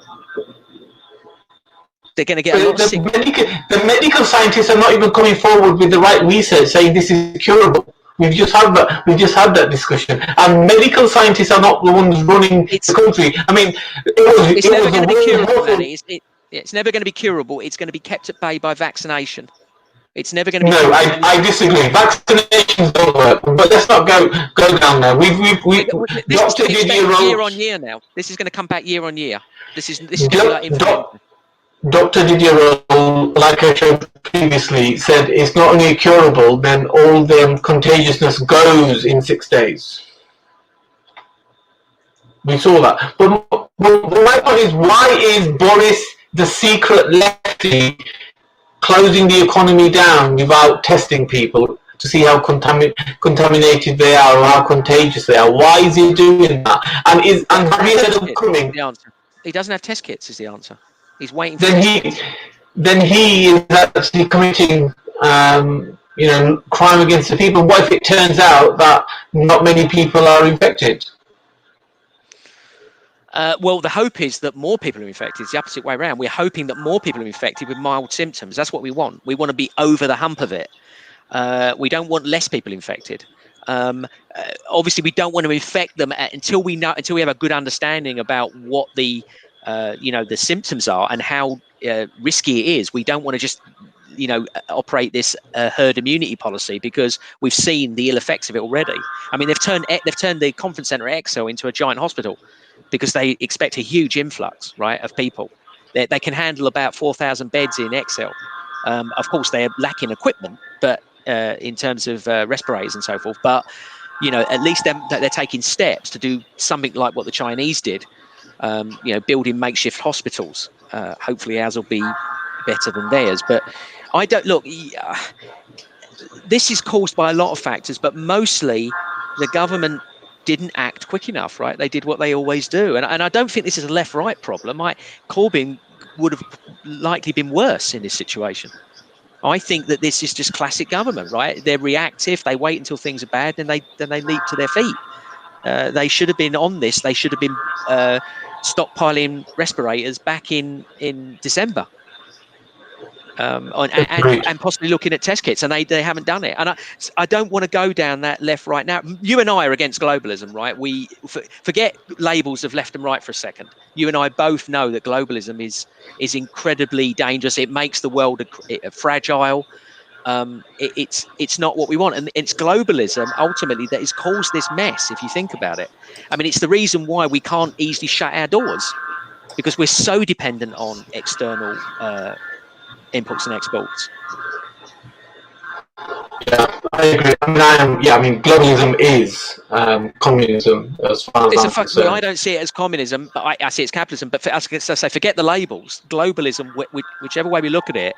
Globalism is not free market, dude. It can never be capitalism. Capitalism is the only thing that brings people to riches from poverty.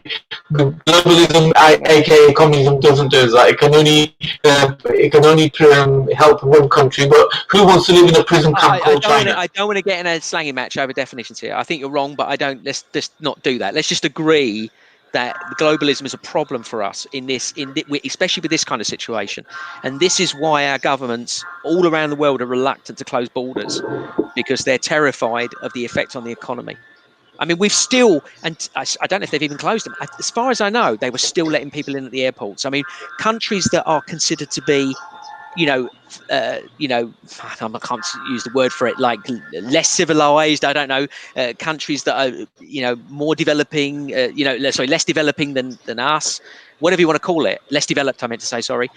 They've been testing at airports, and we haven't. We've been letting people just rock up, walk straight in with the infection. It's madness.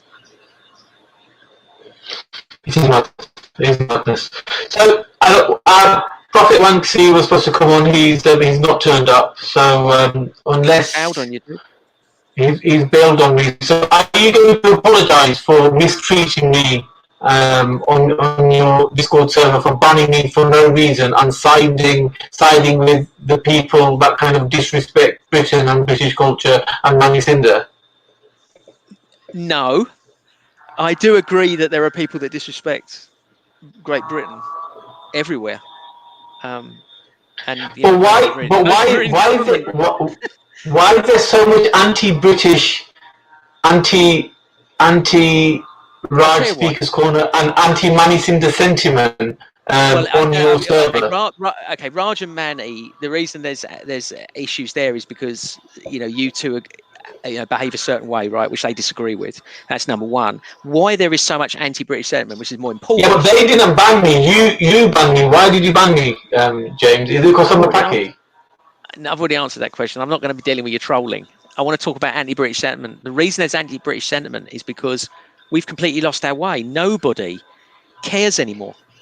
The police, what Joseph was describing, that's not uncommon. The police just not doing their job, not giving a shit about the citizens, not caring about the country. The government doesn't care about the country. A lot of Do you care about me, James? Do you care about me, James? Of course. Why wouldn't I? Why did you ban me from your server then? Why are you obsessed with this banning thing? I want to know why you banned me. You might pretend that you answered any question. You accuse me of saying all types of ludicrous things without any evidence. I want you to tell me categorically why you banned me from your server. I've got stacks of it, and I'm definitely not putting it on because it's not good. I've got stacks of crap that bring it on. I want you to tell me right now why you banned me, or apologise. Nope. Neither. I'm doing neither because if I put that up, that stuff you said, it would look really bad. So I'm not doing it. Oh, whatever. I mean, We should be you're talking almost about convincing. we should be talking about what's important for this country, not about you and I, because we're not It's significant. very important, British Indian alpha males like me, to be on lefty communistic servers like you. I've got one more question for you, actually. So there was a Yeah, bit of a hoo-ha it's not a between left you communist and... server, by the way. It is. It's toxic. It's a toxic server.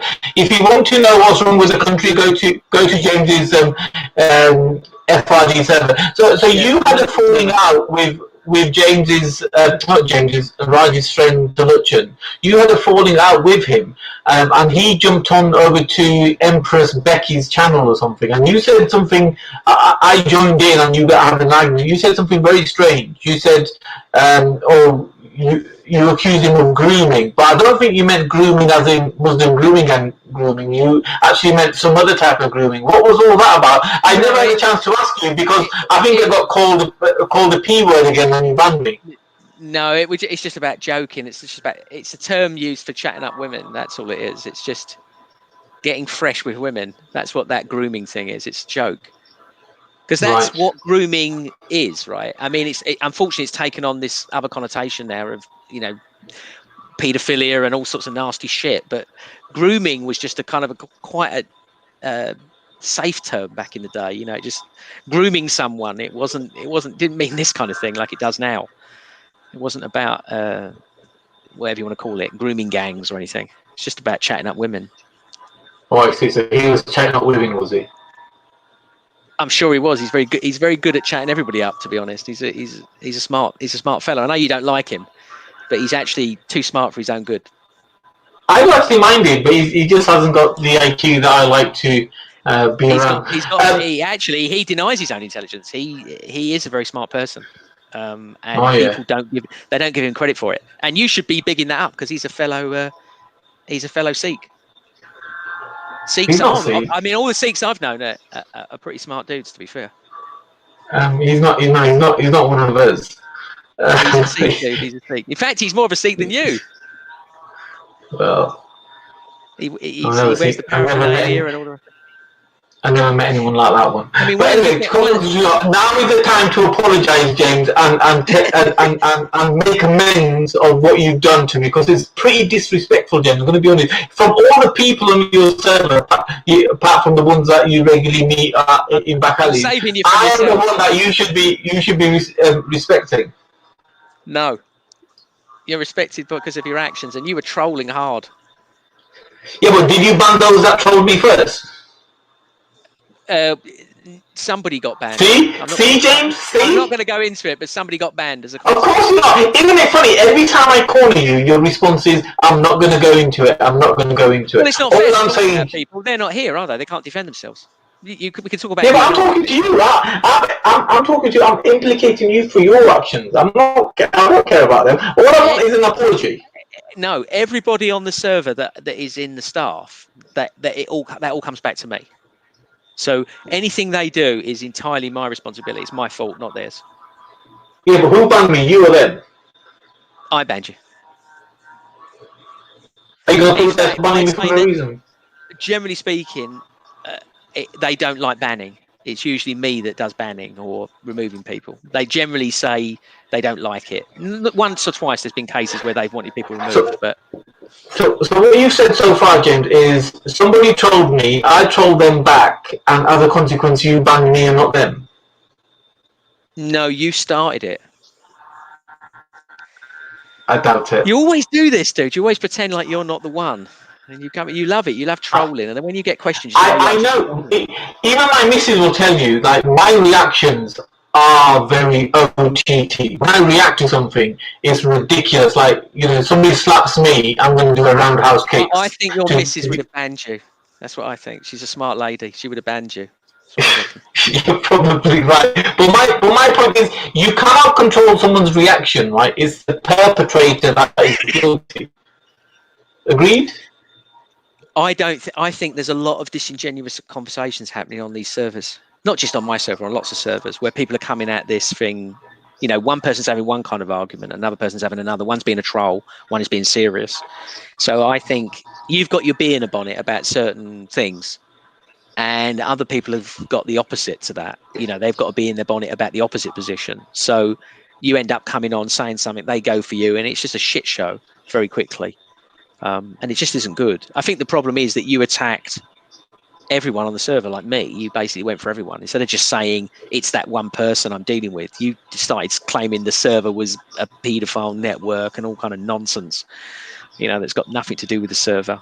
I exaggerated one story, admittedly, but you yourself told the very same story that I had heard. No, because the only story that is this one person that had this history of child abuse. Yeah. Well, had a single case of child abuse. Yeah, and one of the things that I listed that was against the FRD change was sensationalized, but it was all based on something that I had seen, heard. I don't think you even knew. I wasn't BSing. I was putting the Manny Sinder sprinkle on it. Yeah, but as I said, expecting. I was mistreated and abused. No, dude. Yeah, because you're smarter than these people often that you're dealing with as well. You've dealt with people that are not capable of defending themselves, and you've gone full tilt on people, and you know, you're expecting, like, it's no fairness here, because you know there's a difference of approach, right? Some people are smarter than others, or more able to have arguments than others, you know, able to have successful arguments. So I'm gonna hold you more, you're more accountable than some other people. Okay, You say things, I'm going to say, well, Manny says this. Then why didn't you make me an admin then, if that's your position? Because you're a lunatic. You'll ban everyone. I've only banned one person or two people from my own server. Why would I ban anyone on yours? I tell you what I have discovered. I've discovered that the right wing are bigger snowflakes than the left in recent times.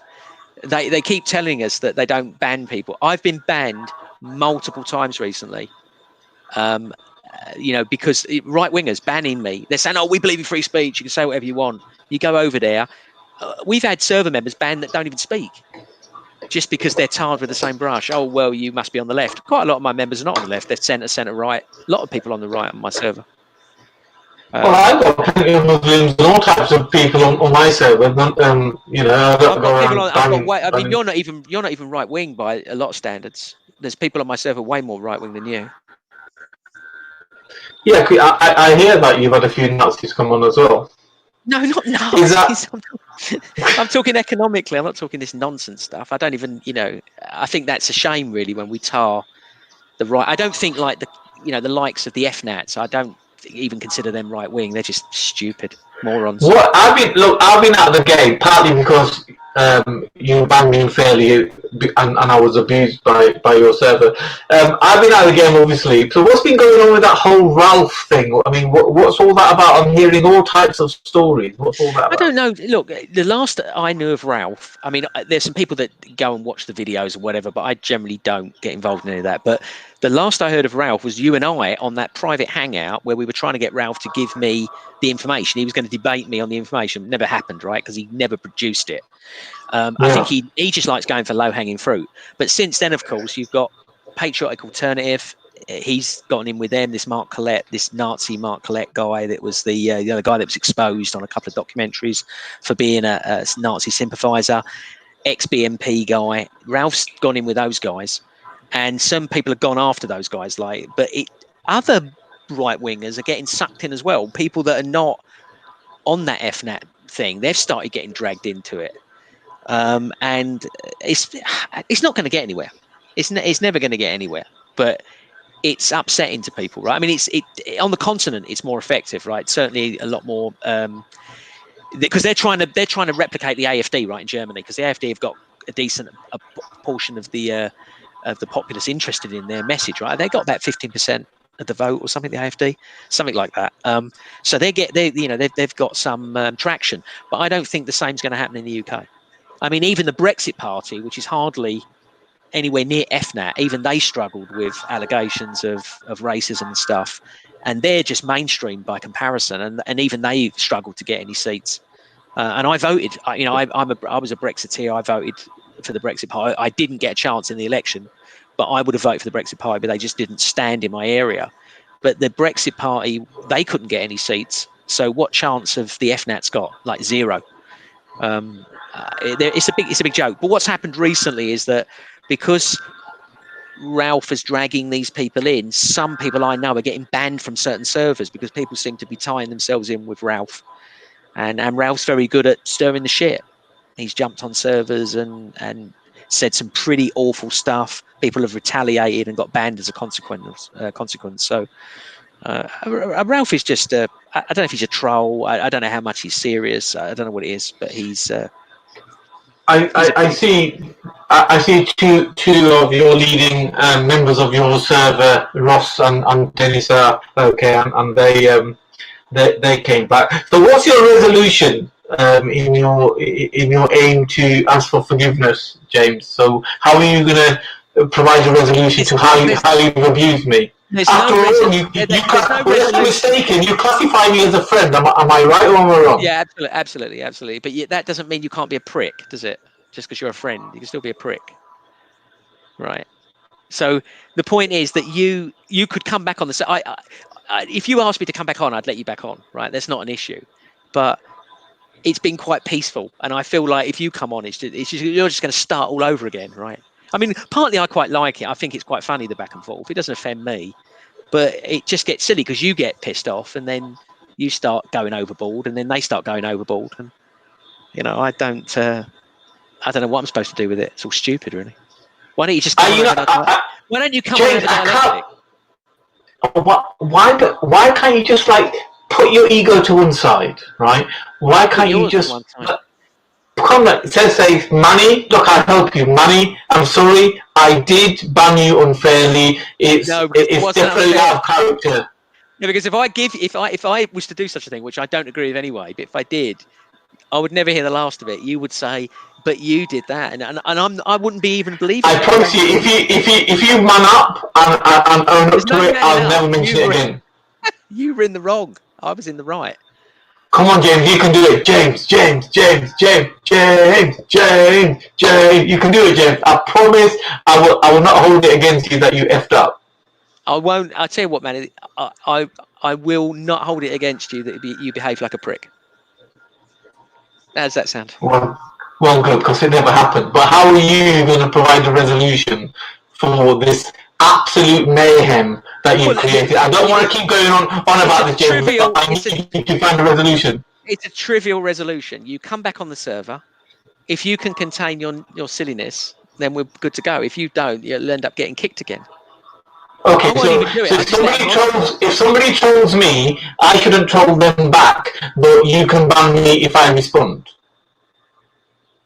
No, well, look, we will have a look at it. But in your case, several days you posted crap. Yeah, because you ban me, Jay. You don't ban Manny Sinder. Do you not understand? That's like the number 4 of the Constitution of the world. Never ban Manny Sinder. You've read it. I've read it. We both agreed and recognised it. Why don't you just have your own server? I've got my own server.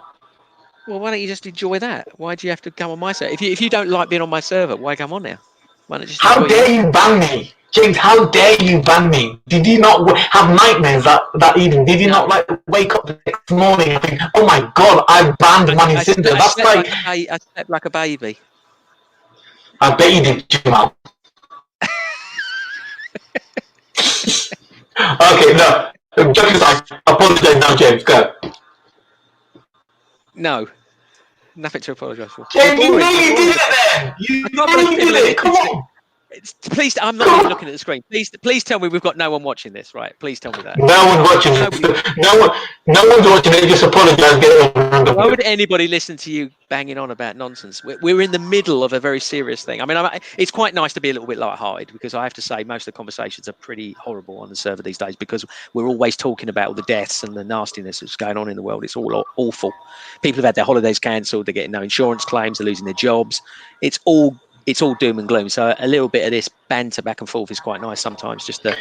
But you. That, I mean, on a serious note, that includes you, right? Because you lost the holiday because of all this.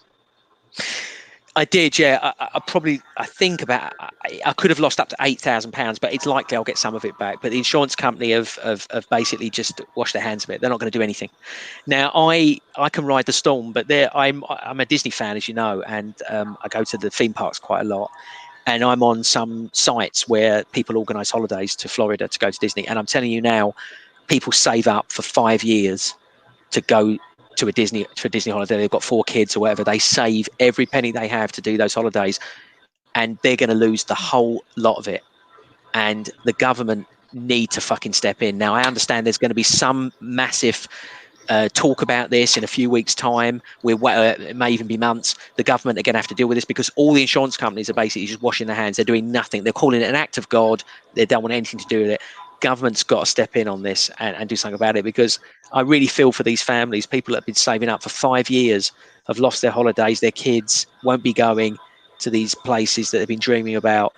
This is when you need a good, strong government to step in and force the insurance companies to do the right thing. And if not, then the government needs to step in and bail them out, because it's not right. I mean, like I said, you and I, we can ride this storm, but there's a lot of people who can't. Yeah, no, well said, well said. I just want to touch on the topic and we'll close the show. Do you believe,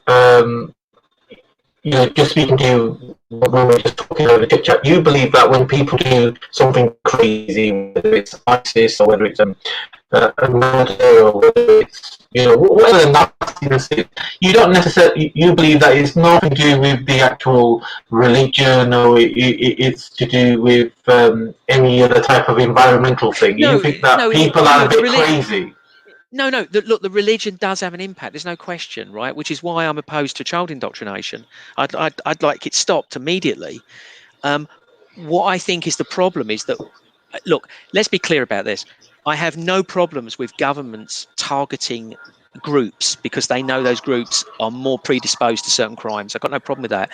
I just think it's a problem when we start talking about it in the general public, talking about targeting groups of people when we know that only a small percentage of those people are committing these crimes. I just think it's counterproductive and it's dangerous. It causes civil unrest. People start beating people up. They literally will lynch someone just because they're wearing a turban, right? Sikhs have been attacked, because people have frothed up this hatred of Islam.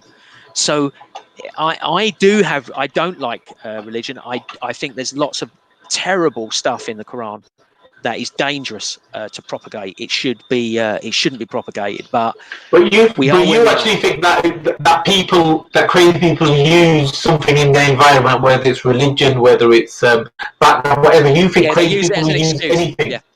Yeah, they'll use anything. Yeah, okay. I think I'm not for sure. People have been, if you're talking about ISIS recruitment, for example, people are. Their heartstrings are being tugged at. That's true of anything, right? It's the same in this country. We tug on the nationalist heartstrings, and sometimes we send them to war. We send them to wars that are totally illegal, ultimately internationally illegal, to fight for things that really they've got no business fighting for. And they're our people. We send them there, they die, they spill their blood for nothing, and a waste of time. In fact, in the cases of the wars that we fought in recent times, they've caused the power vacuum which created ISIS, which gave ISIS a way in. So in many senses our governments are responsible for that. But I think they'll use everything and a great many of those people, even people fighting on the side of ISIS, it's like dealing with Nazis, for example. You can't blame all the Germans. You can't say all Germans are Nazis. They were doing what they thought was right for their country, right? Some of those Germans, you're not going to say they're all despicable Nazis, basically. They get caught up in it, and that's true of any group, right? They're going to tug on the nationalist heartstrings and drag people in. So yeah, the religion, the ideology, whatever it might be, I can't deny there's problems there. There is, and it feeds a narrative. But ultimately, these people will use if they're evil people, they use anything and everything to inflict damage and get what they want. And I would argue that, in fact, the very inception of these religions, that the people that start these religions right from the back hundreds of years ago, they themselves were using it for their own advantage. They made it up for their own advantage. And it's no surprise. I mean, in the case of Islam, there was a lot of strife after Muhammad's death. There was a lot of strife where there was a lot of infighting for the longest time. So, you know, it's not as if it's all been peaceful and it gets to now, and now we're getting unrest. It started off with unrest. So yeah, it's a problem. Okay, James. So your resolution 50% has been that you are going to invite me back on to your server. But are you still going to continue with this barbaric attitude of not apologising for the Manny Sinder abuse that not only I received from your toxic server channel, but also from you banning me for standing up for my ground? I could insult you by saying, I'm sorry that you feel offended, but that's not what you want to hear, right? Fuck off! Don't you dare say that. Exactly. So since you don't want to hear that, I'll stick to my story of I'm not apologising. Do you condemn the ISIS terrorist attack in Afghanistan on the Sikh temple, James? I don't do that condoning. Nonsense. I beg your pardon. You do not condemn I won't condemn anything. attack? I don't condemn anything. It's useless. I tell you what, it's like condemning Jimmy Savile. Jimmy Savile was a monstrous paedophile.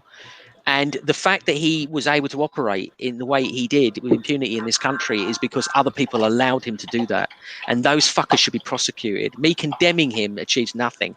What should happen is that they should be banged up, and they're not being banged up. That's what I want to see. I don't give a fuck about people condemning and condoning anything. I care about people taking action and fixing this mess. Do you condone me being pro-Britain? I'm not condemning or condoning anything. But that's a very British citizen. That's a very Islamic viewpoint, because apparently a lot of these jihadis don't condemn or condone anything. You should be for this country, because if you're not, then you're a problem. You're either with us or you're either part of the solution or you're part of the problem, as they say, right? So you're either part of. Do you condemn abuse given to Manny Sinder on your FRD Discord channel? Say it, James. I'm not condemning or condoning anything. You've been very strong, James. I'll give you that. You've been very strong. I like it. That condemning and condoning, it's a big thing. And we had it recently. There was an influx of people from a different server, and they kept running up to it. And do you condemn this? Do you condone that? And it was all just nonsense talk, right? It's just a way of putting people in a corner so you can fuck with them. I have strong views about how we should deal with certain things, and I'm pretty hard line, right? As you know, I'm pro capital punishment. And I'm a more kind of throw away the key. I do not agree with Sadiq Khan when he says that we should have to put up with terrorism going forward. I think that's complete bollocks. I think we should root it out. We should root it out, and we should destroy it at its very core. And if that means taking lives, then so be it. We shouldn't wait until we shouldn't be sending police officers out to follow mentally ill people whilst they're watching them stabbing people on the streets of London and then claiming it's just a way of life. It's nonsense. These people we should use entrapment. We should go in undercover. We should do everything in our power to root this shit out and destroy it. You've been on fire today, James. Raj is here. I'm gonna let him in. Please don't just go, because Raj gets very annoyed with it. So do say hello. But when I'm back on your server, if anybody gives me any type of grief, I'm gonna unleash the Manny Sinder. That's all I'm gonna say. That I will not be muted. I will not be banned. And if it does, I'm coming out with firing cylinders. I need to be protected, because I'm like an icon for your FRD server. That's all I'm gonna say. So when I come on, you need to protect me. I would suggest you make me an admin, but I'll leave that with you. I don't want to overpower you with such a great suggestion. I tell you what, if you're very lucky, I might verify you. How's that sound? So that you can access most of the server. Anyway, actually, James and Raj haven't been on the same show for a long time, so this could be mildly entertaining. Raj, welcome. No. I think I saw him in the park. You did, yeah. Raj was very nice to me, actually. I actually like him. He's one of those people that I like in real life, but I hate on the internet. I don't know why. It's just weird. Hello, Raj. How you doing, mate? Yeah, how you doing, man? It's weird. So there's some people that I like on the net, but I hate in real life. And so there's some people I like in real life. So when I see his face, I don't get so angry with him. But when he's on the internet, I'll be honest with you, Raj was very nice to me when we met on the call. I don't really have an issue with James per se, apart from I think he's a bit of a demon. Thanks, mate. A lot of people are demons. The last time I saw Raj, he was with Betty as well. Betty was there. Was she? Yeah, and I'll tell you what, it was the day when it all kicked off. Do you remember when there was that altercation between all the Muslims and Jedi over the Ahmed Ali fight? Oh, is it that long ago? It's Wow, that long man. ago. That's the last time I saw you. And Betty was there, and there was a big fight broke out. Do you remember you were behind the camera with Braden? Do you remember? In front of the camera with Braden, and I was standing next to you. And yeah, that was the last time. I can't remember. All you white people look the same, man. We all look the same. You racist bastards. I'll big up Manny Sinder, man. What's happening, Manny? Right, I'm just doing the first stream after a long time. Just trying to get back into things. All good, mate. Are you going? Sorry, go on. What's all this Corona hoax? You're not one of those. He is. Oh no. Yeah. Should we have a go at him? First, let me hear his argument first. Let me be nice to him for a bit. Not spoken to him for a while. Well, we'll check you out on this, let me be nice before this. Look, we have to look at both sides of the argument. There's something very suspicious about it, especially when you look at some of the possible solutions to this purposely being ignored, especially when you look at how the government's acting, which is completely out of character and is completely towards a certain path that's not really going towards what they say they want to achieve. Like I said to James earlier, we're talking about the establishment that involved in all types of paedophile scandals that are normally happy for people to have their house possessed. Normally don't give two hoots if a company closes down. Now all of a sudden they want to come along and say, we look after you, we're your parent. After weeks upon weeks they ignored all the signs, and weeks upon weeks when they should have been closing the borders, when all the alarms were ringing, why did they not do anything then if they were so lovely and so caring? The point is, there's all types of questions that needs to be asked, including why Dr. Rao's research and possible cure to this is purposely and continuously being ignored, and why are they not telling people that the Chinese scientists and doctors are curing people by injecting high doses of vitamin C? Same in America. In fact, American doctors have gone around the back of their CDC requirements and injecting people with vitamin C because that's the only way to get better. But all of this is being done under cloak and dagger, and the official position is stay at home, be scared, with zero testing. We don't know who's got it, who's not, but the economy is being closed down. We're all on bloody benefits now, and it's just a shambles. So I'm not buying it. There's something very suspicious. And why is it not being called the Chinese virus? The Indian people are called Indian people because they're from India. The English people are called English people because they're from bloody England. The Chinese virus is from China, and guess what we're going to call it? What about the Spanish flu? Is it racist to the Spanish people to call that? The whole thing is diabolical. You do know the Spanish flu didn't originate from Spain, though. I didn't know that. I just assumed it. Yeah, it's the only reason that you called it the Spanish flu was that during World War II, Spain was neutral, and they were the only country that was openly saying they had the flu. So in reality, it didn't come from Spain though, but they were the most open about having cases of the flu or Spanish flu. So they ended up calling it Spanish flu. You're not claiming that the. So let me just clarify. When you're saying corona hoax, you're not saying that there's no coronavirus. You're just saying that there's a lot more to it. There's a lot more to it. I need to see more tests done before we declare COVID-19 is what it is or what they claim it is. You've got to remember that a lot of the time they're not doing the blood tests. So people are saying that they've got certain collection of symptoms and it's being declared that they may have or they do have the coronavirus. So there's a grey area there. If James knows people, I know people who are claiming they've had it or do have it or are suspected of having it, but there's no blood tests being carried out. Why not? That should be the first thing. And why are we closing countries down on the back of assumptions, and all of a sudden nobody's dying of flu? There's hundreds of thousands of people die of flu every single year. Yeah. Look, hold on a minute. I've heard this argument before about hundreds of thousands of people die of flu, and you're right. People do die of flu all the time.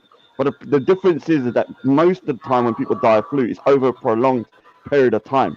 so the NHS and let's just say any of the different countries kind of like their kind of hospitals and stuff can cope with it because it's over a period of time. So you might have 100 people in a week, but what's happening right now? You're having like in the UK just like yesterday, 181 people died rather than 181 people dying in 2 weeks. So that's the problem. It's actually putting pressure onto the NHS. It's not that people don't die from flu, because they do. Millions of people die from flu all the time. It's about 500,000 per annum die from influenza every year. But you understand what I'm saying? It happens. Yeah, over I agree with you, Rosh. I totally agree with you. So the hospitals can cope with the pressure. It's not that the hospitals, can't deal with it. It's the fact that with this particular, what was it called, the corona, it attacks the lungs. I've been looking into it quite a lot because my parents are ill, so I've had to be very careful. Like my mum's 77 and my dad's 80, and I've got an ill person in my family. So I've been very careful and looking into it. So the thing is with this particular coronavirus, it attacks the lungs in a way that flu doesn't. It creates pneumonia, so it destroys the lungs, and most people that catch the coronavirus aren't going to show that many symptoms. It's not going to be that bad, like if you're like quite young and fit and stuff. But once you get to the point like you're over a particular age, or you got you've been smoking, or you got any other kind of like illnesses from before, you're going to be put into danger. Yeah, and even if you survive though, Manny, you have to understand the people that survive, and they go to hospital, they have to stay in the hospital for 2 weeks with ventilators. So think about that. Yeah, with a flu, do you know people who have a flu that have to stay in the hospital for 2 weeks with a ventilator?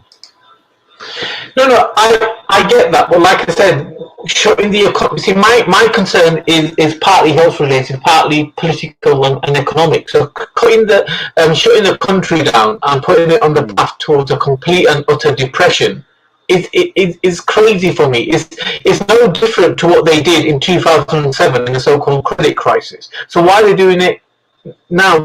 It's almost as if they haven't done anything. And for the reasons Raj is telling you, because the NHS can't take the pressure. You understand that? Look, everyone knows that the flu kills thousands of people a year. We know that, probably more than coronavirus will do, even when it's ended.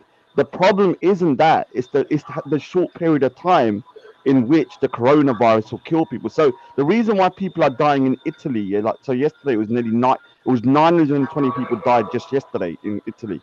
The reason they're dying is because the hospital is overwhelmed with patients in there already that have to have ventilators for 2 weeks. Yeah. So imagine this: you go in there, you're getting better, but you're still on a ventilator. That bed is taken up. Yeah, and there's no way that if someone else comes in, can that bed just suddenly be taken out, because that person without the ventilator cannot live. Literally, they'll die without the ventilator because it destroys the lungs. Yeah. So you have to understand, it's just a short period of time. You don't have people so you might have, because I spoke to Emmanuel. There's a guy, big up to Emmanuel, who's an NHS worker, and I bumped into him yesterday, and he's saying that people are coming in the droves. Normally, you might just have a handful of people coming in with particular illnesses like to do with flu. When you're coming in in masses, you're gonna have to try and treat everybody, and that's gonna put pressure onto the health services. Yeah. That's the main problem. I do agree with you on one thing. The Conservative Party are behaving very, very weird in the sense that they don't normally give a shit about people, and all of a sudden they become like the biggest welfare state. And what about Dr. Didier? And what about Dr. Didier Raoult's research where he killed patients from COVID-19? Why is his research being ignored? What's your answer to that? What do you mean? I've not heard of that. So there's a French doctor who killed all his patients from COVID-19 by administrating 2 particular drugs, which will be being presented. It's basically a malaria drug. It's partly the malaria drug, and for example, Trump has the mandate to roll that out, but that hasn't been done either. So, there's attributes like that. Fine, I mean, there is some kind of virus going around and people are getting sick, and it's far worse than anything that we've seen before. But that, some of the other things that they've done, it is very suspicious. For example, how the leftist media and the Democrats in America are just siding by trying to cover it up by not calling it the Chinese virus and saying from I don't know if you look, this is what my research has shown you. I may not be right. Yeah, obviously I'm the Raj, so I'm normally right, but this time I might not be. Here. So from my understanding, in China, Wuhan, there's a laboratory down there that kind of like does experiments on like different types of diseases and stuff like that to find cures and or kind of mutates them to find cures for them. And so they had, you do know the coronavirus is just basically a mutation of the SARS virus. It's not a new. A lot of people think it's a new virus, but it's just a coronavirus which has been around for a long time. But do you think it's a real virus, or do you think it's been created or enhanced?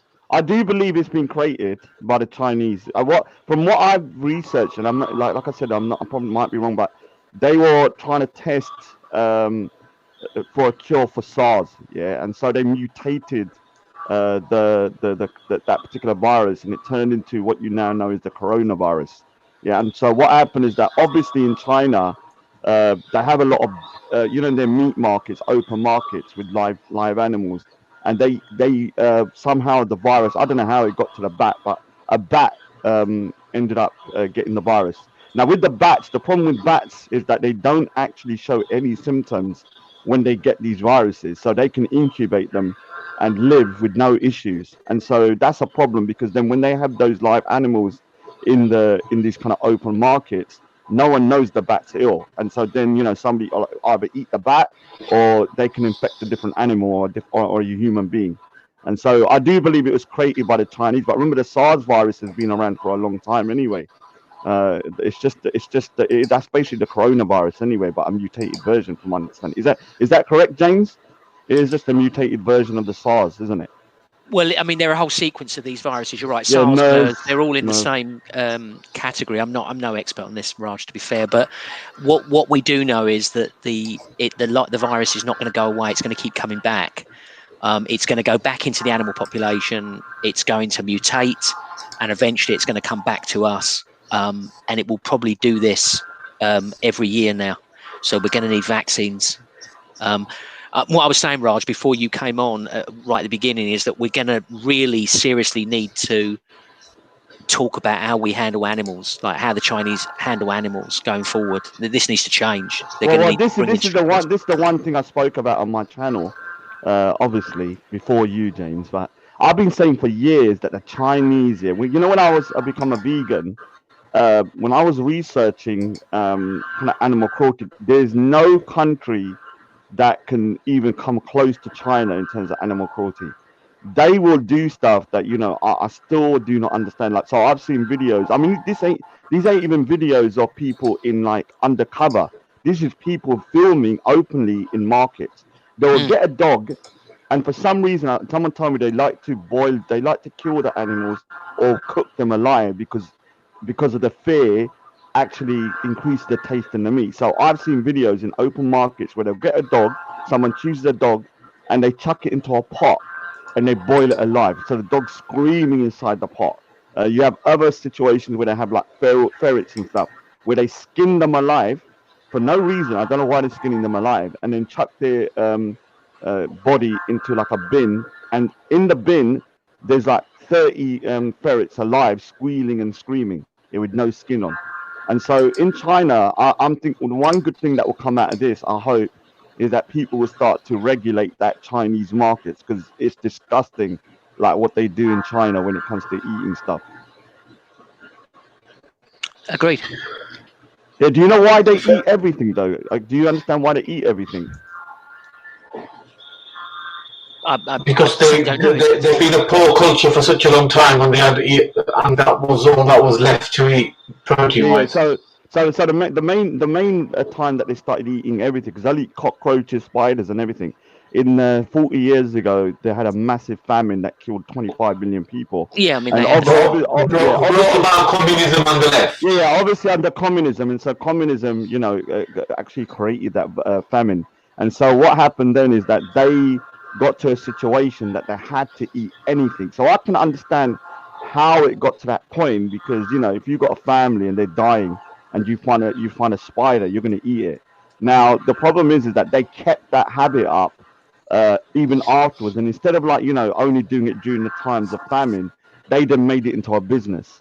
Yeah, the communist state, from my understanding, allowed them to start selling these animals as a kind of a way to kind of feed the population. Yeah, I mean, people would develop taste for these things as well. I mean, at the end of the day, there's nothing wrong with doing it as long as it's done safely, right? That's the issue. I mean, if you're going to eat one kind of meat, then morally you can't argue that you can't eat another. You can't say a horse can be eaten but a dog can't. Yeah, I agree with you. Yeah, so And but it's just how it's done. It's how they've got markets where everything's tightly cramped in. It's just scope for infection. No, it's not. I mean, take the infection part out of it, yeah, because I just take that out of it. But if you're looking at it just from a humane way of kind of treating animals, now imagine you're in a cage all your life, and then you're a dog that might be your somebody that 'cause if you ever have dogs, you understand how close they can get to their like other dogs. Like if one dog hurts, the other dog really starts getting upset. Yeah, and I've seen it with my own eyes. Like they'll feel very, very upset if one dog gets hurt, and they can feel they have a form of empathy. So imagine being in a market and they grab a dog that you've known for all your life, and then start cutting it up in front of you alive or boiling it alive. That will terrify mentally that dog as well, the dog that's watching it. Big up to Betty in the chat. Yeah, I didn't realize that was Betty. Big up. Yeah, I just got your message. Oh, hello, now, Betty. Man. Yeah, big up to Betty. I've been asleep until I just woke up like 5 o'clock. Just before we carry on, James, are you okay to hold on? I know you don't like these long streams. Are you okay? I don't want you to feel. I'm okay. I mean, I might have to just get something to eat, but I can listen in. Sure. It's interesting what's being said. But who are you going to bring on next? Who are you thinking about bringing on? Well, that's it. I mean, the Prophet's not coming on, so I don't know if he's gone AWOL. So it was. I mean, what about bringing Simon on? Because I think he's got some messages. I've sent Simon a Hangouts link. I don't know if he wants to come on or not. He's more than welcome to. Simon's got a lot of information about what's been going on with his, partner. So. Well, of course, he's our heart goes out to him because he's in a difficult situation here, right? Because he has to go to the hospital on a regular basis, and of course those places. I didn't realize. Oh, he's in hospital. I thought he was looking after. No, he's not in hospital, but he has to visit the hospital on a regular basis, and so he's at great risk of being infected. Sorry,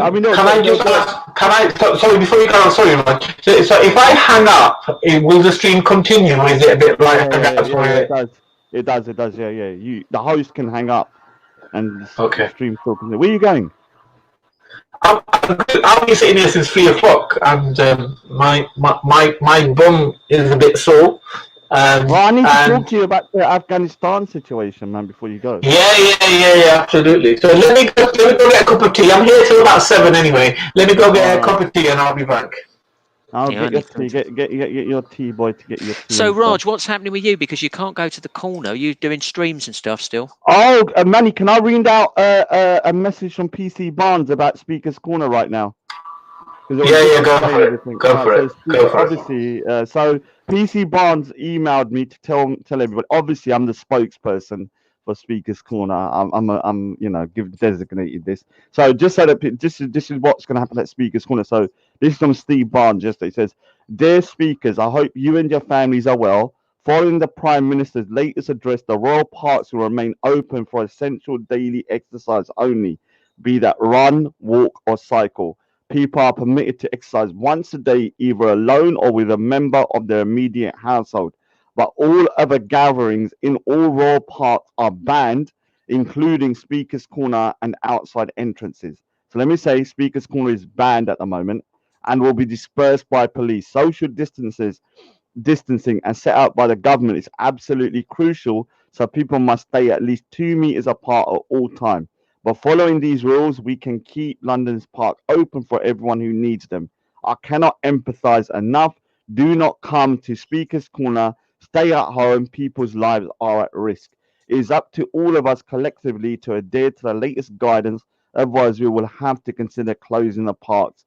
The situation is under constant review, and hopefully we can get back to the normality in the not too distant future. Keep yourself and family well. Hopefully we can get back to a normal Speaker's Corner EastEnders episode soon. So yeah, it's got a bit of a kind of like a tongue-in-cheek in there with the Speaker's Corner thingy. Yeah, so it's basically oh, shut up, Simon. You didn't get that email, you liar. Only I got it. I hope I did. No, he did. Oh, He did get no. it. Oh, Yeah. I don't feel so special now. Yeah, I mean, weirdly, I haven't been Speaker's Corner for 2 months anyway. I didn't go for 2 months. Like, I haven't been since, I can't remember, like probably the beginning of the year. And it's weird because I wanted to go, but something used to always happen that's on the day stopped me from going. So all of a sudden, it will be pissing down with rain, and I'm like, I'm not going in the rain. I was literally ready once, and it just started pouring with rain for like 3 hours. I was like, I'm not going, and so I'm kind of grateful for that because my family's got a lot of ill people in there. So I reckon do you know how many? I mean, when you're going, where do you have to travel? Don't give the exact location, but how far is it for you to get to About Speaker's 50 Corner? miles. About 50 miles. I say ages, man. All right, but you One go by way, car. And I go by car, and the problem is that they changed all the rules because you can't park now. You can, but you've got to pay a huge entrance into, the congestion zone, and it's a 24/7. So if you've got a car that's a certain age, you've got to pay. If you've got a newish car, then you can park there as normal. So that kind of put me off. I have to sort of park at my flat and then get the tube in. But it's about a 50-mile one way. The journey home's nice because it's like late at night or early hours in the morning. It's nice and pleasant. Yeah, but I mean, you wouldn't be bumping into many people apart from the people at Speaker's Corner, I'm assuming, if you was to go there, because you're in a car. Yeah, car. I mean, my problem was this year when I was thinking about this because I didn't go go on for the a tube, month. right? Got to get on the bus. Yeah, so when I jump onto the tube, it's normally packed, yeah, because it's going into central London, and I'm normally kind of like in a packed train. Now, if I was doing that, yeah, I mean, I was calculating how many I would have been in contact with if I did go Speaker's Corner on a Sunday, and I would say up to around 600 people minimum. Yeah, and so for me, like with my family situation, I mean, my mum basically is very ill, so my mum is my main priority because she's had she's diabetic, so people with diabetes are kind of in danger from coronavirus. She's had a quadruple bypass. So obviously her heart is weak. She's just had a pacemaker fitted around 3 years ago. She's high blood pressure, and so yeah. Yeah, tremendous risk, right? You've got to keep her isolated and do your best not to get contaminated yourself. Yeah, so it's kind of weird because I didn't go. Something kept telling me not to go, and so I think it's a way of. Well, you did the right thing. Yeah, but I did. But in hindsight, yeah, at the time, I didn't know why. I just going, I don't think it's the right time to go today. So I think God was kind of like giving me some guidance, like don't go Speaker's Corner, because I was, my ego sometimes gets the better of me, and I'm like, okay, I want to go down there just to prove a point about something. But yeah, I haven't been. I mean, the thing is, for me, how you find the isolation though? To be honest, this flipping Discord has caused me to stay online a lot.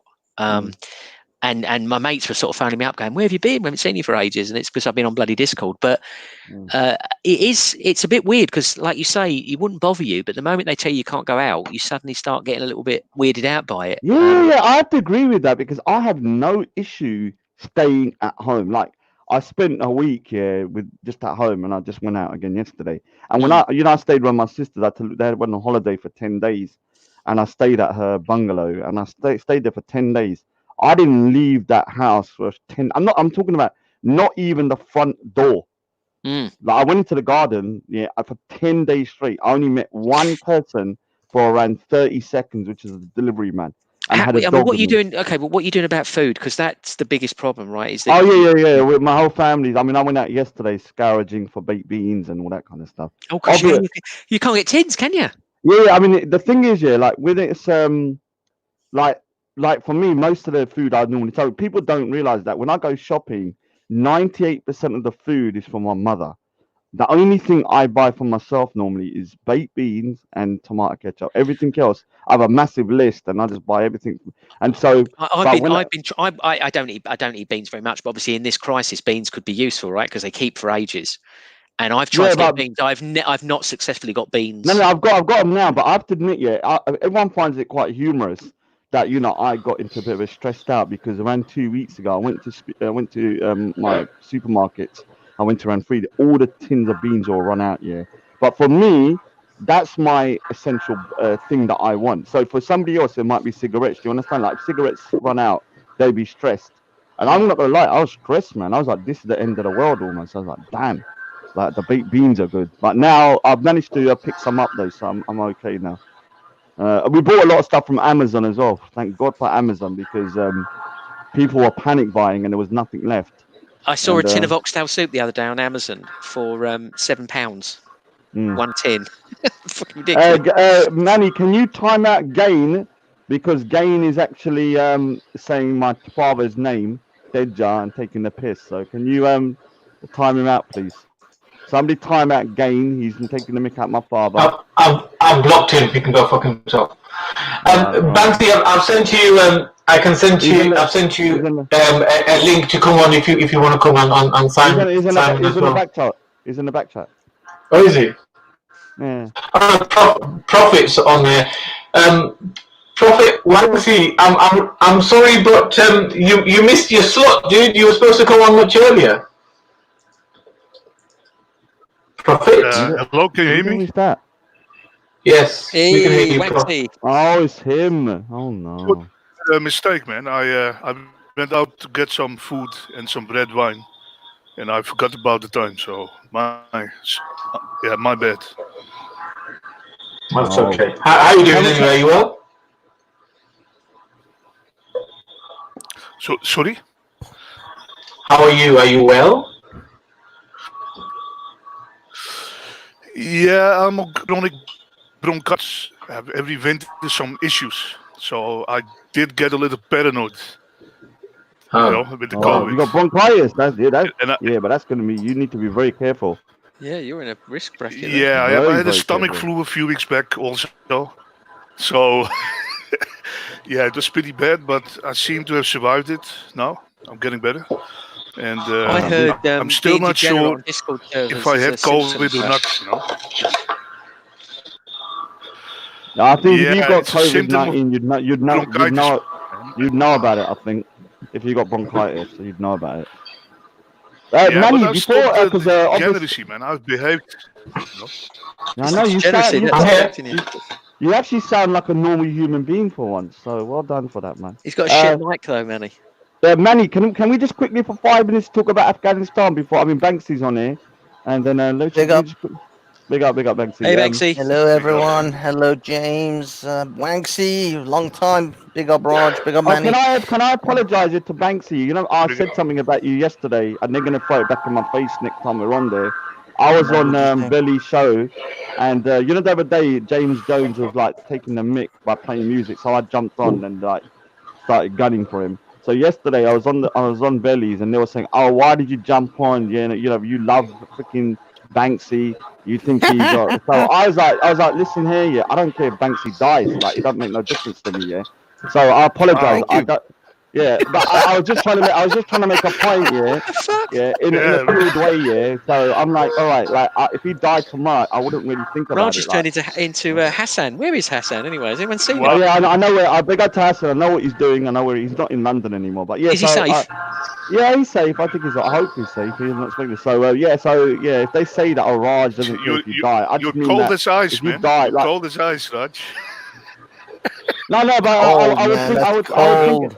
would think about it for a little bit. Like cold as ice. But I had to prove a point. You're making out as if I was your boyfriend or something that come to save you. Okay, very quickly, Raj, shall we do a separate stream in a few days about the Afghanistan shooting? Oh, let me just quickly I'm going to do one anyway, in a couple of days anyway myself, like, and if you want to jump on. But let me just quickly give a quick overview. Basically, in Afghanistan, 2 days ago, Sikh worshippers, 26 of them, were killed, in their temple by ISIS. So the ISIS went into a Sikh temple, and the youngest was 6 years old. Majority are women and children that were murdered. Now in Afghanistan, Damn. there used to be 500,000 Sikhs and Hindus in Afghanistan. Now, there's only around 7,000 Sikhs and 1,000 Hindus. Now, the reason for that is obviously the civil war. We can't just blame it all on ISIS, and there was a lot of issues going on there. But even the Taliban started persecuting the Sikhs when they come into power, and were trying to force the Sikhs to, wear the yellow handbag. What is it? Not yellow handbag, yellow armband. Sorry, dude. And also, we're trying to make them pay the jizya, that bullshit jizya, and all that kind of stuff. So the Sikh population has dwindled quite a lot there. So a year ago, they one of the first MPs were elected into Afghanistan that was a Sikh, and he was assassinated a year ago with 20 other people in a car bombing. So the Sikhs are suffering quite a lot, because imagine there's only 1,000 families there, which make up around 8,000, 7,000 people. So on 2 days ago, so 26 people being murdered in a temple. That's a lot of people in that tiny community. On top of that, when they tried to do the funeral yesterday, ISIS again tried to attack the funeral with grenades. So did you know that, Manny? Yeah. Oh wow! I didn't know that, no. Yeah, so they were doing the funeral, the cremation yesterday, and the ISIS tried to attack the funeral with grenades and stuff like that. So the Sikhs are, when people say to me, "Oh Raj, why are you talking about this? Why are you talking about that?" If anyone supports ISIS, in the UK, they are enemy combatants, and they're people that need to be rooted out from the root, and if deported or put in prison or whatever, man. Like Abu Qasim. Well, you know my position on this. I don't think it's just ISIS. I think there's an ideology behind it, which is proliferates beyond just ISIS. But I think I'm kind of beating an old drum on this one. Yeah, I mean, okay, that's an argument that people can have, but I think it starts complicating things too much, in my opinion. I mean, the Shias were killed, like, just on March the 6th. The Shias, 32 Shias were killed. So it's not just Sikhs, and the thing is, Muslims have also been killed in Afghanistan by them as well. And I can understand that, some of the doctrine is definitely, let's just say, it's strongly influenced by the doctrine. So some of this mindset of the other and all that kind of stuff, and the kuffar being nothing and all that kind of bullshit. So I kind of agree with you up to a point. Yeah, we'll do another separate show, a total show on that. Maybe on Sunday. I'm gonna get raindrop on that. We're gonna do a Sikh show. So unfortunately, no Sikhs are not allowed on there. It's the Sikh supremacy show. So it's another Sikh supremacy show. Wow. Okay. Sorry. But it was Oris Sid actually that told me about this. By the way, Raj. About what? It was Oris Sid that told me about the shooting. All right. Yeah, he was the one. That's why I tried to get it out to you. But then I noticed, as I was literally sending Manny a message and sending you a message on Hangout, you were doing a show on it. I haven't really spoken to Sid for a little while because he's been saying some pretty. I don't want to go too deep into it. He's been saying some weird stuff. So yeah, it's kind of a bit odd. What's that noise? Hey, someone playing music. Oh, there's a proper Punjabi. Look. It's a Manny. It's Manny. He's got a grin on his face. Look, that's little Tumbi. Is that Tumbi? What's it called, Tumbi? It is, yeah. Tumbi. Yeah. How can I need one of those, man? You know, Manny, did you know that Rishi Sunak is actually Punjabi? I didn't know that. No. It's from Punjab, man. Although I don't like the Conservatives, but Rishi Sunak, the Chancellor, is a fellow Punjabi, but he's a Hindu Punjabi. We're Sikh, but he's from the same areas as me and Manny in Punjab. So big up to our Punjabi brothers, man. Nice. We really are running. By the way, I don't know. I have great pleasure in putting James S in timeout and repaying him for blocking. He's apologised indirectly, and he will be welcoming back to FRD server with loving hand. And he's unmuted it, so you might even say sorry now. James, say sorry now. No. What's happened? I don't know what's happened between you two. Well, Manny needs to go some balls and own some shit here.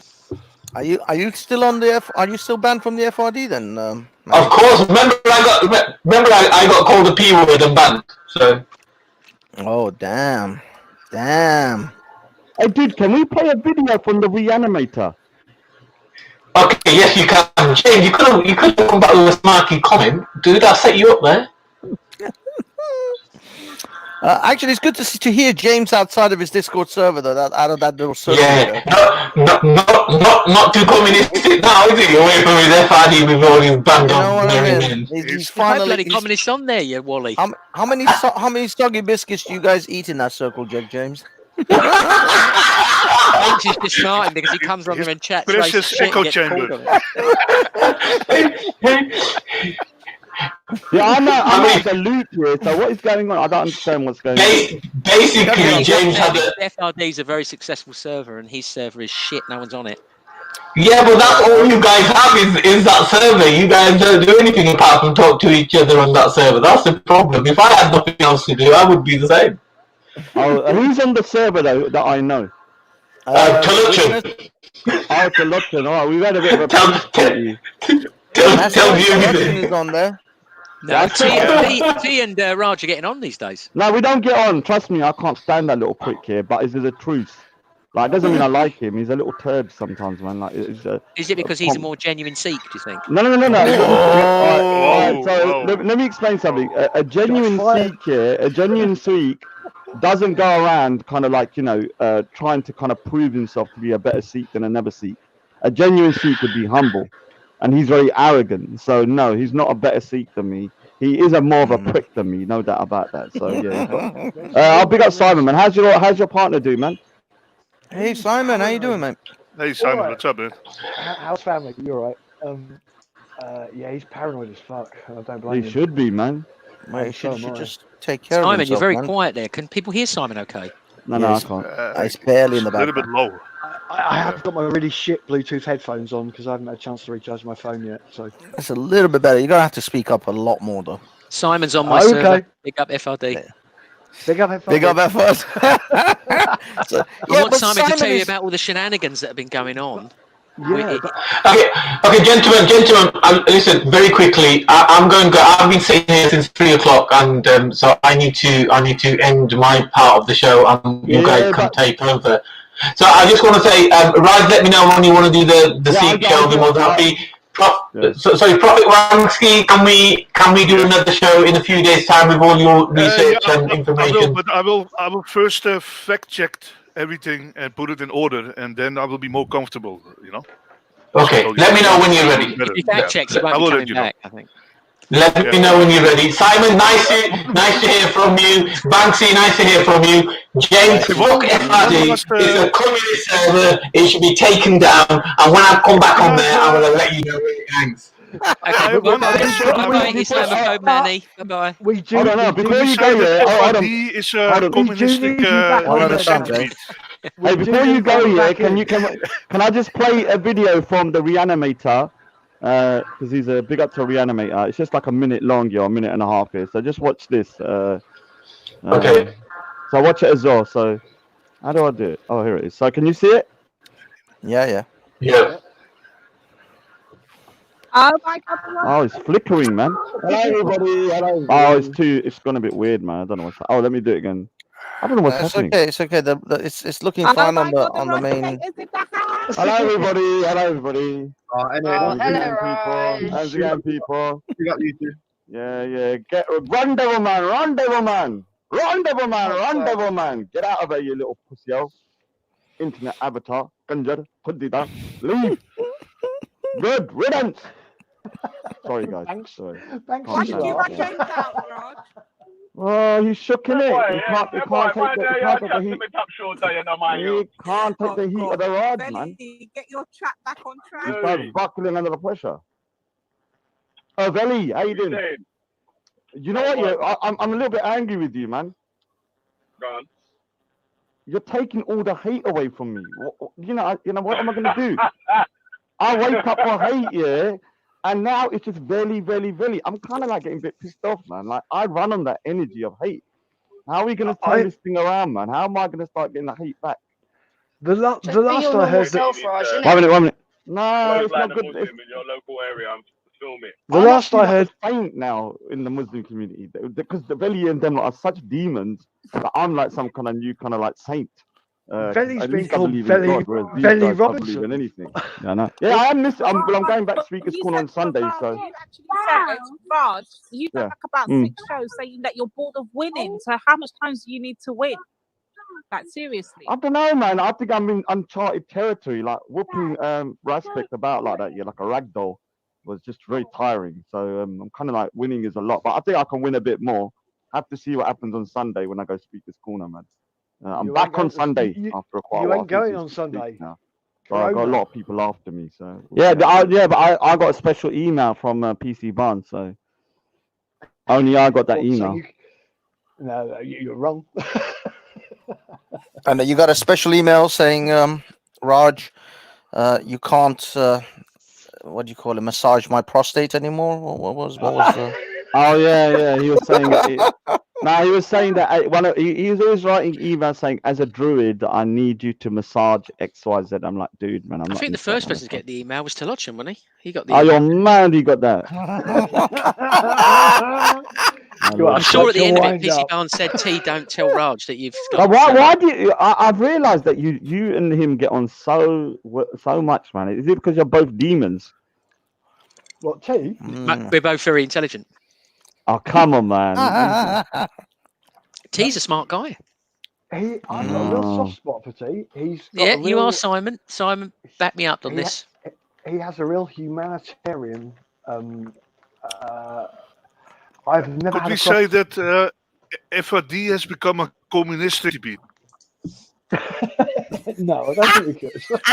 Communism! It's like the Colden human centipede. Yeah, the comedy, you know, FRD. Do you know what? James at the start, you know. We should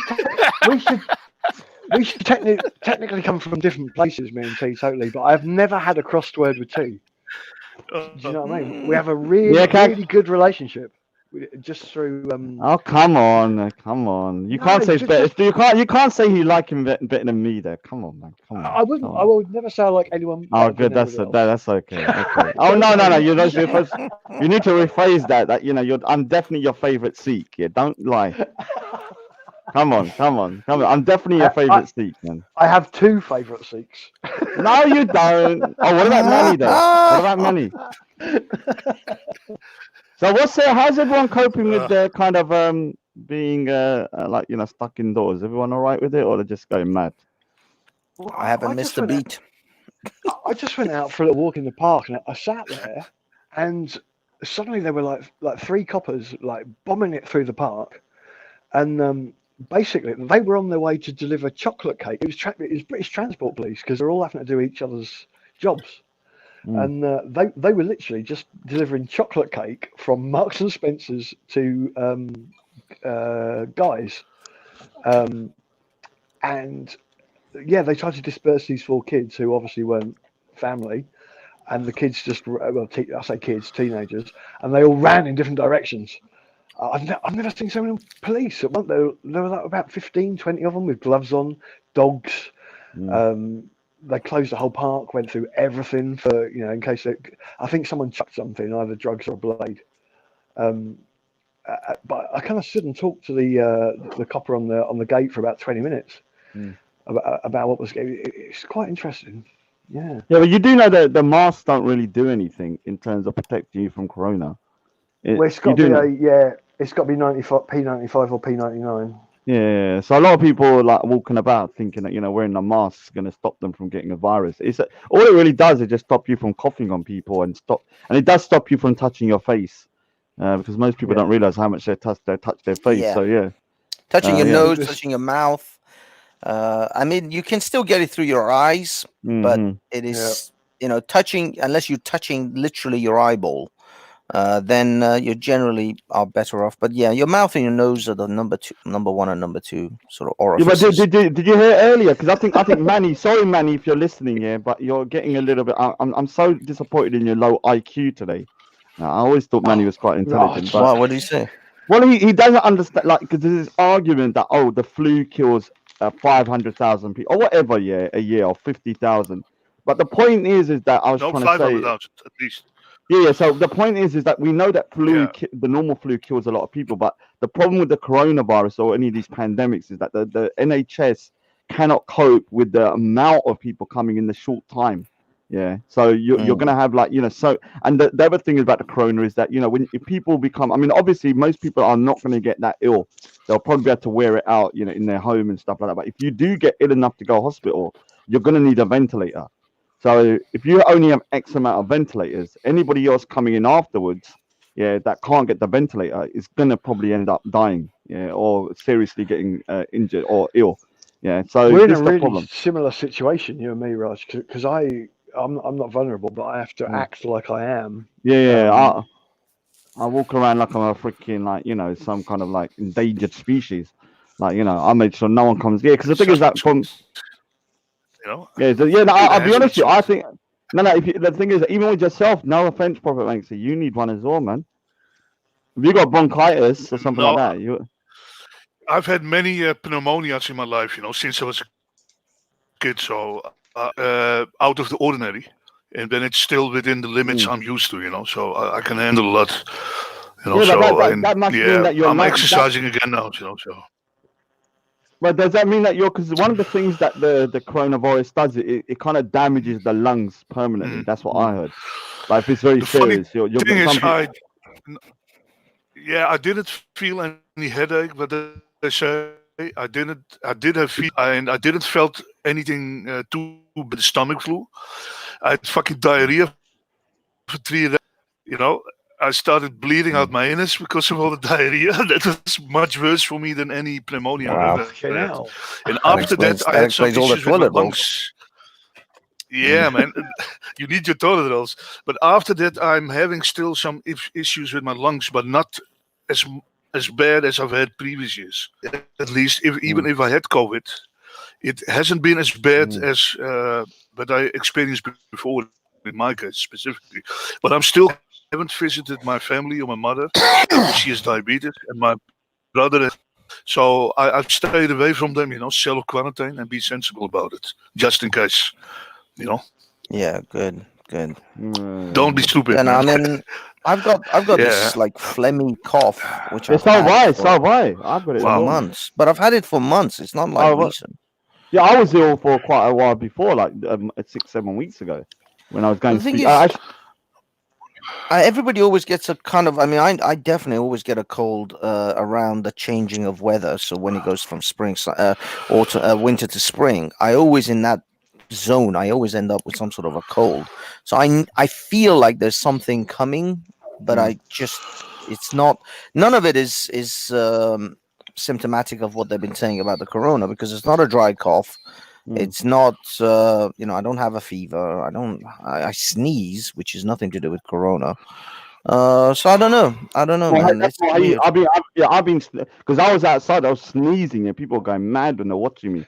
Luckily, I got some tablets to stop it. So mine was hay fever. As soon as I took the tablet, the sneezing stopped, and the runny nose as well stopped as well. We're kind of people are paranoid, man. People are paranoid. Yeah, to be honest. We're kind of quarantining. Fucking hell, man. I'm paranoid too. We're kind of quarantining even within the house. Do you know what I mean? We've separated toothbrushes. We don't sleep together, obviously, because of mate's health. But we've moved toothbrushes, towels, all that kind of shit. Do you know what I mean? We're kind of quarantining each other just on the off chance. Yeah, but the thing is, Simon, if your partner is exceedingly vulnerable, you know what I mean? If he's in even more of a vulnerable state. He has no state, spleen.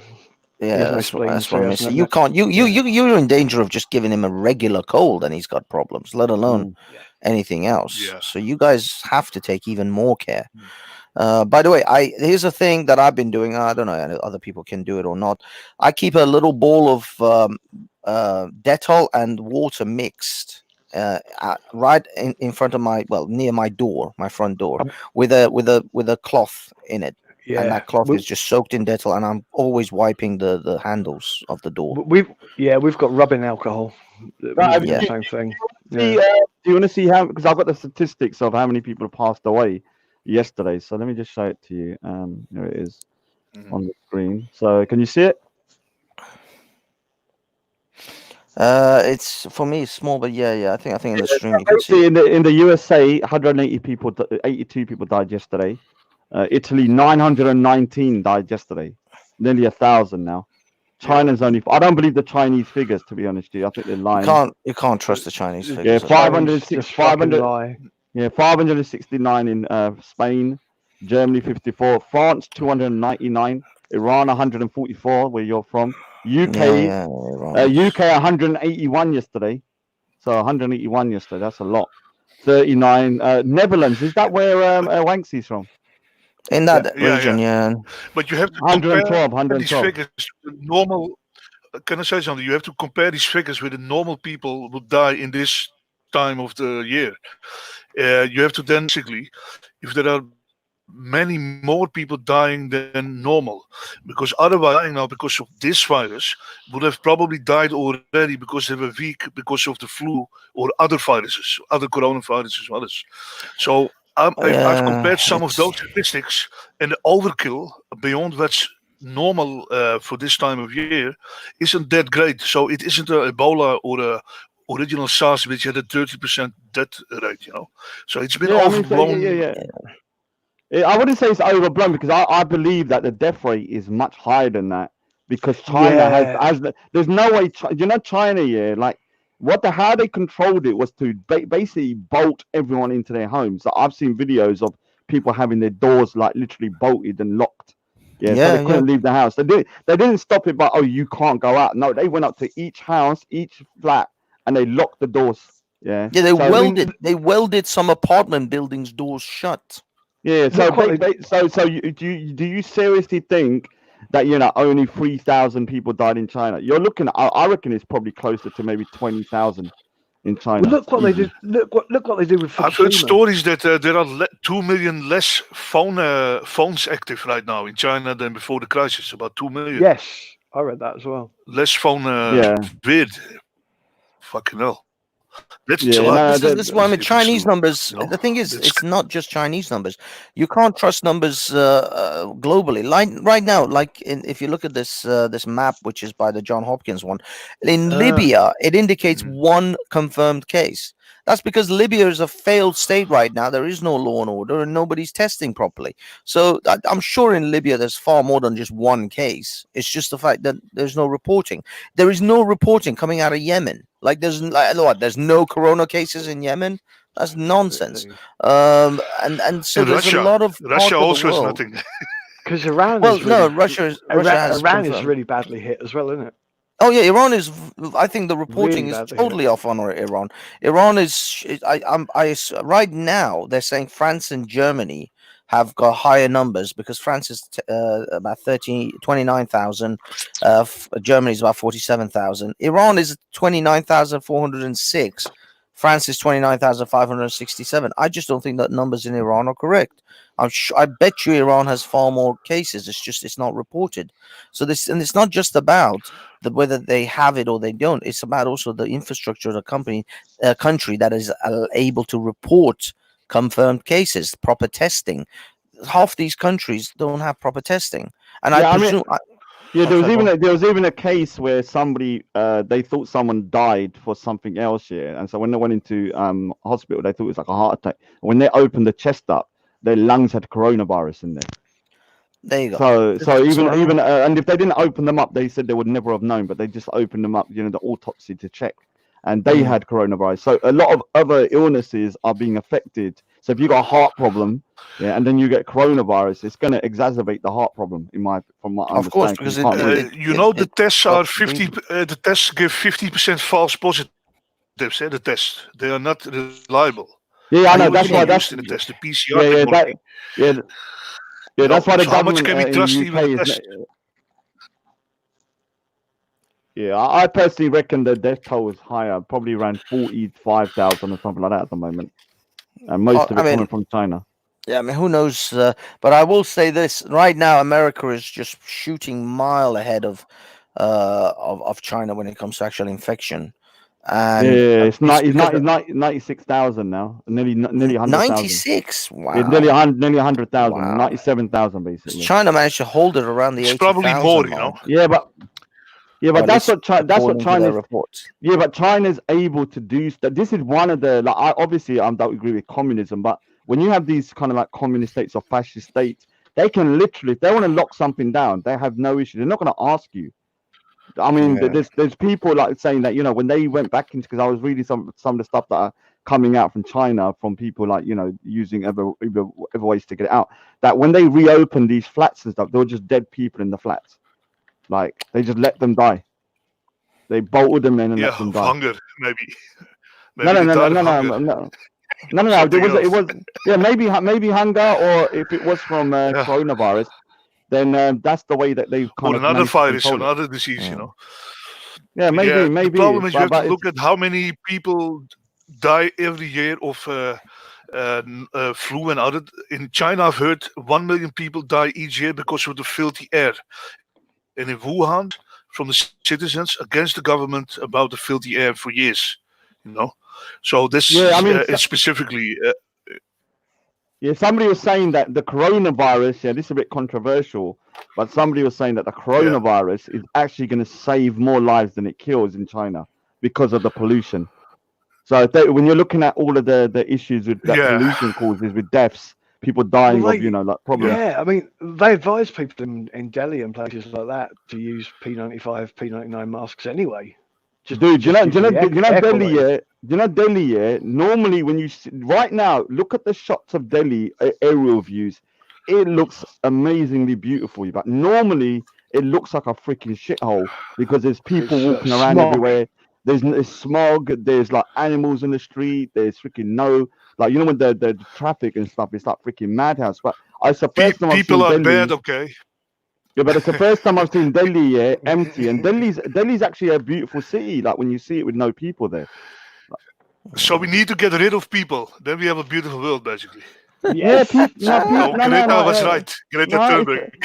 No, Thanos is right. Thanos is right, man. Like, I believe that, you know, the human beings are like a parasite. Some of us onto this world, man. You know, we have less crime here now with the lockdown. Less crime in Holland. Have you ever read that Philip K. Dick? Have you ever read that Philip K. Dick short story where the artificial intelligence is in charge of the defense, and they realise that which one? I can't remember the name of the story, but they basically lie to humanity. There's a war. Phallus, probably. I believe, yeah. There's a war, and all of humanity goes to live underground, and then the AI realizes that actually it's a much nicer place with humans off it, and so it tells the humans that the war is still happening, and keeps them underground. So this Miss Piggy, where's Kermit, you little bitch? Sorry, man. Sorry, Raj, why do you use such curse words, Raj? Try to be gentle, man. I'm not a gentleman. You have a foul mouth, man. Very big foul mouth. I know. Shut your mouth, Perdida. Shut your mouth, Perdida. China lied about. Wanksy just said someone had a foul mouth. Yeah. So China, the irony, yeah. Yeah, the Miss Piggy says, hold on. China lied about the numbers. On the 1st of February, they had more than 150,000 infected and about 25,000 dead. I could believe that, to be honest with you. I could believe that because like the numbers are not adding up. 5 people died. Bioweapon, by the way. Do you guys think it's a bioweapon accidentally released from the Wuhan lab, which was close to the market? They could have been mutating it. They could have been mutating it for experimental purposes because a couple of Chinese scientists got caught with a vial of it, didn't they? Crossing the border somewhere from, I think, from Canada. Yeah. Well, look, there has been. I will say that there has been COVID. The COVID virus is a variant on the SARS, and on the MERS, and all the others. So there is multiple variations. That's why it says this one is called COVID-19. There was 1 to 18 prior to that. So there is. No. The 19 is for the year. 19 is for the year. I've checked it. Is it? For the year Okay. 2019. Yeah. Oh, okay. That's the year they found. But then, how about I've seen COVID 15. I've seen COVID 5. I've seen actual like laboratory screens where they were they were experimenting on previous versions. And of course, we had SARS, we had MERS, which are other Yeah, there are variants multiple, of but not COVID. 19. Not I 19. watched the end of Contagion Yeah. earlier on. Have you noticed Contagion that, is that's amazing film, man. I'll tell you that last scene? There's a bat hanging from the ceiling, and then the pig eats the bat. Yeah, let me say something. Yeah, Predictive programming. All right, so let me say something. Contagion, yeah, like I watched that film like a year and a half ago, and it's done by what is it, Soderbergh? Is it what's his name? You know Soderbergh was Steven Soderbergh. Steven Soderbergh, yeah. So it's like I mean, this is probably the most accurate kind of like a pandemic film I've ever seen. Like it's amazing. It's got so many kind of top name actors. I'd recommend people watching that because it's actually panning out pretty much like but their Contagion, not only was it easily passed on, it also had a mortality rate of like 70%. So it was like Ebola. Airborne version of Ebola. Yeah, airborne version of Ebola. Yeah, so yeah, people start frothing at the mouth. So Michael Jackson was right, wearing a mask all the time and having a glove, basically. I think we've got to hear Simon's story. About which one? About what's been going on with all the nonsense. Oh, what the server nonsense? Simon's been getting banned from places. Yeah, I got banned from Rev server due to Ralph. Yeah. Due to Ralph, you got banned from I got Reverend Simon's from- server. Yeah, bit messy. Okay, that, what happened? What happened exactly? Detail it out. Well, Ralph came in for the first time and said, "So Simon, your partner, the one who's dying from AIDS, no, the one who's dying, has he got AIDS?" And I said, "Well, everybody dies, Ralph, including your wife and your babies." And they hit the fucking roof, and Rev banned me. And I didn't raise my voice once. I just stated clearly that everybody dies on their own, which is the truth. And this is after Ralph declared that he was going for the social fence, that the underlying social fence underneath Sargon. How do you mean he's going for the social fence? As in people who are on the fence, who are in the middle? People who are on the fence, but he's going for the underlying social structure, meaning Simon and his server. Okay. Oh, dude, I'm my mum's call. I need to go, man. She's freaking moaning at me. So yeah. Anyway, big up to everybody, man. Everybody, Take make care, sure. Raj. Big up, Raj. Please clean your mouth with soap, please, man. Make sure. I shut up, Puddida, Kanjar. Internet avatar, Puddida. I'm off, man. Take care. Kill the coronavirus in your mouth. I'm a bit concerned about the. Wait, let's talk I'm a about bit Raj. concerned about. Yeah. No, I'm joking. Carry on, sorry. So what is their tactics? Because at the moment I'm in the middle of trying to make a rebuttal video to I don't want to say well, I'll say it. I'm making a rebuttal to Laura Towler's deportation repatriation video. At the moment I'm still scripting it. Well, no, it's not the logistics. I'm not gonna at the moment, you see, it's not, you see, right now they're in the phase, these sort of neo right wingers, neo-reactionaries. Yeah, these guys are ethno nationalists. These guys are in that zone of they have to make friends and influence people. You know what I mean? They are going on. They have got a target list of people they're going after Paz 49 at the moment, who's having none of it. But Who is that? Literally, Paz 49. He's worth checking out on. He's got a YouTube channel and Twitter. Okay. He's a ex-serviceman that served in Northern Ireland. But it's so transparent. They're going after audiences. Which channel's got a big audience? Let's get him next. Which channel's got they're basically scraping other people's audiences. Well, they're going after the civic nationalists. They're trying to convert civic nationalists or the Tommy Robinson types to by going after the influences. Yeah, they're going after the influencers. They're going But after the people with the that's what I large mean. That, audiences. but they're going for that market. You know what I mean? That's what they're not going out and attacking. I don't know, friggin' Philip DeFranco or I don't know who else, PewDiePie. They're not going out for those types of audiences because that's not their core audience. They know that they can go after medium to large, or actually really medium-sized audience, influencers as audience. Things like trigonometry. This is why trigonometry is their target. This is why they And attack. I've been in contact with trigonometry. I've been in contact with Spikes. I've been in contact with Toby Young. I've been in contact with fucking Douglas Murray because these people are cunts. Well, yeah. The thing is, though, their strategy is that it's much better to go after these civic nationalist types, or those who are critical of Islam and immigration, because they're already like 30-40% on their side. All they need to do is make a little bit of, whisper a little bit of bullshit in their ears about how deporting everyone is going to make this country amazing again. And that way they can pull them to their side. So they're not going after a diehard feminist, purple head, walking whale, because that's already, that's the Antifa type. They're not out there to convert listers into their side. That's just too far gone.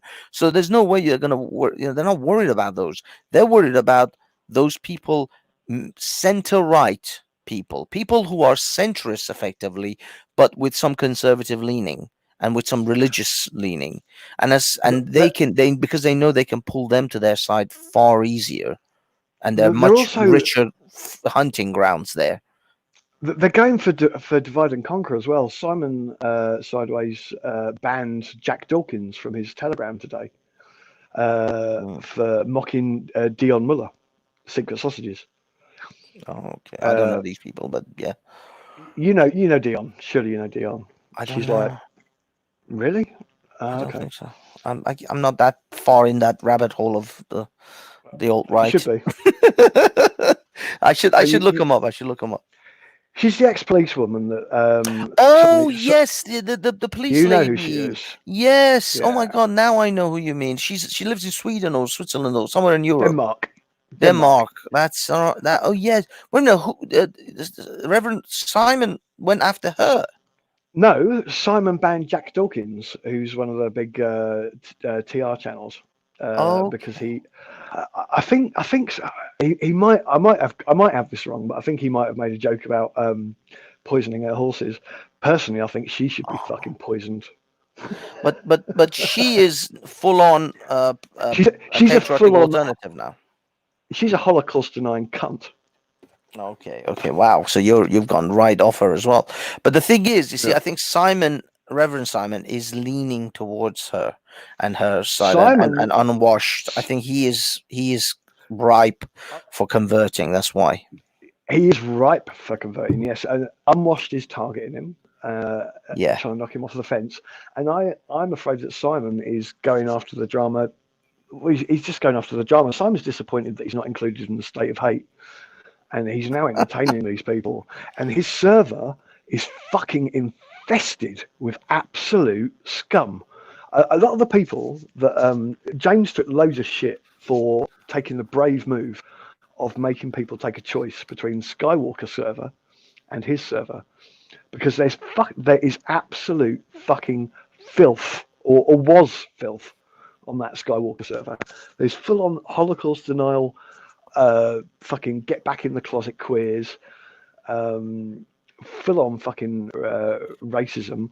They literally hang out in a Zoom room with a 19-year-old meth head who sits there smoking crystal meth and has to be told to, well, so they say, has to be told to put her tits away. Are you serious? I am absolutely serious. Oh my God. A 19-year-old girl who, we tell her to put her tits away and she can't. No, you fucking don't. She's a 19-year-old girl who smokes crack and sticks her tits on Discord. On Zoom rooms. On Zoom rooms. All right. Is it a female version of Braden, by the way? The female version of Braden.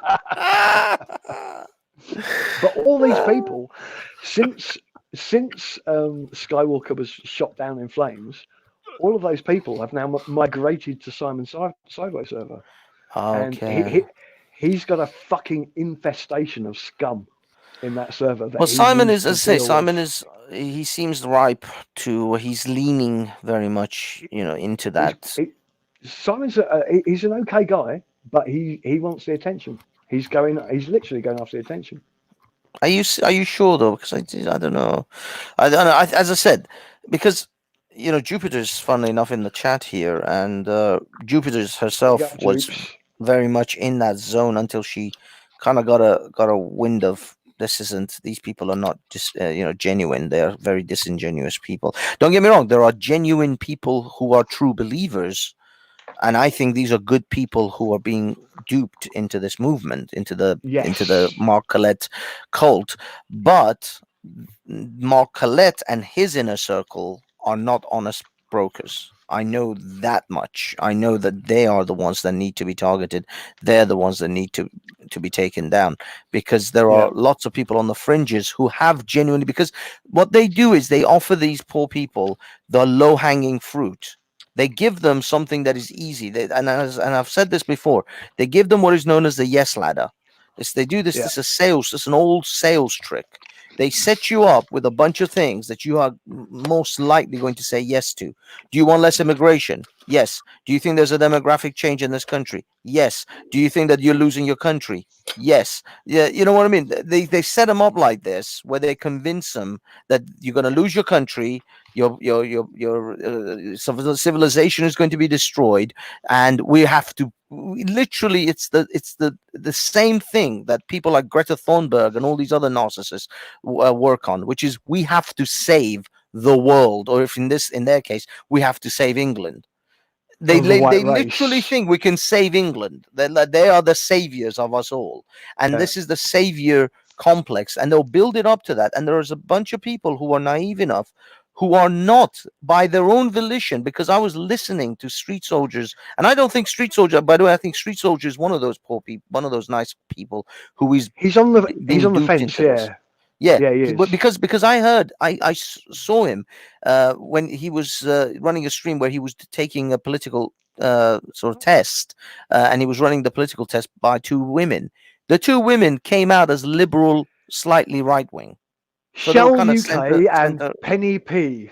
Yes, yeah, they came out centrist, actually liberal, with sort of like, which is what I came out with myself, patriotic liberals.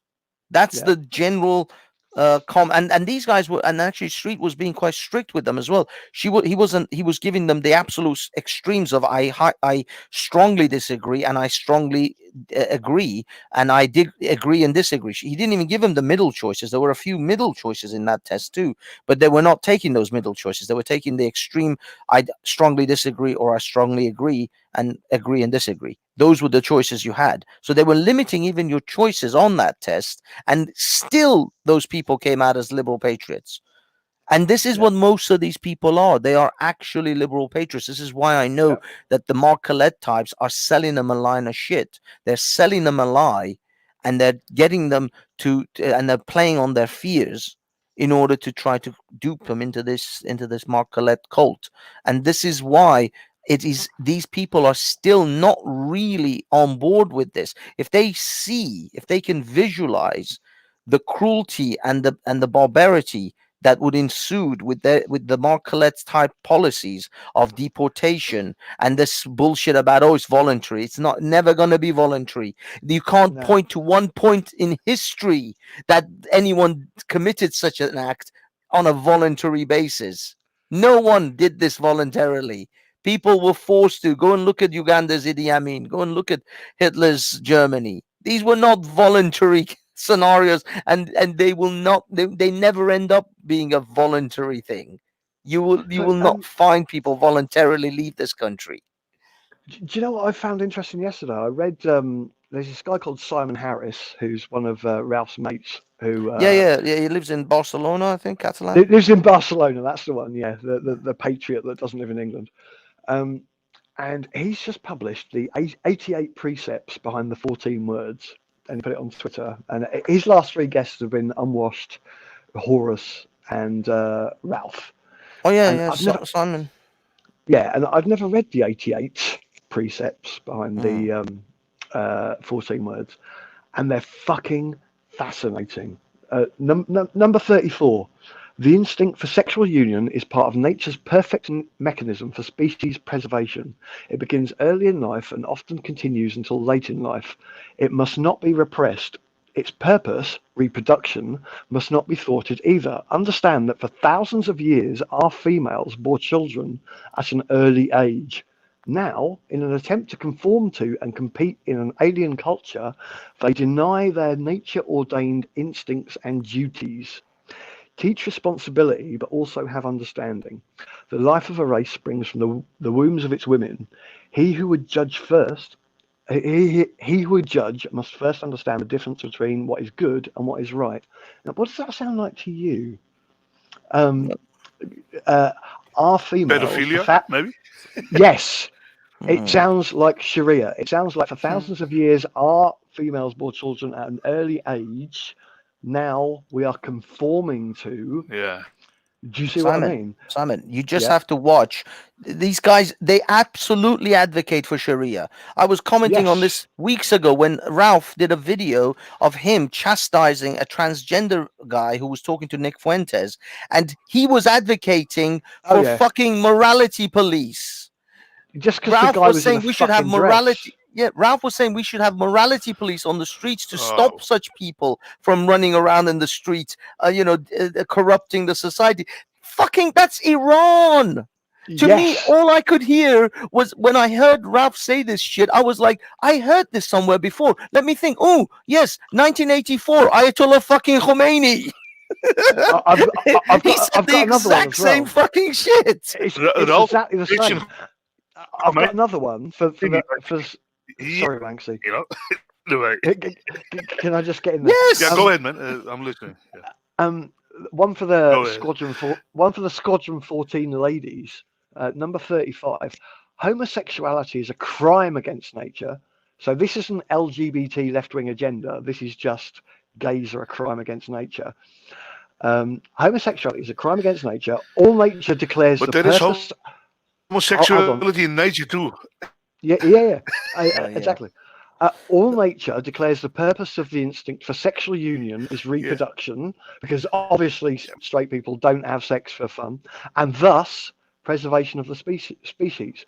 The overpowering male sex drive must be channeled towards possession of females, as well as elements such as territory and power, which are necessary to keep them. So this is actually talking about the possession of females and using your territory, material goods, and power to keep them. Yeah, that's Islam. Yeah, these are the Christian Taliban. This is the Christian Taliban, exactly. Maybe in this case it'll be the right hand and the Jesus possesses. I don't know, but these are the Christian Taliban. This is exactly what the Talibans and the Shiites, mullahs of Iran advocate. This is it. This is Christian Taliban for you. But the thing is, they don't mind. Ralph actually says this is what he wants. He is not even shy about this. He says, I am actually further right than even the Colettes, because he wants a total theocratical authoritarian system. That's what he wants. This cunt can fuck off to Delhi and do it from there on the internet. but this is what I mean. These are the people who are revered. No. Well, no, the thing is, it doesn't matter. It doesn't matter whether it makes sense. It doesn't matter whether it makes cognitive sense or not. But what he is advocating, what Ralph is ultimately advocating for, is a theocratic state, a dictatorial theocratic state. He's advocating for fucking Iran. That's what scares me about people like him even more, because when these people talk about, like during that test Shell was taking, Simon, I don't know if you heard, one of the questions was, do you want religion in schools? And unanimously, all three of them said, yes, I want religion in schools. And I'm about to say I wish to God, but I don't believe in God. But I wish I was on that panel, because I would like them to tell me if they want religion in schools, then sure, we can have Sharia in schools. I want to teach my children about the ways of Allah. So you want religion in schools, right? You don't You mind can't just religion in choose which schools. one. Yeah. Yeah, you see, when you put I it that want way, then they suddenly go, Marxism "Oh in no, I just schools, want you know? Christianity." Yeah, I want Wanksism in schools. Yeah, But this is the problem. They don't seem to in realize. school. They don't seem to Come realize on. the door swings both ways. You want religion in schools, then you're gonna get fucking children being taught Sharia. That's what's gonna happen. You're pissed, and not only that. Okay, maybe then No, but they it's don't. They okay might not even. if it's Christian Sharia, you know? Yeah, exactly. If it's Christian Sharia, then it's okay. You just don't want It's Islamic okay, Sharia, you know what I mean? or you don't That's want the their mindset. Judaic Beth Dins. Yeah, exactly. Oh, here's another one. Maybe this will No, sink in with they the don't Mark want Collette more. Yeah, maybe this will sink in with the Mark Collette types more. If you want religion in schools, you're gonna have Beth Dins. You're gonna have the old Judaic law. How about that? Because they seem to hate. This is the funny thing. They seem to hate Jews more than they actually hate Muslims. I hear them discuss Jews far more than I hear them discuss Islam. They don't discuss Islam half as much. They think they're clever. On Saturday on Patriotic Talk, Mad Flowers was obsessed with some clip being gay porn and made about 3 references. Is this gay porn? Is this gay porn? Is this gay porn? In his little squeaky voice. And there was a guy filling up his an American clip. There was a guy filling up his gas tank, and they were like, "Don't make any jokes about gassing." It's just like, are you cunt sick? Are you cunt sick? Do you think people won't pick up on that? Let's not make a joke about gassing. They're obsessed with fucking, and maybe it's just like because you're not allowed to. Or that they feel. Well, yeah. I mean, at the moment, you see, the problem is, and this is what always happens with what is taboo, is the European Union or the European countries. They made talking about the Holocaust, talking about Jews, a taboo thing. People have gone to jail for it, so on and so forth. So kids love everything that they are not allowed to do. You tell a kid you're not allowed to do this, that is the only thing they ever want to do. That's the only thing they ever think about it. So now being edgy in the world today is about denying the Holocaust, making Holocaust jokes, even though it's a little bit tired and old, but there still is the taboo thing to do. And so kids are looking for that. Up until 2007, 2008, discussing religion and knocking religion down was considered the taboo thing. And that's why YouTube took off, because atheists just roamed. They dominated YouTube from 2007 all the way, I think I would say at least till 2011, 2012, until the social justice side of things came in, where Atheist Plus came in, and then social justice people came in. And then the atheist community got divided between the atheists Republicans or right wingers, and atheist liberals and atheist left wingers who wanted social justice and what's it called, diversity and all that stuff. So that's where it all fell apart. But being an atheist, talking a shit about religion and taking a piss on the Quran or burning a Bible was all edgy, was all really cool. But that all died because there's only so many times you can do that, and it's boring now. And also, a few events like Charlie Hebdo and stuff, which curtailed some of that sort of movement. But generally, that all has gone to the wayside. Now, the cool thing is ethno-nationalism, white, fighting for the white right, and back to the old Jewish tropes, knocking down Judaism, talking shit about Judaism. Now, I'll be honest, I have no dog in that race. I'm not a Jew. I have no affiliation with Jews. And hell, historically speaking, apart from going back to Cyrus, my country has been somewhat at odds with Jews. My country is actually the country that holds Holocaust denial fucking conferences. That's how fucked up my country is when it comes to fucking dealing with the Israelis.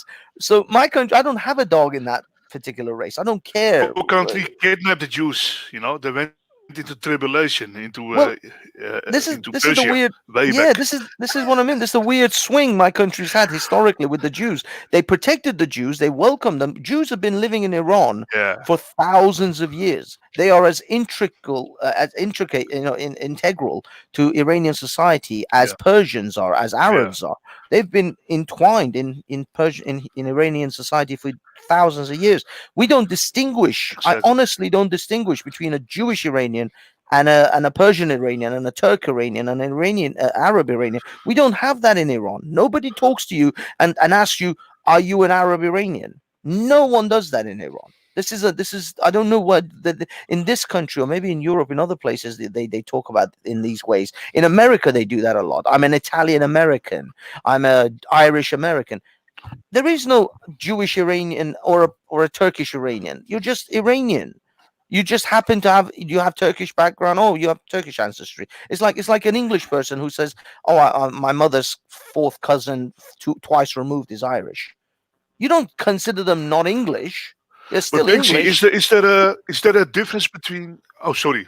Is there a difference between the Turkish and other people and the Jews in Irania with culture? You know, do they differentiate themselves, except for going to a synagogue, maybe? You know, Yeah, the culturally Turks. or with Yeah, food the Turks or don't. music. You know what I Yeah, mean? the Turk.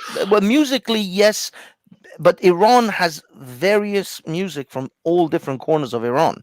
You could go for the east, you Okay, could go okay. for the south. They have different pockets of their own. It's like going to Liverpool and coming down to London and going to Manchester or Glasgow. Mm, Now, Glasgow has a very different culture. They have a different language too. They have Gaelic, but they're not considered any less British. You know, nobody calls mm, a Scotsman any less British than a guy from London or from New York. They're all still considered part of the intricate tapestry of this country. You can't yeah, take yeah. suddenly the Scottish and separate them and make them into whole other people. They are different people, but they are Mm, still part of the tapestry of this country. Iran is in a mm, similar way. You can go to the east, and you'll have very different types of music. Some of them Lor, some of them Kurdish, but they are still very much part of Iranian structure. They're not considered outside of Iran. They're not considered separated from any other part, but they are different regional, if you like. Just like you have regional accents, in Iran. You have mm. regional cuisines. You have, it's just like Britain. It almost marries up. But when it comes to the Jewish, I will say this: because of their religious practices, that does separate them somewhat. So does the Christians. Those two do get separated because of their religious practices. The Christians are allowed to drink alcohol, for example, or at least wine, um, because it's their religious practice. They're allowed to But do they're that. not persecuted in Iran. Are they persecuted in I Iran or would not? say The to some Christians? extent they are. I No, no, wonder. I wouldn't deny that.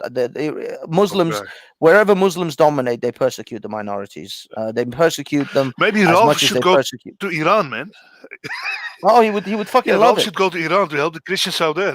Yeah, Yeah, I mean, yeah, he should. But they what I need mean is, him no, more than over here. I don't deny racism. There's absolutely racism. There's not just racism, but bigotry towards religion. It's actually more bigotry than there's racism. I never felt, at least, well, I mean, I was a child, so I couldn't really say I remember, but I never felt direct hatred of someone because of their color of their skin. Because Iranians, I'm considered a very white Iranian, but there are cousins of mine who look like Ralph. I'm not even joking. You wouldn't be able to. Wow. In fact, they look darker than Ralph. Some of them. So I can't possibly Wow. hate my own cousin because of his skin color. So we don't hate. At You least I've can, never experienced. I never experienced hate on the basis of that person's a different color. But I 100% can tell you I've seen bigotry because that person is a Jew or a Christian or a different type of Muslim. Christian, Shiites and Sunnis still have their yeah. issues, even in Iran. Even though my mother and my father, my mom was a Sunni, my father was a Shiite, so there was, they married and they didn't care. But there are those distinctions. There is bigotry towards cultural and religious practices.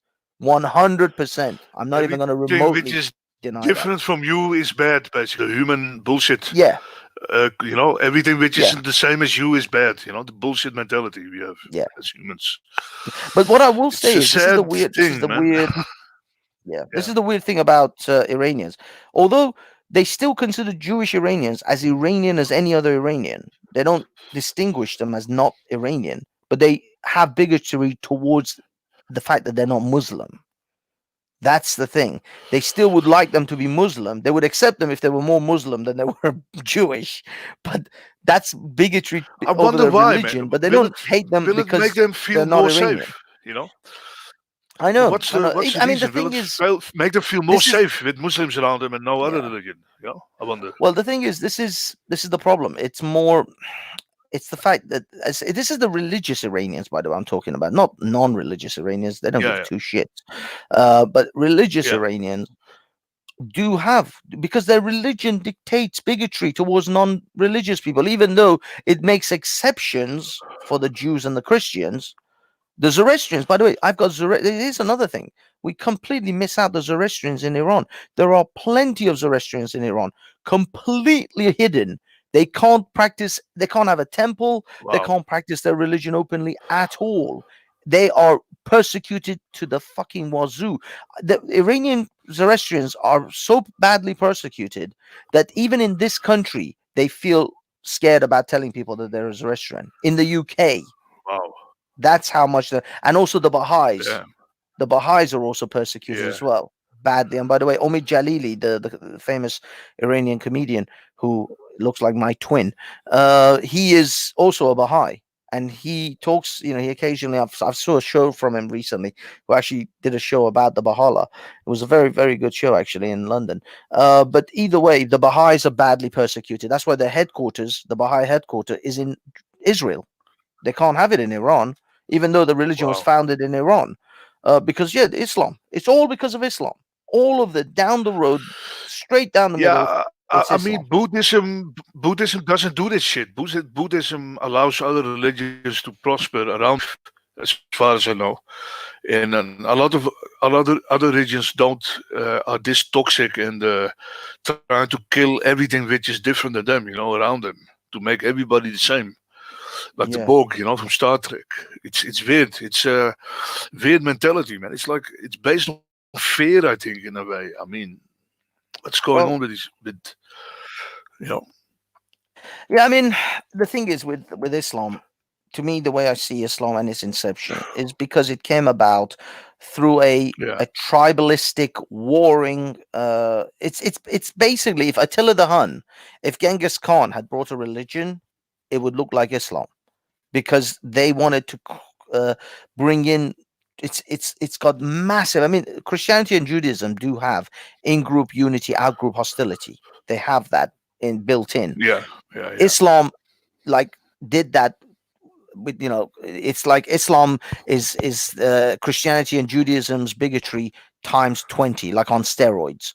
It made it Yeah. even more in-group unity, outright out-group hostility, until the out-group is actually subdued and is held under the in-group and it's controlled by the in-group. And the funny thing is, these ethno-nationalists, they are actually so much in line with that. They absolutely promote in-group unity, out-group hostility. Now they cage it, or they mask it under this pretense of we're saving the country, we're becoming demographically what do you call it, weakened, Pure. because yeah, exactly, they do it on the Okay, by the demographic other infections. purity. Yeah, So they want to be able to purity. hold. Yeah, they want to be pure, like Well, I mean, it's they're scared. I think I think they're eventually. scared that their women will get infected, by other DNA. I believe in Well, the deepest it is, because English women. Well, yeah, the thing is, in reality, it is because statistically, English women and actually European women as a whole are far less racist than other women of other cultures. They marry with outside their group far more often than, in fact, you'll find in any other demographics. This is what Ralph, in fact, was saying. Ralph was actually pointing these statistics, that English women are the least racist of women in the world, or at least of European women, should I say. That includes all the Scandinavians, all the Germans, and so on and so forth. But not so much the Italians, not so much the Greeks or the Spanish. They still have in-group preference, but the Germans, the Scandinavians, the French, the Dutch, the English, their women marry outside of their group, outside of their race, far more often than any other What's the cause of this? You demographic. think is it really some social engineering manipulation of the people? Is it something natural after the sexual revolution? You know, I don't know. I don't know. wonder. I think maybe it's because women felt. I don't know. Maybe the media. I mean, the media hammers it to us. Be less racist. Be less racist. Be less racist, all the time. And so, I think women are much more open to that than men. Men, I guess, maybe are more skeptical. Even though men still do sleep with a Some would say they want the lot of women BBC, anyway. man. They're lusting after the BBC. Some say, you know. Maybe that's what it is. Maybe they want that BBC, baby. I don't know. I don't know what motivates them. I'll be honest. I haven't explored that side. I should maybe look into why the motivations. But what we found, at least what Ralph's statistics, and this is Ralph's statistics, has found that yes, white women or white European women tend to be far more open to to men of outside of their race than other races, Indian women. But I think it's culturally. I think culturally, these It's countries are brainwashing much more culturally. open. Yeah, because you look at Indians, you look at Pakistanis, you look at Iranians, Arabs. The culture forces them to marry within. You know, their parents force the It's girl very to strict, marry man. a knight. If you don't cooperate, you will get an honor killing. You will get killed. You Yeah, will get there's all sorts of Turkish. there's all sorts of pressures. Yeah. Yes, there's all sorts So of pressures it's to marry within. it's basically based on fear, putting fear into the I think so. women There's and a the big children, and yeah. then making them, basically. Oh yeah, That's there's definitely a big chunk there. I don't know if Manny Sinder is around. Manny Simon from Takia Watch is actually in the back chat waiting to get in. If you could add him, please. I don't know. I mean, I missed most of this show. It looks like this show is in 4 hours in, and I just joined like. I don't know if is it still streaming. I believe he stopped the stream or not. Has he stopped? No, I don't think so. Has he? No, because I see people in Is text. it still going on? The live chat fuck! would I have gone thought we down. were in private, man. No. I thought This we is were still, in private. I no, was this being is still very. streaming. James seems to have stepped People away. are still but listening to the script. James is. Yeah, because I see. I'm still here, guys. I can hear you. There you go. I'm doing other things, but I don't have the ability to bring him in, unfortunately. So Manny's the only one. Manny, Manny's let me the see only if I one can buzz Manny and bring him in. see if Manny can. We still got 20 people, 21 people watching. I can't believe they're listening to this. Wow, that's a lot, man. Hey, what do you mean Yeah, I crap? can't believe it either, I am man. throwing I pearls wasn't before speaking. It must be swine. crap.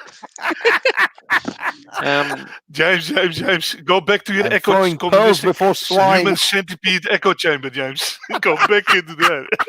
That's where you belong. I'm outnumbered by. Here's Manny now. He can do it. Human centipede. I'm outnumbered by phase degenerates here. What the fuck? Bring some less degenerate people on, please. Karl Marx of the human centipede. It's a human centipede phase 2 as well, because phase 1 was only 3. So in his server, he has at least 10 or 12 people. So if you've seen phase 2, you'll know what I'm talking about. They actually made part 3 of that movie, which I have not seen. Yeah, they did. I've watched part 3 for the first half. It was pretty good. I just couldn't bear it anymore. After the first one. In part 3, they went into an American prison. Prisoners stitched up to each other to save money. Yeah, I heard about that. I didn't hear. I saw a picture of it with this prison camp where everybody's on their hands and feet. So I figured, they've probably sewed 20 people, and that is gotta be fucked up. So I after part 2, I'm done with this movies. I don't want to know about these movies anymore. I do not wish to see this fucking thing anymore. This is too fucked up. Have you guys seen The Greasy Strangler? The Greasy Strangler. It's a great movie. Have you seen it? The Greasy Strangler. Nope. I can recommend this. The Greasy Strangler. Watch it. What is it about? It's some been, guy who's it's about this, about serial killing and Greece, basically. Oh, the Grease Strangler. That's what we call it, Grease. Yeah. Oh, Okay, Yeah. okay. It's pretty funny, but Agreed. pretty fucked up too. Oh, I see. It's like horror porn type of thing, you know. That's what It's the weird. centipede. Did Manny get Takir in? Did Yeah. you say Takir was? I was sitting down? asking. Yeah, I just pinged him again. Is Takir watching the back? I don't know. Because I guess he would have got him if he was there, but Well, Manny's maybe. in. I think he must have brought Simon in. Well, Yeah. Simon. I mean, yeah. They're both Simon. It's just we want the other Simon too. he brought one Simon, and I think Takir was left because he asked for the link some time back, and then These chats are very boring. Unless we're talking about is Rob a Nazi? he's Robert Nazi. Yeah, Yes. that was the whole thing. He's not So, I mean- actually a Nazi, but he did express some silly views. Put it that way. Oh, Rob, as in Speaker's Corner, Rob, atheist Rob. Yeah, there was this whole silliness, wasn't there, about it all just got out of hand. Basically, What did you say exactly? I can send you the list. Basically, we had some conversation one evening, and it got quite heated, and he was saying some silly stuff, and we were sort of challenging him on it, and he said, "I'll bring it on. The more the merrier. I like any argument. The more the merrier." So we constructed I constructed a talk, and the talk was titled "Is it fair to call Rob a Nazi?" And I broke down like the arguments. I didn't actually say he was a Nazi in that breakdown, but it got read out on a live stream. And what made it worse is that Rob sort of, for whatever reason, he told some half truths and some not. He wasn't quite honest. I'm sort of reluctant to say he's lying. I think he probably was lying in some cases, and misleading at best. Yeah, misleading at best. And Preston was challenging him on it, and I just sort of said to Preston, at some point, I said, "Oh," because he was talking about it. I said, "Well, look, if he comes on again, just come and get us, and we'll iron it out." But he did. He got a few of us on from FRD just to sort of confirm that he had said these things, and he sort of doubled down on his "I never said that" type stuff. So afterwards, I thought it was really bad. I mean, he's I don't think he is actually a Nazi, but I think he definitely said some stuff that puts him within the kind of definition of, like, because all the modern definitions are around whether you are sympathetic to Nazi ideology, right? So you can use the term. So he wants an authoritarian government. He doesn't like democracy. He doesn't want democratic oversight. He believes that we should have an authoritarian government. He espoused the views about eugenics, creating a master race genetically, which is all a bit silly. And he wanted to ban people from eating chocolate. There was a couple of other things. I can't remember. It was also he wanted to ban people from eating chocolate. Yeah, he wanted to put. Yeah, it's just got really silly. Basically, he was saying a lot of stupid shit. So I can't remember what he said now. But there's a big list of things that he said, and we analysed it. But it all just got a bit silly, and other people got a bit scared because one guy in particular I won't name, but the general gist of it is, and I think this is actually an interesting topic in itself, is that people that hold to the bell curve, are they racist, right? So or Nazis or whatever. And the thing is that if you're doing it, if you hold the view originally, from the start, and then you go and use the bell curve as a justification, then you could sort of argue. Your mic, mate. Get mute. Get echo. I think he's done it. I think he's dealt with it. So I think the argument, it was an interesting one because there was people that buy into the bell curve on the server, and I don't think that they were being in any way nasty. I think they just believe the science, even though the science is dubious. I think they just, because what I'm saying, Banks, is if you believe the science is true, you can't then be called a racist, right? Because you're just effectively accepting something as fact.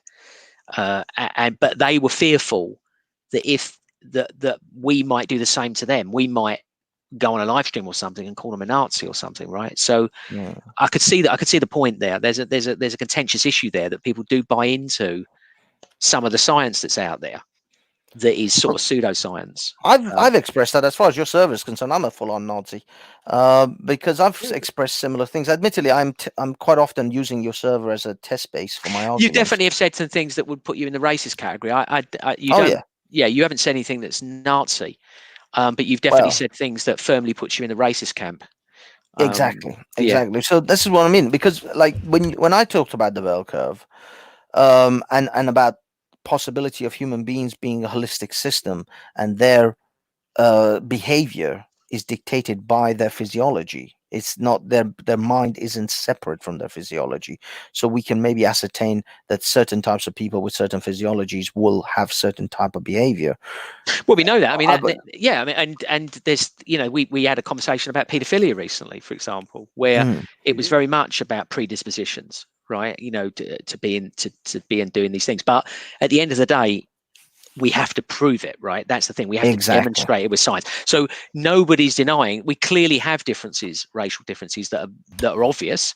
But what we're talking about is cognitive differences and predispositions, and that stuff gets very tricky because the data is dubious at best. Yeah, but it's not just that. My main thing was group differences, and what you explained to me, and which I had to accept eventually, was that we can say on an individual level, we can test people and say, okay, they have an X amount of IQ, so they'll be capable of doing certain types of tasks, and they won't be able to do certain other tasks. On an individual basis. You can maybe make that I mean, determination, IQ, but on a group level, you really it gets can't. a bit tricky. It becomes useless. Well, it's a problem is separating the environment, right? So culture has a massive impact on it, and it's separating the culture and the environment from the genetics. It's very, very hard. But one of the you touched on something there I wanted to talk about, but I can't remember what it was. Can I jump in? Oh yeah, go for it. Sorry. Hey, Yeah, so Simon. Hey, how you doing, guys? So I think that the author of Bell Curve, he's seriously Two authors. misrepresented. The two, yeah. What's his name again? It's I think one is Charles Murray. I have the one book, that, actually. Charles Murray, he's the yeah. one that's always Yeah. been interviewed. I think the Yeah. other guy's passed away. So Charles Murray Bernstein, is I think, is the other guy, something like that. Charles Murray is a very respectable scientist with a PhD. I don't he's a think political scientist. He's not a scientist. He's a political scientist. he doesn't have a PhD. He may well do, but he's not. It's a political But it's in science. political science. It's not hard science. It's not a doctor. Exactly. or It doesn't a- matter. In his field, he has a PhD, which means that he understands It's the not scientific peer-reviewed, methods. It's not peer reviewed, peer-reviewed. exactly. It doesn't classify as science. No. So that's why I said misunderstood. So anybody who's doubting the skills and the way that he presented this book, just watch Sam Harris' video or podcast with the Charles Murray. It's a beautiful Yeah, I have. testimony. It was terrible. Okay, He- yeah. So we can go through that. see So that my again. point is the following. My point is the following: that I have glanced at the book Bell Curve, and I don't think it's saying the same thing as people that are using this as a source are saying. He's saying that this is the outcome we have today, and he's not saying that this is genetics only. He's pointing to Well, environment. he can't because but there's no data for it. Yeah, so let me just So if you, so he's saying that this is the outcome we have today, but those who are using these as a source is saying that look at the stupid people based on the genetics. That's not what he's saying. But that he would is be saying that propaganda. because, he is. No, because that's not what because at the end of the book, he makes Yeah. political recommendations, and what he's trying to do, and it's not just about race; it's about class. He's trying to pull funding from certain things because he's basically saying that people of a certain class or a certain race are incapable of attaining certain levels of whatever you want to call it, cognition. So he's making wild claims in terms, and then making political statements at the end. It's really dangerous material, and it's being used by FNATs all around the world. I would say that that's actually a good statement that people are able to move within the ladder based on class and environmental changes. So that's a good thing. That's not what people are claiming that are using him as a source in his book. They're saying you're stupid based on your genetics. And they pointed to not individuals, they pointed He's to implying groups. that as well. He's implying that. No. He's saying that this is differences. But It's in his opening statements on chapter 13. It's quite clear. I can read them out. Please sum up. I trust that you would represent him correctly. Look, first of all, the problem he's got is that the book is not about genetics. It's about self-identification, and it's basically saying black, white, Asian, effectively. And he's talking about superiority of cognition in amongst the races, and he's saying it's beyond doubt. He starts by saying it is beyond doubt, and it's very much doubtful. But he starts by saying it's beyond doubt. please, those who are listening, review this Sam Harris discussion with Charles Murray. He's not making this case at all. He's saying this is the outcome, and this is a psychological phenomena. It's called Outcome of what? What do you mean outcome? Outcome. How people what do you call it in English? Presterar. I don't know how you say that in English. Do you understand what I'm saying? No. Perform how you perform on a test, meaning that if you are let me read it. Let me just finish my sentence. Yeah, sure. If you make an IQ test on people in Europe after the Second World War, when it's broke, it's poor, it's war-torn area, right? Geographic area. And then you do an IQ test 30 years later, they will perform very differently because the environment is different. This is what ethnats don't recognize. And Charles Murray is very on point on this. He's saying that this is the outcome, but he's not putting this on the genetics. He's saying maybe it's a combination between genetics, but especially environment. Do you understand? So we are misrepresenting him. If it was environmental, he wouldn't be able to make the claim that we should cut funding in his summation. I mean, I can read the chapter 13 start point, which is something that we come back to often, right? So he says, despite the forbidding air that envelops the topic, ethnic differences in cognitive ability are neither surprising nor in doubt. Large human populations differ in many ways, both culturally and biologically. It is not surprising that they might. So first of all, he's saying it's not in doubt. Then he uses the word might. It's not surprising that they might differ at least slightly. So he's sort of backtracking already in their cognitive characteristics. That they do is confirmed by the data on ethnic differences in cognitive ability from around the world. So he's drawing a connection here. He's saying it's ethnic differences. If he said cultural differences, we would be more sympathetic because then he's talking purely about environment. But he's saying ethnic differences, and he flits between race, ethnicity, and other culture. factors like self-identification. Yeah, culture. He flicks around quite a lot. He makes a lot of kind of claims at the beginning about how it's impossible to do this kind of stuff, and yet he does it anyway. But what makes it so worse is that he makes political statements, political recommendations at the end of it. Let's face it, Murray is a dubious character at best. I mean, he holds some pretty abhorrent views himself. And if you go back through his biography, it doesn't read well. This is definitely a political piece that is being used.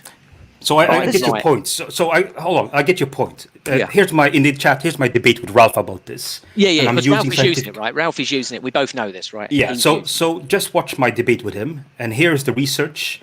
It's research reviewing the research on the field. It's from 2013. It says here. Can you see it? My screen. Unfortunately, Manny's the only one that can share screen, allow others to share screen. Just read it out to us. It's saying basically like 50% of our intelligence is based, around 50% is based on our, heretic, basically. Or how do you say it in English? Hereditability. Yeah, I think he makes the claim at least 40%, doesn't he? At least 40% of it is genetic, he thinks. So this is reviewing all the studies that you have. This is peer-reviewed. If you want the study, I'll post the link in the chat. I'm quite prepared when it comes to this stuff because you have to, because there's a lot of opinions on this. So it says that 50% is environment and around 50% is genetics, and we should recognize both. Right, that's fine, but there's no way he's accounted for the environment. I mean, he claims he's done it, but he has not done it. Well, I think that if you are aware when it comes to research, you just don't go by the conclusion. You also look at data and you make your own interpretation. So I really have to go through his book, and I won't dismiss your. It's not evidence. A small book. It's about 8 or 9 I have the book. pages. Yeah, I have the book. Yeah, I've got it. I mean, we started going through it, and people just gave up because there was so much. There were so many holes in the stuff, and early on that there was no stomach for continuing on with the reading of the book. But there's. I absolutely hated the Harris interview. Harris did not challenge him one iota. In fact, there's another interview that's worth watching with Murray where he admits that this has not been proven. And in fact, he believes that it will be proven by 2025. He believes there'll be a genetic mapping to intelligence by 2025. But we are to 50%. No, He- I don't accept that. No, it's not an opinion. This is what research shows. If I posted, should I post it one more time? Here it is. No, I can see the Around link, you sent, but 50%. I Around do not. 50%. I don't understand how they can control for environment. I just don't believe they've They done can, that. and the way to I do it. will look at it.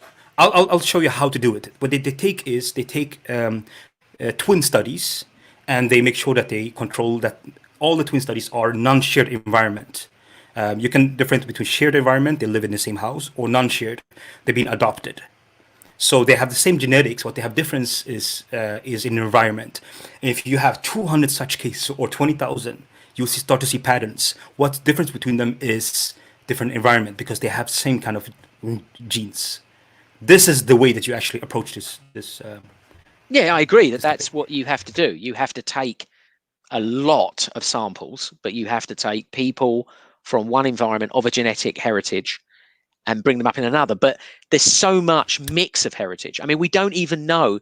Let's forget this for a second. Mix? What do you mean mix? We're talking about twins, right? Well, European, I mean, a mix of genetics. So I don't know exactly what genetics he's talking about when he says there's a genetic component to intelligence. We need to understand what he really means. I'm not sure what he means. It doesn't matter if they are from different ethnic background. What we want to know is what is genetics and what is environment. So if you have people from all over the world, it's just even better. What we want to know is if genetics is something you inherit, or IQ is something you inherit, to what level, and if environment is it's an effective.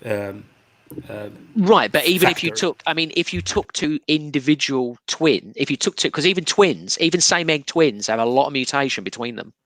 Yeah, so they take, I don't know how to say it in English, but they take like one egg twins. I don't know how to say it incorrectly. Monozygotic, I think. Yeah, so Monozygotic. they make sure that they're very, very similar. The only difference between them is the environment. James, this truth is not on your side on this one. I've talked to my professor about this. But let's say professor with a PhD. Yeah, this is how they approach this. Okay, but if we want to map it on an individual level, we've got these two twins, but we can't just have two twins. We need tens of thousands of data here. We can't just have one twin and show a difference in IQ from the way they're raised. No, the sample has to be decent. I mean, if the sample is 500 or if it's 50 or 50,000, it's not one. But nobody's claiming one twin. That's a strong. But if you're making genetic claims, we're going to need twins of the same genetics, right? We can't just have random twins. It's not going to prove anything. One egg twins. So Charles Murray he's severely misrepresented, both from those who criticize him and those who use him for propaganda. This is what he's claiming. But we've got to take. Okay, but to be clear, right? We've got to have a child that is identical, raised in one environment, and another child raised in another, and they're both genetically identical. We're going to have loads of these cases raised in two separate. Yeah, they have to take we have a lot of them. 500 twins, separate them at birth. Yeah, exactly. It's unethical. How are they even done this? What they do is they look at history. So it became unethical around Second World War and forward, maybe like 70s. So what you have is tons of data. Probably if you go to the military, you have to make a test to make sure what you have, what place you're going to be in the military. The screening. I don't know how you say it in English, screening. And you have like 50,000 per year doing this test. So we have a lot of data. This is one of the best research fields. You want me to post another research? Yeah, because I have a lot of on this field. You can post what you like, but I'm saying the military test is not going to demonstrate anything because that's not going to eliminate environment at all. So if you've got people from one part of the world going for the military test and people from another, the environment is going to have a massive impact on that, right? So we've got to separate the environment from the genetics. No, you separate the genetics, and what you have left is the environment. Yeah, I know, but how do you do it? How do you separate the genetics? So if you have twins, in the military test, give me the example of the military. If you have twins and they both made an IQ test, what you want to do is you want to eliminate the genetics. So now they are genetically similar if they one egg twins, and what's left is the environment. This is how you approach it. That's not entirely true because they are mutations, and there are going to be massive differences. Very, very subtle things can occur at a very early age, even in the womb, that will radically change their ability. That's why we have a bigger sample, because there will be exceptions here and there. No, but so the bigger sample is those. It's environment, right? But that's the environment. But if you have bigger sample, this is how researchers actually approach this. Yeah, but Takir, my concern is how have they managed? Are you saying that they've managed to get that type of large samples of that type of thing? Because I don't believe so. as we said, wouldn't it be unethical to separate twins at birth? So For the many, question of many question of generations? ethics was ramped up around the time of the Second World War when it was ended. So around the 60s, 50s, 60s, 70s. Before that, we have tons of data where this was allowed. So they did this. They did this from different children where they just separated them at birth. Twins Adoption. separated It at doesn't birth. have to be in any evil way. Adoption, like what mother wants to adopt her But both the thing children. is that as in adoption of what a child, like a twin that was born in, let's say, sub-Saharan Africa, was separated, and then the parent, one of the child was raised in Europe or in North America, and another one was raised in sub-Saharan Africa or in Asia. You have to I mean, review. how did they manage to do this? I think if I remember correctly, I don't want to say too much on this. It's just my speculation. I think it was in America, which is even better because now the environment is pretty similar, at least when it comes to the culture. Is Manny around, guys? Is he still around? Manny, can you hear us? If you're around, I've got someone who I could bring in that has a bit more knowledge on this to talk to Simon about it. Yeah, if he's around, then Manny, if you're around, if you can bring someone in, is that possible? Let me see if I can reach out to him.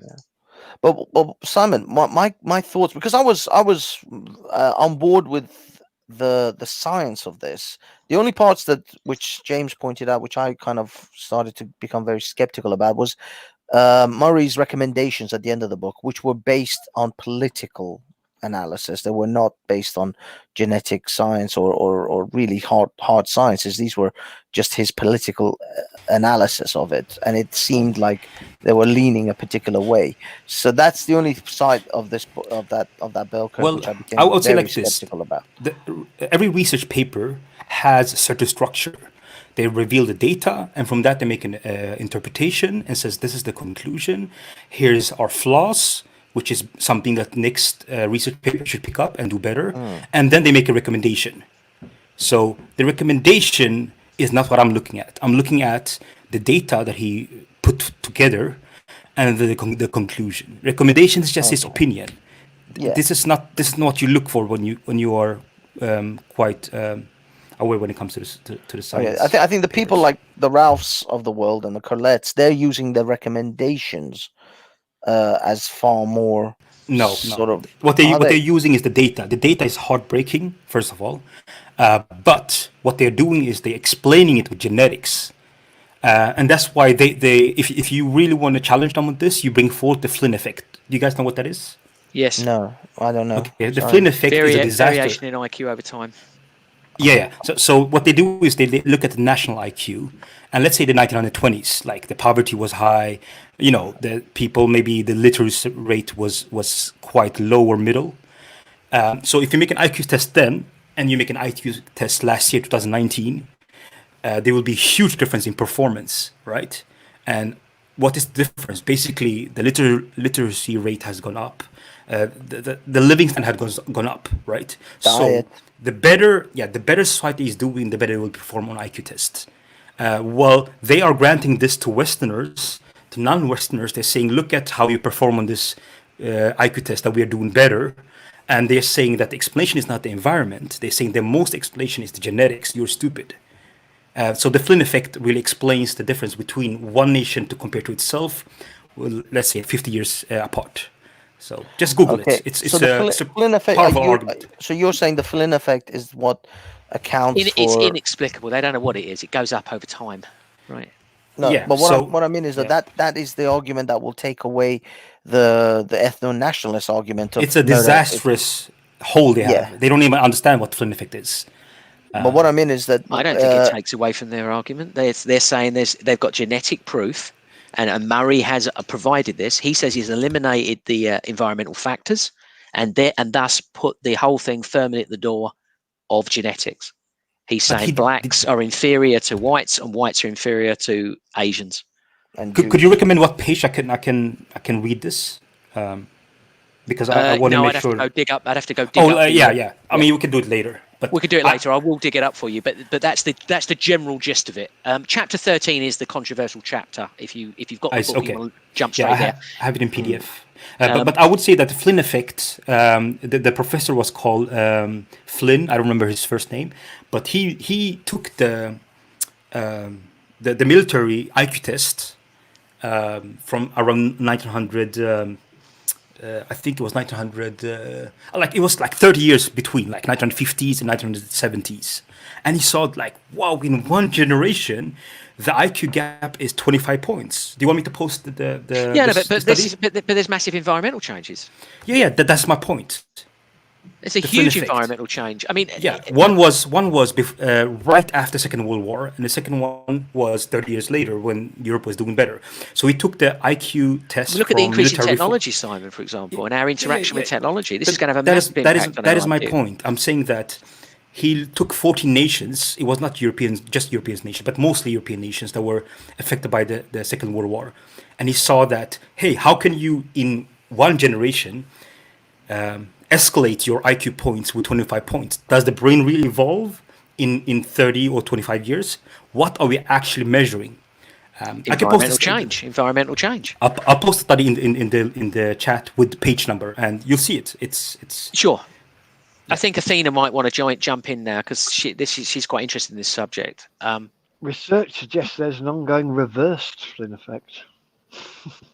I'm not buying it. I've never seen any data to suggest that they've eliminated the environment from the genetics. But I'll let Athena just to deal with this because she's going to be the better. Oh, she just wants a bit of time. Hold on a second. She's just coming in. As soon as you're ready, Athena, just jump in and talk over us so we know you're there.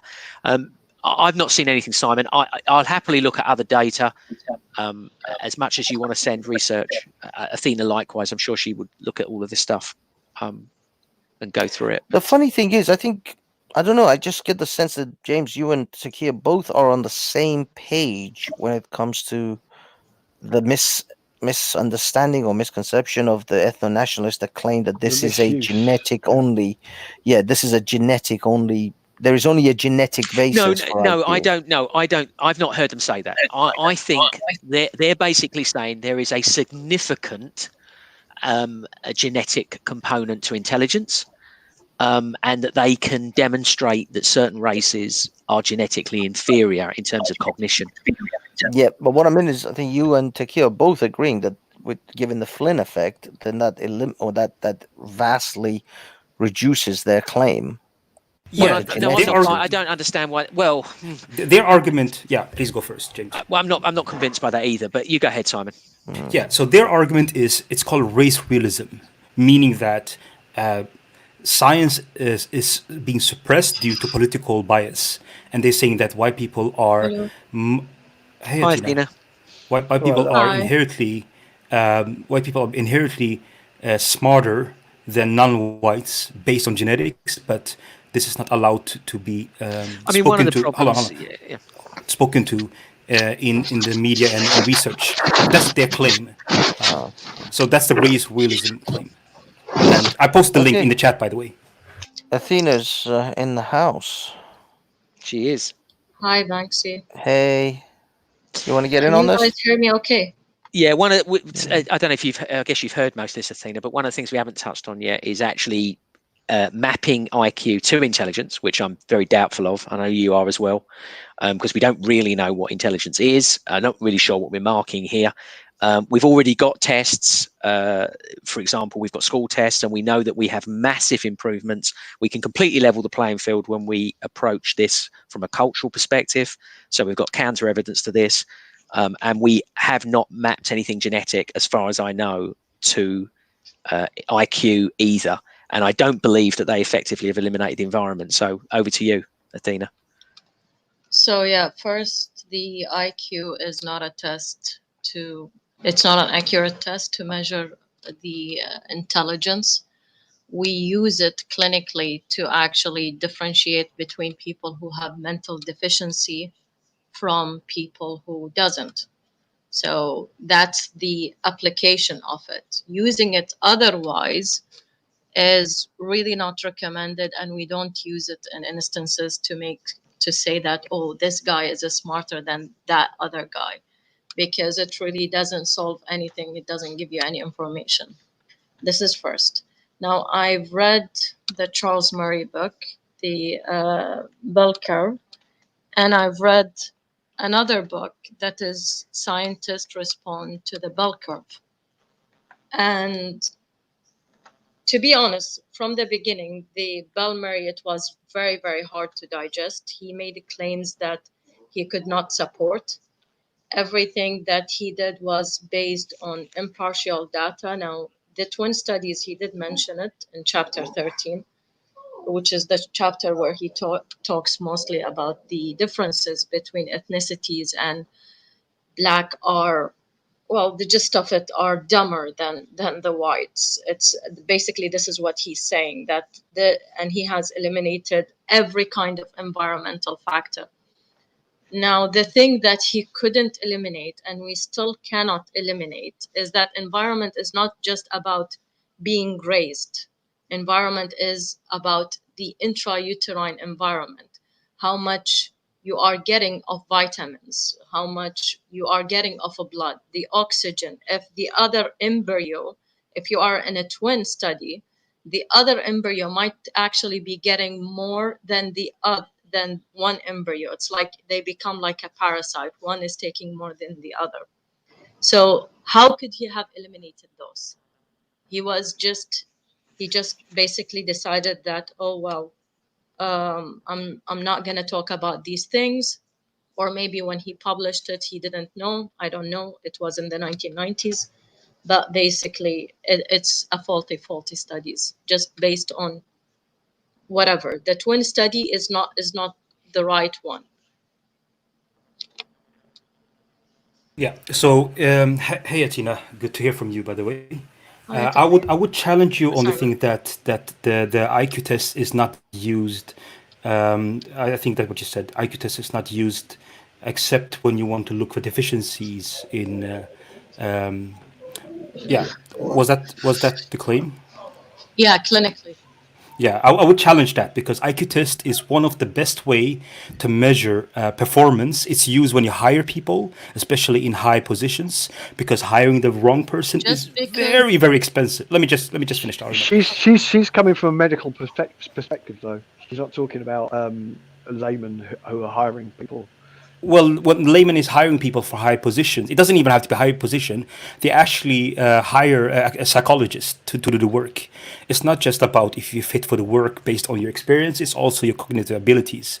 It's one of the best performing factors when you hire someone, that you know how they perform on cognitive abilities. If they are too good on IQ tests, they won't stay on your company based on what needs you have. And if they're too low, then they will cost you money.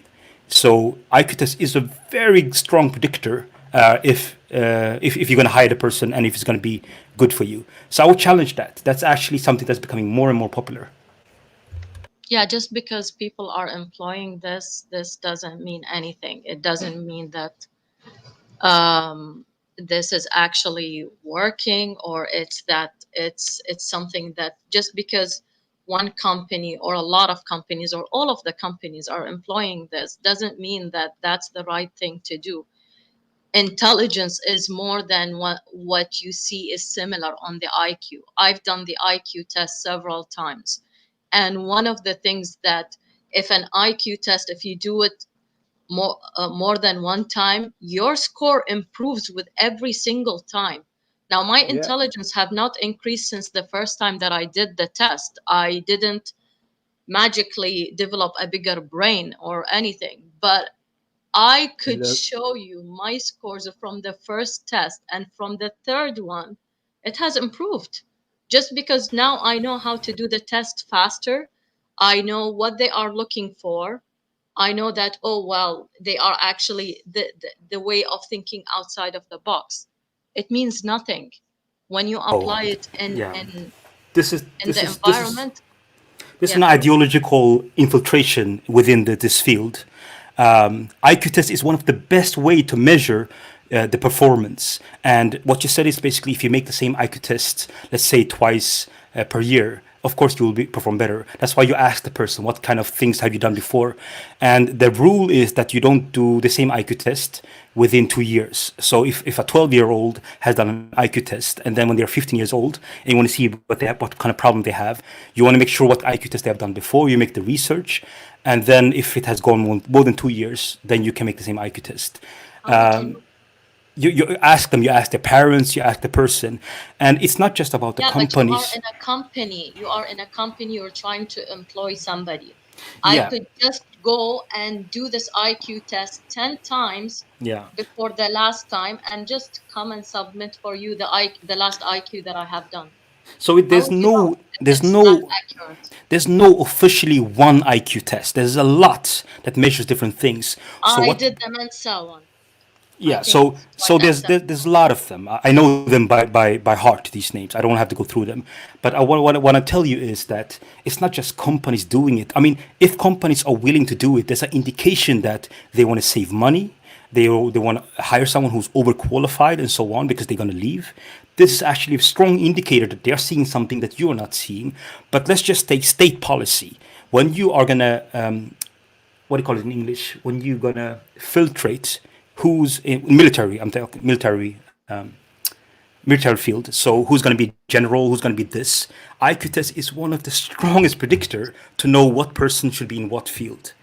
And when you look, yeah, go ahead. so your position is obviously an infiltration. That's what I hear you, to be honest. Infiltration of leftist ideologies that want to minimize the power of the IQ test.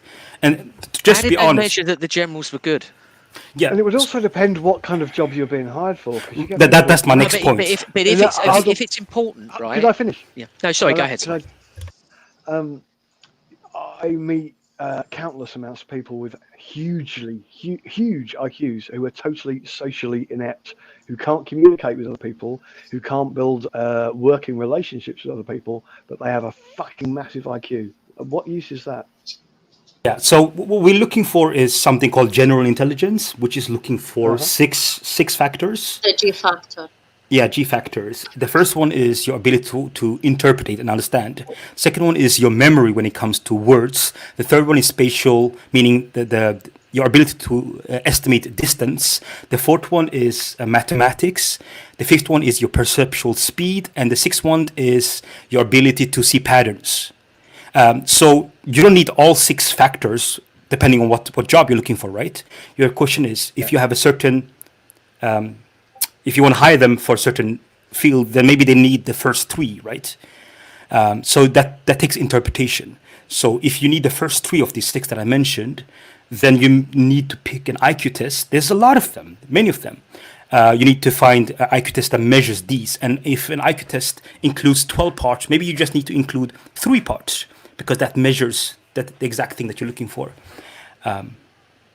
Okay, so first, the American military does not employ IQ test. Really? The one that you are talking about, the test that Murray have used in his book in chapter 13, is they used something. It has a lot of words, big words, but it was a survey that they have done to, I don't know, couple of thousand people who applied at that time, and they have done this test for them, and they have applied it for them. Now, the people, if you have seen and somebody who works in as a soldier or anything, they're not the smartest people in the world, are they? Or they would be running companies or doing something, going into colleges, getting scholarship. So they're not employing the smartest people. Atina, you're seriously wrong. The government of America in the field of military, they use IQ tests like very few. Like even like each Western nation, they use IQ tests. It's one of the strongest opinion. You say they don't even use it. Have you conducted an IQ test? Have you conducted an IQ test yourself? I told you I conducted 3 myself, and it was the Mensa one. It was very. No, I meant have you been on the other side and you actually taken an IQ test on someone else? I'm not a psychologist, or even it's not even administered by psychologists. By the way, that IQ test, which should be something that the psychologist actually proposed to actually see the deficiency in Down syndrome and people with severe mental incapacity to differentiate between syndromes, they are not the ones who are conducting the test anymore. They're not doing it. They're not doing it for normal people. If you go to a psychologist or Yeah, they're psychiatrist, using it to eliminate people with deficiencies, not to get people that have got good No. IQ. And it's This- not an this- IQ test. It's called the ASVAB. I just looked it up. It's actually not an IQ test. This is misinformation. The one who should do this is a psychiatrist, which is not the same thing as psychologist, which is a doctor with psychiatrists don't do these things. Yeah. psychiatrists and psychologists. These are the two people who are qualified to do it. I So know in the front, difference between yeah, I guess I'm talking to psychologists, believe me. I'm talking to Psychiatrists people have in the graduated medical school. yeah. Psychologists haven't. Psychiatrists, the only difference between psychiatrists and psychologists is that the ability of them to do prescription. Yep. Psychologists can only listen and give you some kind of whatever their field, their specialty that they are in, whether it is hypnotherapy or whatever their specialty is in. Psychiatrists, on the other side, they are very quick to the drug. Let's go with that. Yep. So there's a difference. And psychiatrists Yeah. usually don't do these tests because they're not interested when you come to them with whatever kind of a problem. They're not going to measure your IQ. They're not interested in knowing how intelligent you are. They would do that for, again, Down syndrome people with mental deficiencies. Yeah, I will make a distinction for those who don't know in the chat. So I know you know Atina, definitely. So I posted the chat in the link, in the link in the chat. In Netherlands, in the Flynn effect study, the sample was 52,897. In Belgium, the sample was, let me see, it was 56,700. In Norway, the sample was, I mean, we're talking in these numbers. Do you understand? Like, it's not small numbers. 50,000, 6,000. What you posted is 1987. Yeah. So he uses data that was included for 40 nations. And he looks at what are they performing in two time gaps. One was 30 years, the first time, and the next one was 30 years between them. So, like, we have some serious data on this stuff. It's not small numbers. I'm just going to challenge you on one aspect. Do you think people Sure. who scored high in the IQ test and they have performed well do come from better environment? Like, let's say that I think I come from a rich yeah. family. Just a second. I come from a rich family who have educated me. Now, in my country, private schools are better than public schools. They have educated me in a private school. They have gave me the opportunity to go into Oxford, whatever, a big Right. school, Harvard or whatever. So therefore, I'm gonna get a lot of people, a lot of connections in these schools, because all of those are people who I'm going to interact, and I'm gonna be doing better in my life. Don't you think that that's a factor? Yeah. I'm in the camp that the genetics is about 50% and the other part is environment. What you're talking Yeah, about but is that's- let me but finish. Okay, sorry. What you're talking about, the environment, the better you're doing, the better you perform on a test. I'm in this camp. Just so I make my position clear. What I'm saying is that people that perform better on a test, I'm talking about the outcome, is better for a company to hire, and in the military they will have better positions. I'm not making the claim that those who are performing bad is because they're stupid based on their group identity and the genetics. I'm not in that camp. Okay, I'm not getting your point, because the idea is that what the 50% that and I've heard you before I came to the chat, you keep on mentioning the 50%. 50% means nothing in studies, because it's like saying, oh, there's a 50% of this coin going one way and 50% of it going other way. Now, genetics, we still don't know anything. No genetics mapping has been done. Nobody knows. Even Murray himself, he would tell you that, oh, by 2025 we're going to know the gene responsible for intelligence. Is there a genetic component? Not even James would argue against this. We agree, people who are smart, there is some, I have a better, let's say it's more of spectrum. Okay, so let's go. I have between, your spectrum is between 50 IQ. Let's use the IQ for now, although I'm pretty much against using it, but let's use between 50. My dad has an IQ of 130 and my mom has an IQ of 150. Now this is assuming things. Neither my mom or dad took the IQ test, but I'm just saying that my dad 130, my mom 150. Now my range is that I'm going to achieve a minimum of 130 to a maximum of 150, and I might exceed it a bit or I might go just a bit, but my curve, my bell curve will be my 90. I have a 90% chance of being between these two. Where I end up depends on my environment. If you put me in Africa with poor people not learning anything, my IQ is going to go way below the 100. But if you put me in an environment in the West or whatever, where I get better education and I get early learning and all of these things, then my IQ is going to get higher. The thing Yeah, that Tina. Murray is Yeah, sorry. arguing is that the environment has, it doesn't have it, that there is more than 40% at least, or no, wait, 70% actually. What he argued was a 70%, that there is 30% to the environment and 70% depending on genetics. And he didn't argue that what we are arguing right now. You're saying that, oh, it's genetic. I'm not arguing against it because we still don't know. But what he said is that the color of your skin affects what's inside your brain. He actually argued that. Yeah, so I would love to get like the page number so I can view. It's more powerful when, like, now Manny maybe he's not here, when you actually have like the possibility to share screen, because then we can actually look at what we are arguing for.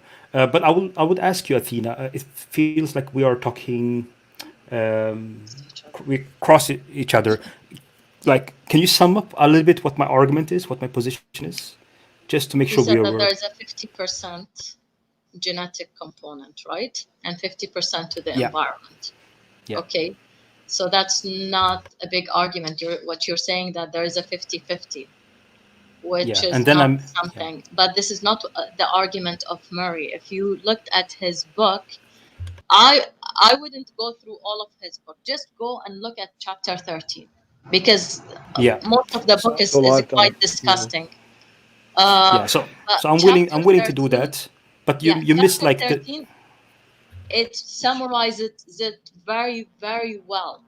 It tells you that, okay, you have this curve for the white and you have this curve for the black, and there is a huge difference between both of them based on what? Skin color. That's Do you know literally his argument. Do you know what Yes, the main? Simon, can I just finish this one last point with her? No, hold Okay, on. you go I just first. finished. Thank you. The major omission from the bell curve, it doesn't actually say at any point what the reader is supposed to do with the information about racial differences, and it No, doesn't he said once. that in the last chapter. And The last Yeah, he chapter. does. So he makes political statements at the end about what we've got to do with them. Yeah. He wants to cut welfare, basically. He said that don't spend money on those people because you're basically not gonna get your money worth. So why should you spend money on people, educating them if they are already stupid? That's I'm rephrasing what he's saying, but obviously this is what you get. This is exactly what you understand from his argument. And it doesn't make any it doesn't advise people to steer clear of racial prejudgment. Yeah. So if you hear anything that I've said so far, I've said it's 50% genetic, 50% environment, and then I just left it. What my main point with this discussion is, that if you want to hire people for different positions, let's say military or workforce, the IQ test is a great tool. That was my point. If there's anything you've heard, that should be what you've heard. You started. Sorry, can your I just jump in argument- here a second? Why is it a great hack? If you've got data to prove it's great, Yeah. It's one of the best tools. how do they measure that you're a good general? Give me that data. Show me how They look what. Yeah. So what they do is they look what the general role requires. So I gave you 6 factors that you're looking for in a general IQ test. Should I repeat them? No. I'm saying I want you to tell me what makes a good general. I want to know what the good general characteristics are, so they can tell that they were successful as generals when they had a higher IQ. This is how you do it. You look at the role weight demands, and then you see of the 6 factors that an IQ test measures, general IQ test measures, which of them fits with the role what it demands. So maybe it demands 4 of those 6. Then you make sure you find an IQ test, because there's several of them, IQ test that measures those 4 things. And that's how an IQ test is very valuable. You're not answering my question. If you're saying, for example, if you said you were a better footballer if you had higher IQ, right? I would need you to show me what football skills you can demonstrate are linked to IQ. I'm asking you, if they know that generals are better off because they've got higher IQ, I want to know exactly what markers they're using to measure the assessments of a general, i.e. the number of people they kill. I just gave you how to do it.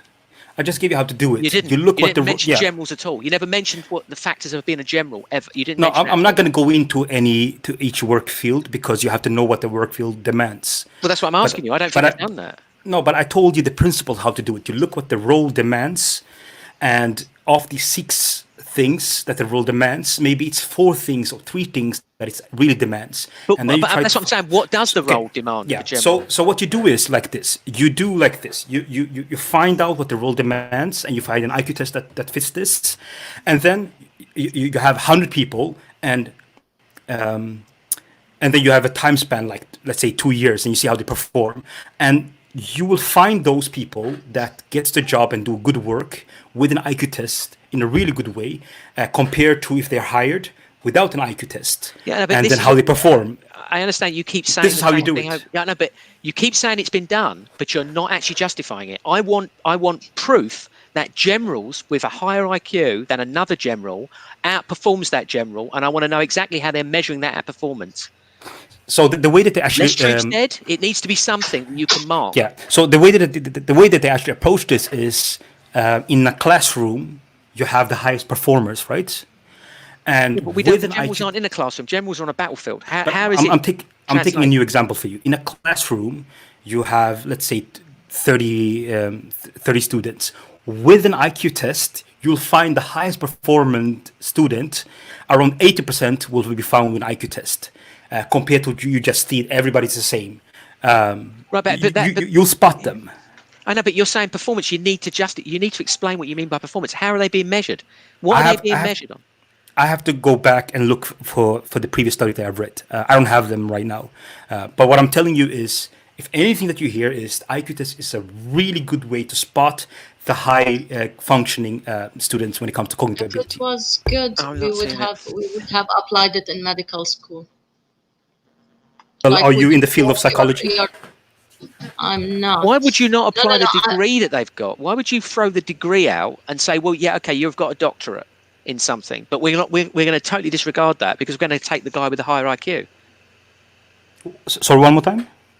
Well, you seem to be saying that IQ was a good marker. Why not the degree that they have? If they've got a degree in veterinary medicine or something, why wouldn't that be the marker for intelligence? Well, that would be someone who will perform good on the IQ test. That's why IQ test is a really good I think we have gone through the same arguments, and I think one strength when you have this kind of discussion is that you're able to represent your opponent's argument well. And yeah, if there's anything you heard me say that an IQ test is a great way to, when you hire someone. Yeah, you kept saying it, but you didn't demonstrate how. You just said it is. You just stated it. You just asserted it. You never said. Well, you I never kinda- presented any evidence to say it is. I kind of posted a couple of links, and I cannot share my Um, screen. What I more would- can I I do would right now? advise you to read Well, like if the- it was surgery, like Athena's subject, say it was surgery, you could say less patients die when the surgeon has a higher IQ. You could show me that evidence. I told you you need to have look what the role demands, and from these 6 factors for general intelligence, you need to spot what this profession is demanding from you, and then you find an IQ test that fits this. Yeah, but I mean, that's not demonstrating it's true. That's just saying we believe that generals need this level of cognition or something, right? it's not about You're truth. not demonstrating that they actually succeed. James, at that it's assessment. it's not about truth. What you need to do is predictor. Yeah, but so- predict what? You're not measuring the thing you're supposed to be testing. Those who perform great on an IQ test, which demand this role, will be much better for this. How do you know field. they're better if you're not testing them? There's a lot of data on this field. Yeah, but give me some then. You're not Well, giving how, me any. how can I give you? How can I give if you? it And I was a cannot share the striker, screen. if it was a striker in football, You're you being could say more emotional, goals James. or You're more cutting me goals. off. You're being emotional. Okay. How You're can I? repeating yourself. If I cannot share my screen, how can I do this? Do you have data that proves that someone in a given profession is better by some marker because of their higher IQ? This is the foundation with this field. Yes, this is the foundation. That's why So they just give me hire one of people those within this markers field. for generals. You mentioned generals. Just multiple go times. look in a book in this field. This is the basics. It's like But you've asking read me. it. You tell me what it is. This is the basics. We have like 100 years of Yeah, if it's research the basics, within just this tell field. me what it You're cutting me is. off. You're being emotional. Let's continue. This is Dude, the basic. You You are ask- just asserting over and over again the same thing. You're not giving me the data. Can I ask you, have you read one book on this field of intelligence and IQ tests? Dude, it doesn't matter. You're telling me, you're making the assertion. You have to say what that data is. Give me one marker for a general that they used to assess that they were correct in their position that IQ creates better generals. Give me a marker. Have you read one book on this field? Just You're not answering the question. So do you mind answering the question? No, I'm not answering the question Okay, because yeah. it's totally So, irrelevant. You're making the there's- assertion, not me. There's a gap of knowledge between us. You don't impart the knowledge. There's a gap of knowledge between us, and Well, then fill it in, Simon. I'll drop Fill it this. in I'll then, drop go this. for it. I'll drop this. Just No, read see, one you- book on this. You've been This cornered, is and you've been cornered and you're running away. You will not Yeah. give us the data. You will not give us one single marker for one single occupation that demonstrates a measurement of IQ being an improver. You've not mentioned one marker. we have 100 years of Give me knowledge one. within this Give field. me This is one one. of the. Just read one book on this You field. can't. You haven't got one. You I literally mean, isn't haven't it? got one right now. You're running away.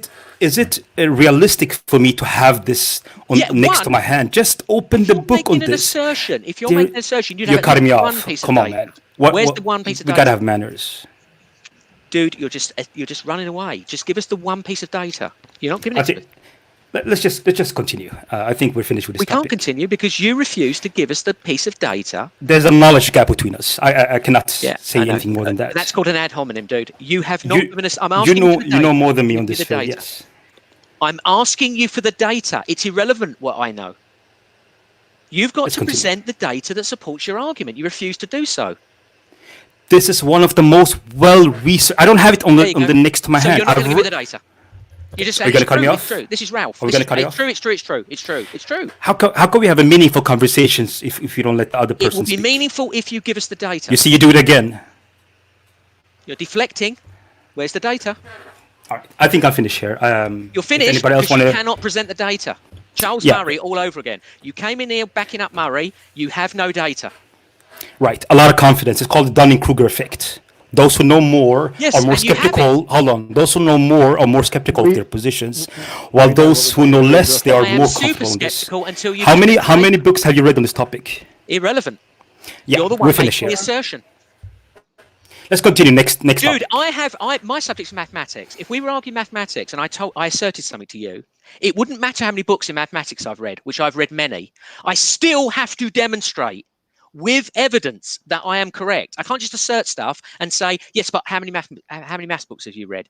You will I've be read within your 17 rights to books. demand I demonstrate the truth of my assertions. That's just simple argument. Shall we move on? You can't, because you will refuse to do it. You've been asked multiple Dunning-Kruger effect. Just Google it. I don't need to. I know what it is.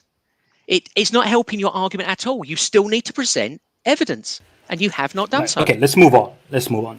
So you're accepting you have not presented evidence.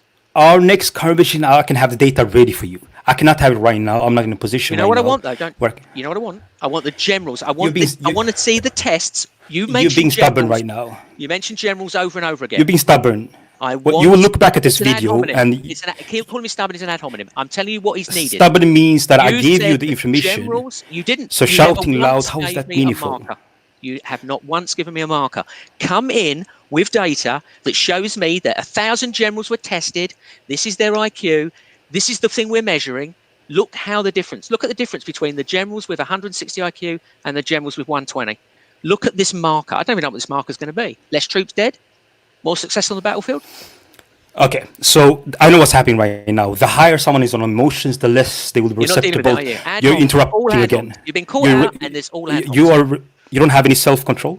The higher you are in emotions, the less receptive you'll be on information. If you studied an academic subject as I have done, James, you would not. You would. will fail you immediately. will would be kicked you out let of me class finish? because when the Will you guy let me asks finish? you or the woman asks you for the Will you evidence, let me finish? you refuse to give it. So James, are we going to do this? You interrupt me, and then when you you give us the speak. evidence, Okay, one, not gonna two, present the evidence, three, right? You 4, have a very 5, particular. 6. You have.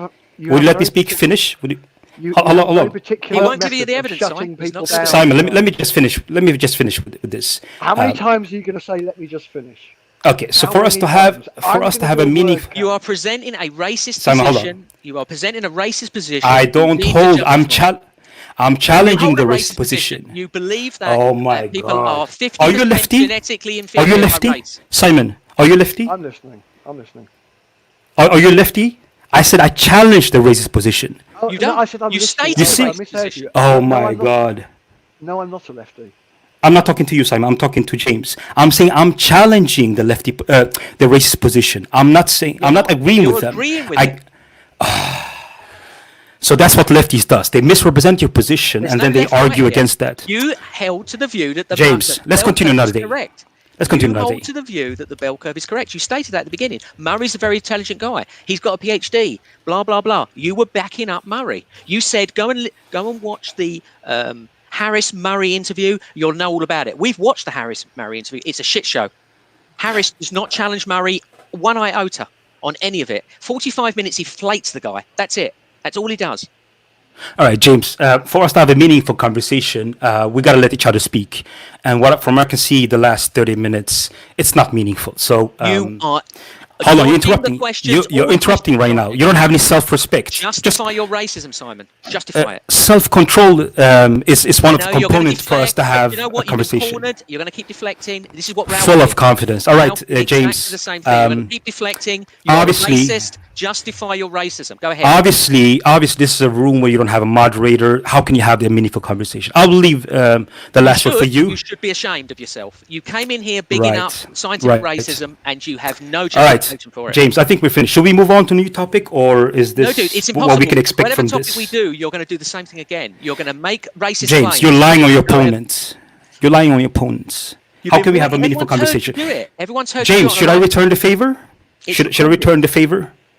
There is no. Should I make up You what have your no position evidence. is? Hold on. Should I make up a position that you don't hold? You hold it. You've already. It's recorded. James, Simon. you're emotional dream right now. It's recorded. I think I will be the person who just end this conversation. We can continue another day if you want. ended Ask it me the for moment you data, ref- the and moment you made an let's take it. Let's assertion. take it from there. Dude, you made an You're not being assertion. rational right now. You I'll leave made it an there. assertion. Another ad hoc. You made an assertion. All you right, can't back it up with you data. guys continue the show. This it's not meaningful for me, at least. Maybe it's meaningful for you. You to should go continue. back to the racist rock, and there you go. He's gone. That was fun. Wasn't it? He won't do it, Simon. He's pretending he's different from Ralph. He's the same. I haven't spoken to Simon privately enough to know him that well, but he has particular techniques for completely dominating a conversation, completely overbearing, repetitively saying, "Can I finish? Can I finish? Can I finish?" and just over talking fucking everybody. I find it very hard to have a meaningful conversation with Simon publicly. I just didn't want to let him slip out of it, Simon. That was all. I didn't want him to slip away from not giving the data. He does this all the time. He needs to present the data. Ralph, we did the same to Ralph. Give me the data. Waffle, waffle, waffle, waffle, waffle. He came in and backed up the bell curve. It's recorded. 100% he backed that up. He said we misunderstood him. He said it makes no claims. It does. So many factors he came out with. Completely wrong. He did actually say that it's been misused by the FMATs. It hasn't been misused, Simon. It supports their belief in racial superiority, and it states that quite clearly. If you say it's 50%, if you say it's 20%, sorry, Athena, what was that? The guy himself is from the Ku Klux, like he's already a racist. It supports his views. It doesn't have to be that those racist people are supporting something outside of their somebody that is objective or anything. Look at his history and what he has done. All of his history was about eugenetics and basically talking about the racial differences, not even in IQ and in everything. Just for the record, Simon, just to be clear here, right? Yeah. Me and Athena are not saying we know that there is not a genetic component. We're saying that they have not proven it. That's all we're saying. It's possible that there is a genetic component, and it will be demonstrated at some point. We're just pointing out that Murray's work has been debunked, fully debunked by scientific, peers. And there's been 20 years to do that as well. Yeah, and he has not. He's not submitted it for peer review, and he won't because it will get ripped to shreds. And the fact that Harris ought to know better, because Harris himself is often challenged. He's called a homophobe, Islamophobe, and so forth, right? He should know better than to present this stuff. He should have challenged Murray and talked about, like, the books that Athena's read these other books. Why hasn't Harris? If I was interviewing Murray, seriously, I would read those other books. So I had good counter arguments. Harris didn't do anything. He just sat there and went, it's beyond doubt, I think was the phrase he used. It's all been proven. It's not. It's far from proven. It's quite disgraceful. A lot of polemicists like Harris and Peterson, they hang around in this kind of crowd, and they're not calling these people out for what they're saying. This is why Ralph can exist in the world, because there's so many people like Peterson and Harris and people like that propagate this crap, and they make out it's science. You see what I'm saying? So I didn't want to. I know he kept going on about left-right because that's what he does. He's going to go down that left-right route because he wants to. And who's read what books? It's irrelevant. He still needs to present evidence. Doesn't matter who's left-right. He was. Are you left? I mean, it's nonsense talk. Yeah, he was calling you lefty before he joined the chat. Retarded lefty logic, actually, was what he said before he came into the chat. Yeah, of course, nonsense. So why is it retarded to ask for evidence? Yeah, it isn't. I know I pushed him because I knew he wasn't going to do it. He wasn't going to present the evidence. And this is the trouble we have with Ralph. We tried to have this out with Ralph multiple times. He kept promising the evidence. He never delivered it because he knows what evidence I need. I mean, I can't talk about it in depth. I've only read chapter 13. But looking to be honest, you've read the best bit probably. Yeah. But what I'm looking at now, chapter 22, when it says it does deliver policy prescriptions. Yeah. They don't actually relate to race. Class. Yeah. What they are saying is that basically lower class people, the gist of it, lower class people are mostly composed, and that's in earlier chapters. So they have already established that the makeup of the lower class people is black because obviously based on his argument, they have lower IQ. Therefore, they make up most of the lower class, and spending any money on educating them or raising them up is basically futile. I mean, I don't hold much faith in fucking IQ tests. I mean, mine come out ridiculously fucking high. So there must be something wrong with them. No, but here's the thing, that everybody makes it seem like, oh, having a higher IQ is something to be so proud of, and something that is, and I know this is just like, okay, this is just like a personal experience and it means nothing. But I have a friend that is, and I talked about it with Rob before when we had that discussion. I had a friend, I still have him, but we're just far away, who is in Prometheus society, and that is the highest IQ society in the world. That I think they have like 100 members, and that's it. Like you have to be one in, I don't know, 20,000 or like one in 30,000 as the answer. Something that is ridiculous, like 1 in a million or something like that. To your IQ should be really, really high. That guy couldn't cope socially. I mean, Yes. socially they cannot cope. Would you want that for your child? I don't want my child to be a genius. I want her to be able to go out, be social, enjoy her life. This is what you want for your children. You don't want them to be geniuses that, oh well, they're gonna do well in their exams or whatever, they're gonna make money, but hey, they're not gonna enjoy their life because they don't know how to interact with other people. Yeah, exactly. The people that get promoted to management positions are often the ones who are socially talented. Not necessarily, fastest reaction, but the ones that can manage and iron out creases in their team and communicate. And do you know what I mean? They're the people that bring people together. Those are the people that get promoted to management. It's not necessarily IQ. It's about social and interacting skills.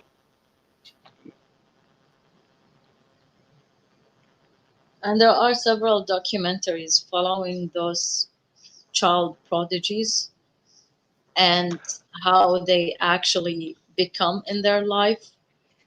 And they do okay. They go into college like at the age of 13 or something, or maybe finish college by the age of 15, something like ridiculous numbers.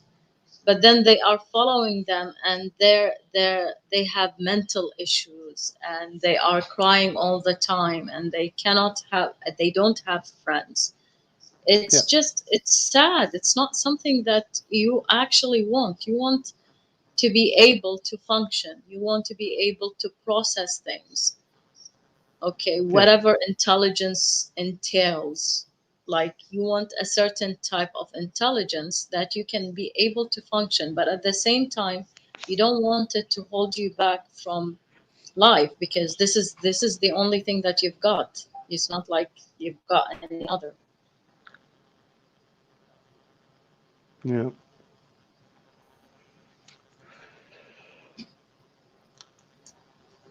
So yeah, that was interesting. I think I killed that. Sorry. I was going to say, I was glad we got a chance to clear that thing up with. I found it interesting, Manny saying about somebody was promoting paedophilia on your server, when actually it was the total opposite. Do you know what I mean? And that person was investigated, found out, and banned from the server. The total opposite happened. And were you watching Free State's comments in the chat? So no. doxing, and it's just like, and I just said, yeah, doxing a paedophile. Are you against that? Well, we didn't dox them. I didn't. No. I didn't publish on the server that they were a paedophile. I didn't do anything. No. We just found out it was true, and we had a staff discussion about it and removed them. I was even nice about it. I wrote to the person and said, look, I'm sorry about this, but we've taken a vote on this, and we think that you know, this is not good for the server, right? And they were very receptive. Wow, that's way more effort than I would have put in. Well done. Yeah, I wrote to them. I actually felt somewhat bad about it. I wrote and said, look, we don't think it's right for you on the server. We've had a unanimous decision. You're going to be removed. And I wished them all the luck, but there's nothing we can do about it. That was the democratic decision to get rid of them. I mean, I don't mind telling you that I voted to remove them myself. Yeah. I didn't. I wasn't holding a counter position at all on that. I think it was right that, you know, the server had to come first, you know. Yeah. But we didn't dox them. We didn't publish any data. We didn't put anything on the server, not to my knowledge, to suggest that they were this thing. I mean, it's public. It's a matter of public record. It was available through various legal sites. Yeah. US legal sites that we were able to get this data. And it literally, I was not joking. It came about because that person was racist. That's how it was discovered. Somebody on the server did an investigation because they were saying a lot of racist stuff. And that's how it came out. Yeah, exact opposite of what we were being accused of. Yeah.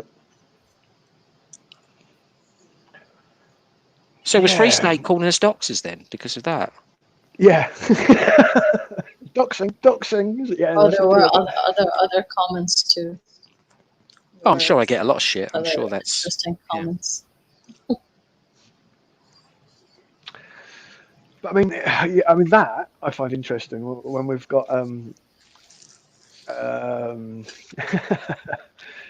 probably shouldn't call him by his name, but that young man from Skywalker server who's gone over to Rev server, who spent like 20 minutes describing the sexual attraction from his little sister's friends, and then going on and on and on and on about it. It's like you said, we're being accused of something by people that willingly say they go to Thailand. They go to Thailand, for example, because they like the young-looking girls, right? Yeah.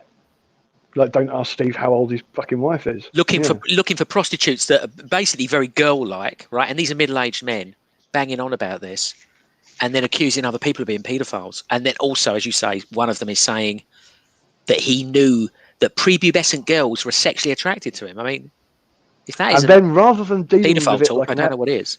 Yeah, and rather than dealing with it like an adult, like saying, okay, that's very sweet, but that's very wrong, and I'm 40 and you're 17 and you blah blah blah, and just dealing with it like a grown up, that person freaked out because he couldn't handle the energy and ran out of the house.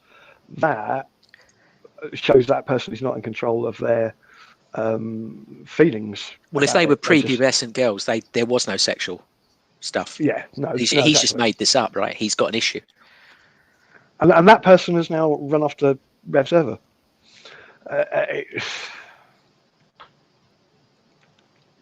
Yeah, I don't understand all this nonsense. I mean, it's partly my fault because I initiated this whole thing about.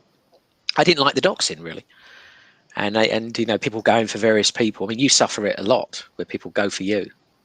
I mean, you can't win. You're on the right, and they don't like you because you're not right enough or something, right? So they've got to go for you. Because you don't want to, kick brown people out of the country they were born in. They don't like you. Were you watching Ricky Millwall's comments also at the start of this? Oh, you love the brown boys, don't you? Your lot. You love the brown boys, and it's like you're literally on a brown person's channel. Jesus Christ. This is Manny's channel. He's brown.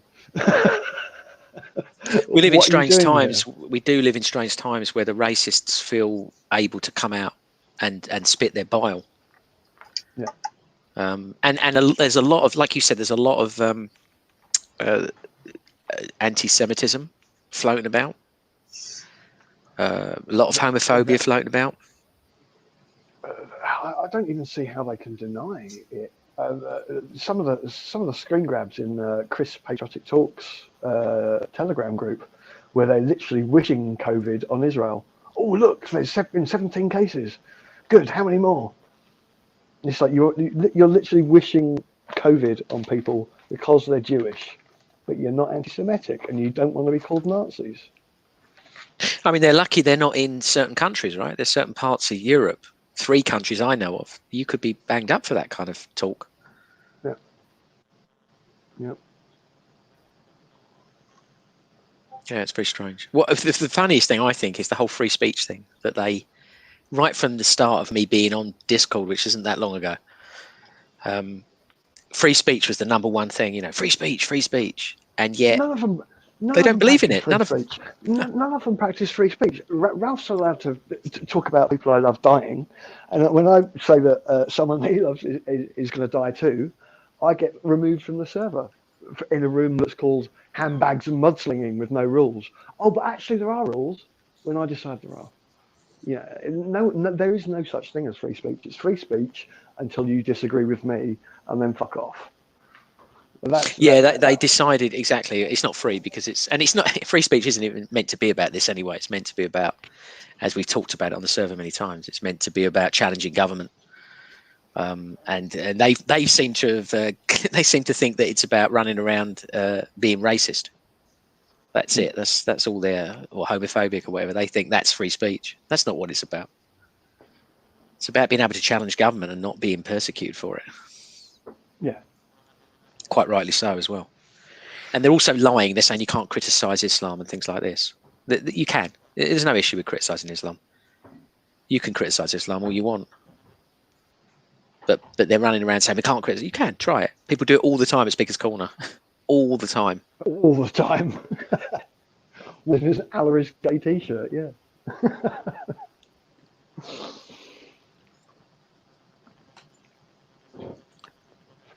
It seems like now we've been allowed to criticise Islam a bit. They want to stretch it further. They're literally obsessed with Jews. That's the common thing at the moment. Yeah, it's always been a thing, isn't it? It goes in waves. The Jew hatred, the anti-Semitism in history. It goes right back to sort of the Crusades, and there was anti-Jewish sentiment in Europe. Yeah, they've always been. They're always there. They're always a target for some group or other. Yeah, I mean, you were entirely right. I know you took loads of shit about making people make a choice. You were entirely right in making people take a choice between Skywalker and your server, because the people on that server were engaging in total fucking anti-Semitism, total fucking racism, and there's no doubt about it. A lot of it is recorded. A lot of it is sitting in a folder on my fucking desktop, submitted to me by a whole bunch of people. Mm. So there is no doubt that you were right in that, and because there's loads of people bitching about you being a dictator and you making people make a choice, but I fully support what you did there. Well, I think ultimately the reason I did it really is because it would force their hand, and they did. They exposed themselves even more. Some of the shenanigans they came out. You were accused of things. I mean, Athena's on here now. She was accused of stuff. Many of us were accused of heinous crimes, basically. All 3 of us have been accused of being paedophiles. Yeah. By someone that lives in Thailand with a fucking whatever. But yeah, I mean, it ultimately imploded. I mean, their server got, they deleted it themselves, didn't they? They removed their own server. They turned on their own in the end. I didn't, it wasn't a particularly nice move, but I think it was effective at exposing them. And why did he delete your server? Because somebody mentioned his name, I think. Yeah, he went for some other people basically, and he accused them of some sort of paedophile apology or whatever, his own people, which it was going to happen, and they're drunk and they're saying silly stuff all the time. So ultimately, it led to a full exposure of their lies. But I'm a bit shocked at the Rev server. Really, that's a bit weird. Yeah, I am. All a bit silly, really, because they were sort of mocking us for taking action, and then they've gone down the route, and it's even sillier than, they were sort of, telling me that we weren't doxed or I wasn't doxed, but their definition is now even worse. Yeah, it's a tit for tat situation, isn't it? It's Simon posts a picture of Plan on Twitter that's then posted on a private Discord server, and then that's then defined as doxing, because Plan, as much as I like him, has still got a stick up his ass about being called a chav and calling that racist, which it's not. So it's like, I've been doxed on James's server because someone's put a photograph of me on it. And it's like, well, again, the photograph is in the public domain. No one's posted your address, a name to go with it, a real name. Yeah, there was no Most people don't malicious have the balls. intent. That was the thing. There's no malicious intent. Nobody's trying to claim that, you know, I mean, he was, you know, he's liked on the server, right? People chat to him. No one was trying to do him harm, I mean, apart from mock him. But I get loads of people take my image all the time off the speaker's corner vids and shove them in the chat channel. Yeah, you've always got Hitachi's or whatever. I'm getting all sorts of stick and penises in my, you know, drawings of penises in my mouth or something, and they stick the. They're my moderators doing that as well. Yeah. Give me These grief. people need to get a sense of humour. The free speechers need to get a sense of humour. Yeah. I don't know. They argued against the doxing. They said that, you know, propagating someone's image and claiming they're a paedophile was not doxing, right? And identifying them and saying, I'm going to push it all around the world and identify you by name so people can find out who you are and labelling you a paedophile, right? And They actually said that's not doxing, but it turns out putting a picture of someone in a silly helmet is doxing. Well, they were saying they're going to actively edit it to make you look like a paedophile. Yeah. That's not even. I mean, that's. I don't know. It's like bloody terrorism, isn't it? I mean, they're trying to get you killed, aren't they? Basically. Yeah, with intent. I don't really know what the proper legal definition would be, but you know, that's framing someone. Yeah, it's crazy. In the full knowledge that it's not true. Yeah, no, it's silly. It's just over losing an argument, right? That's all it was. Lose an argument, and then it's a bit too quick, isn't it? Reaching for you're losing the argument, therefore that person's a paedophile. That seems a bit of a leap. Quantum. Yeah, exactly. So it doesn't sound like there's any chance of you patching up things with the other server. I don't really want to, I have to say. After seeing, if Simon wants to ban me from his server, that's one thing, but I couldn't help but notice through someone being very helpful that he took a photograph of himself banning me from the server. And I just kind of thought, fuck you, Rev. Do you know what I mean? Why did you need to do that? You can ban me. You can talk to me. We're friends on Facebook for now. But the fact that he took a little photograph of it and posted on his swing the ban hammer on there, I hate it here. Fuck you. And never trust anyone that calls themselves Reverend, I don't think. It's. I mean, you know, he has a different take on what happened, right, between you and Ralph. But what Ralph said is disgusting. I don't give a fuck what his take on it. I know what was said, and I know what tone of voice it was said in. Do you know what I mean? So he can have what take he wants on it, and I'll just have the truth. But calling someone who's, you know, in a terrible state and like laughing, making jokes about their medical condition, you know, accusing them of having AIDS when, you know, they know he doesn't. Yeah. That's really disgusting, and yeah, I don't understand why they don't act on that. Why is that allowed? Yeah, exactly. He's removed me from the server, but hasn't removed Ralpesh because he wants the drama. He's upset that he's not included in the state of hate. What's the state of hate? What's that? It's the Hope Not Hate yearly report. Oh. What's his face? Knowles. Yeah, I've forgotten his name now. Is it Chris Knowles? You know all this stuff, don't you? I know nothing about these things.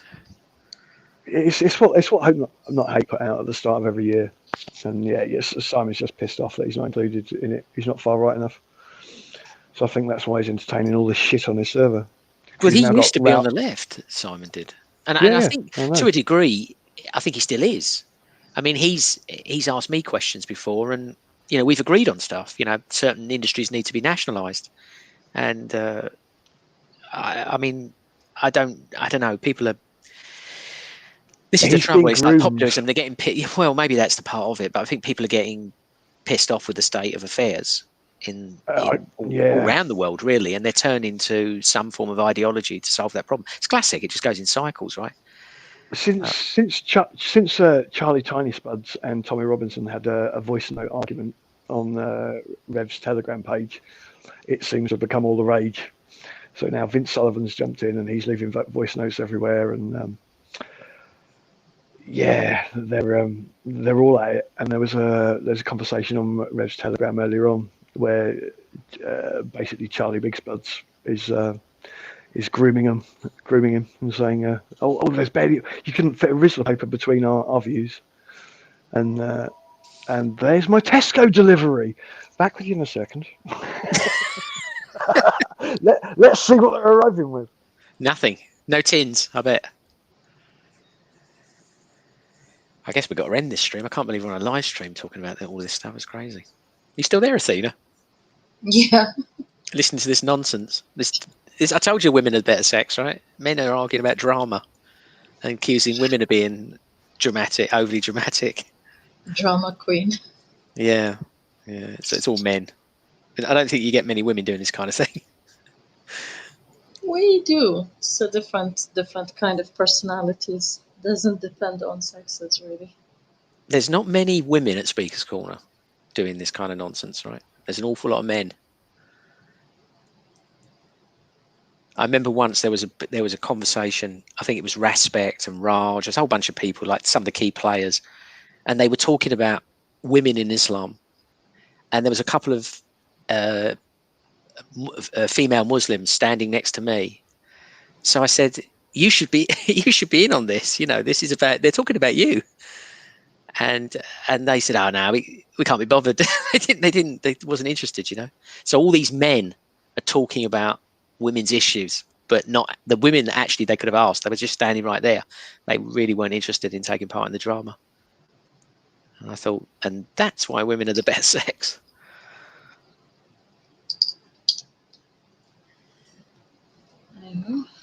I guess I'm gonna leave. Said my piece for the time Yeah, being. thank you for coming on, and I'm sorry I got a bit angry with Takia there, but No, it's okay. It's understandable. I wanted him to also demonstrate, like from the beginning. He just posted a video of him arguing against Ralph or something. Apparently, I still did not click on it. Or he definitely went against Ralph, but he still holds to the view. He was quite clear when he came on here that the bell curve is correct. It's been misrepresented. Yeah, he's got a PhD. Yeah, he's a argument from authority. Argument for authority, exactly. Although he's a scientist, although he isn't, not in the sense that we would call him a scientist. And it's all factual. The only difference is, as far as I could tell, he's 50% racist. Basically, that was it. You know, if you're talking about superiority, it doesn't matter what percentage it is. You're still arguing a racist position unless you can demonstrate it's factually true. And he didn't seem to want to accept that fact. He seems to think he's arguing against racism. But where did he get that 50% from? Like, I'm not entirely certain, because I thought, I'm sure I read somewhere it's 40% to 70%, was it? That they believe it was genetic? The argument of Murray is 70%. It's 60 something to 70%. I can't right, okay. the figures right. But I remember that it's between 60 and 70%. Right, okay. Because I must have read somewhere else. Whenever he said, but 50% means like 50-50. Like, okay, yeah, so 50 environment, 50 genetic. So no effect, basically. Like, you got, I don't know what his argument is. Like, he was trying to defend Murray, but he didn't seem to know a lot about Murray's argument. Murray is not arguing that it's a 50-50. He's arguing that, yeah, it's the superiority is genetics, although I'm not going to tell you which chromosome or which gene is responsible for this. Keeps on going between heritability, which is different from inheritance. And yeah, he basically, this is Murray's argument. Like, it didn't seem like he even can tell what's the difference between the two. I mean, he himself, if anybody wants to, if anybody's listening, I'm sure they're not, it's boring by now, but if you read that chapter 13, Murray's quite clear in pointing out all the holes and all the reasons why he can't do what he's doing, and then proceeds to do it anyway. It's very odd.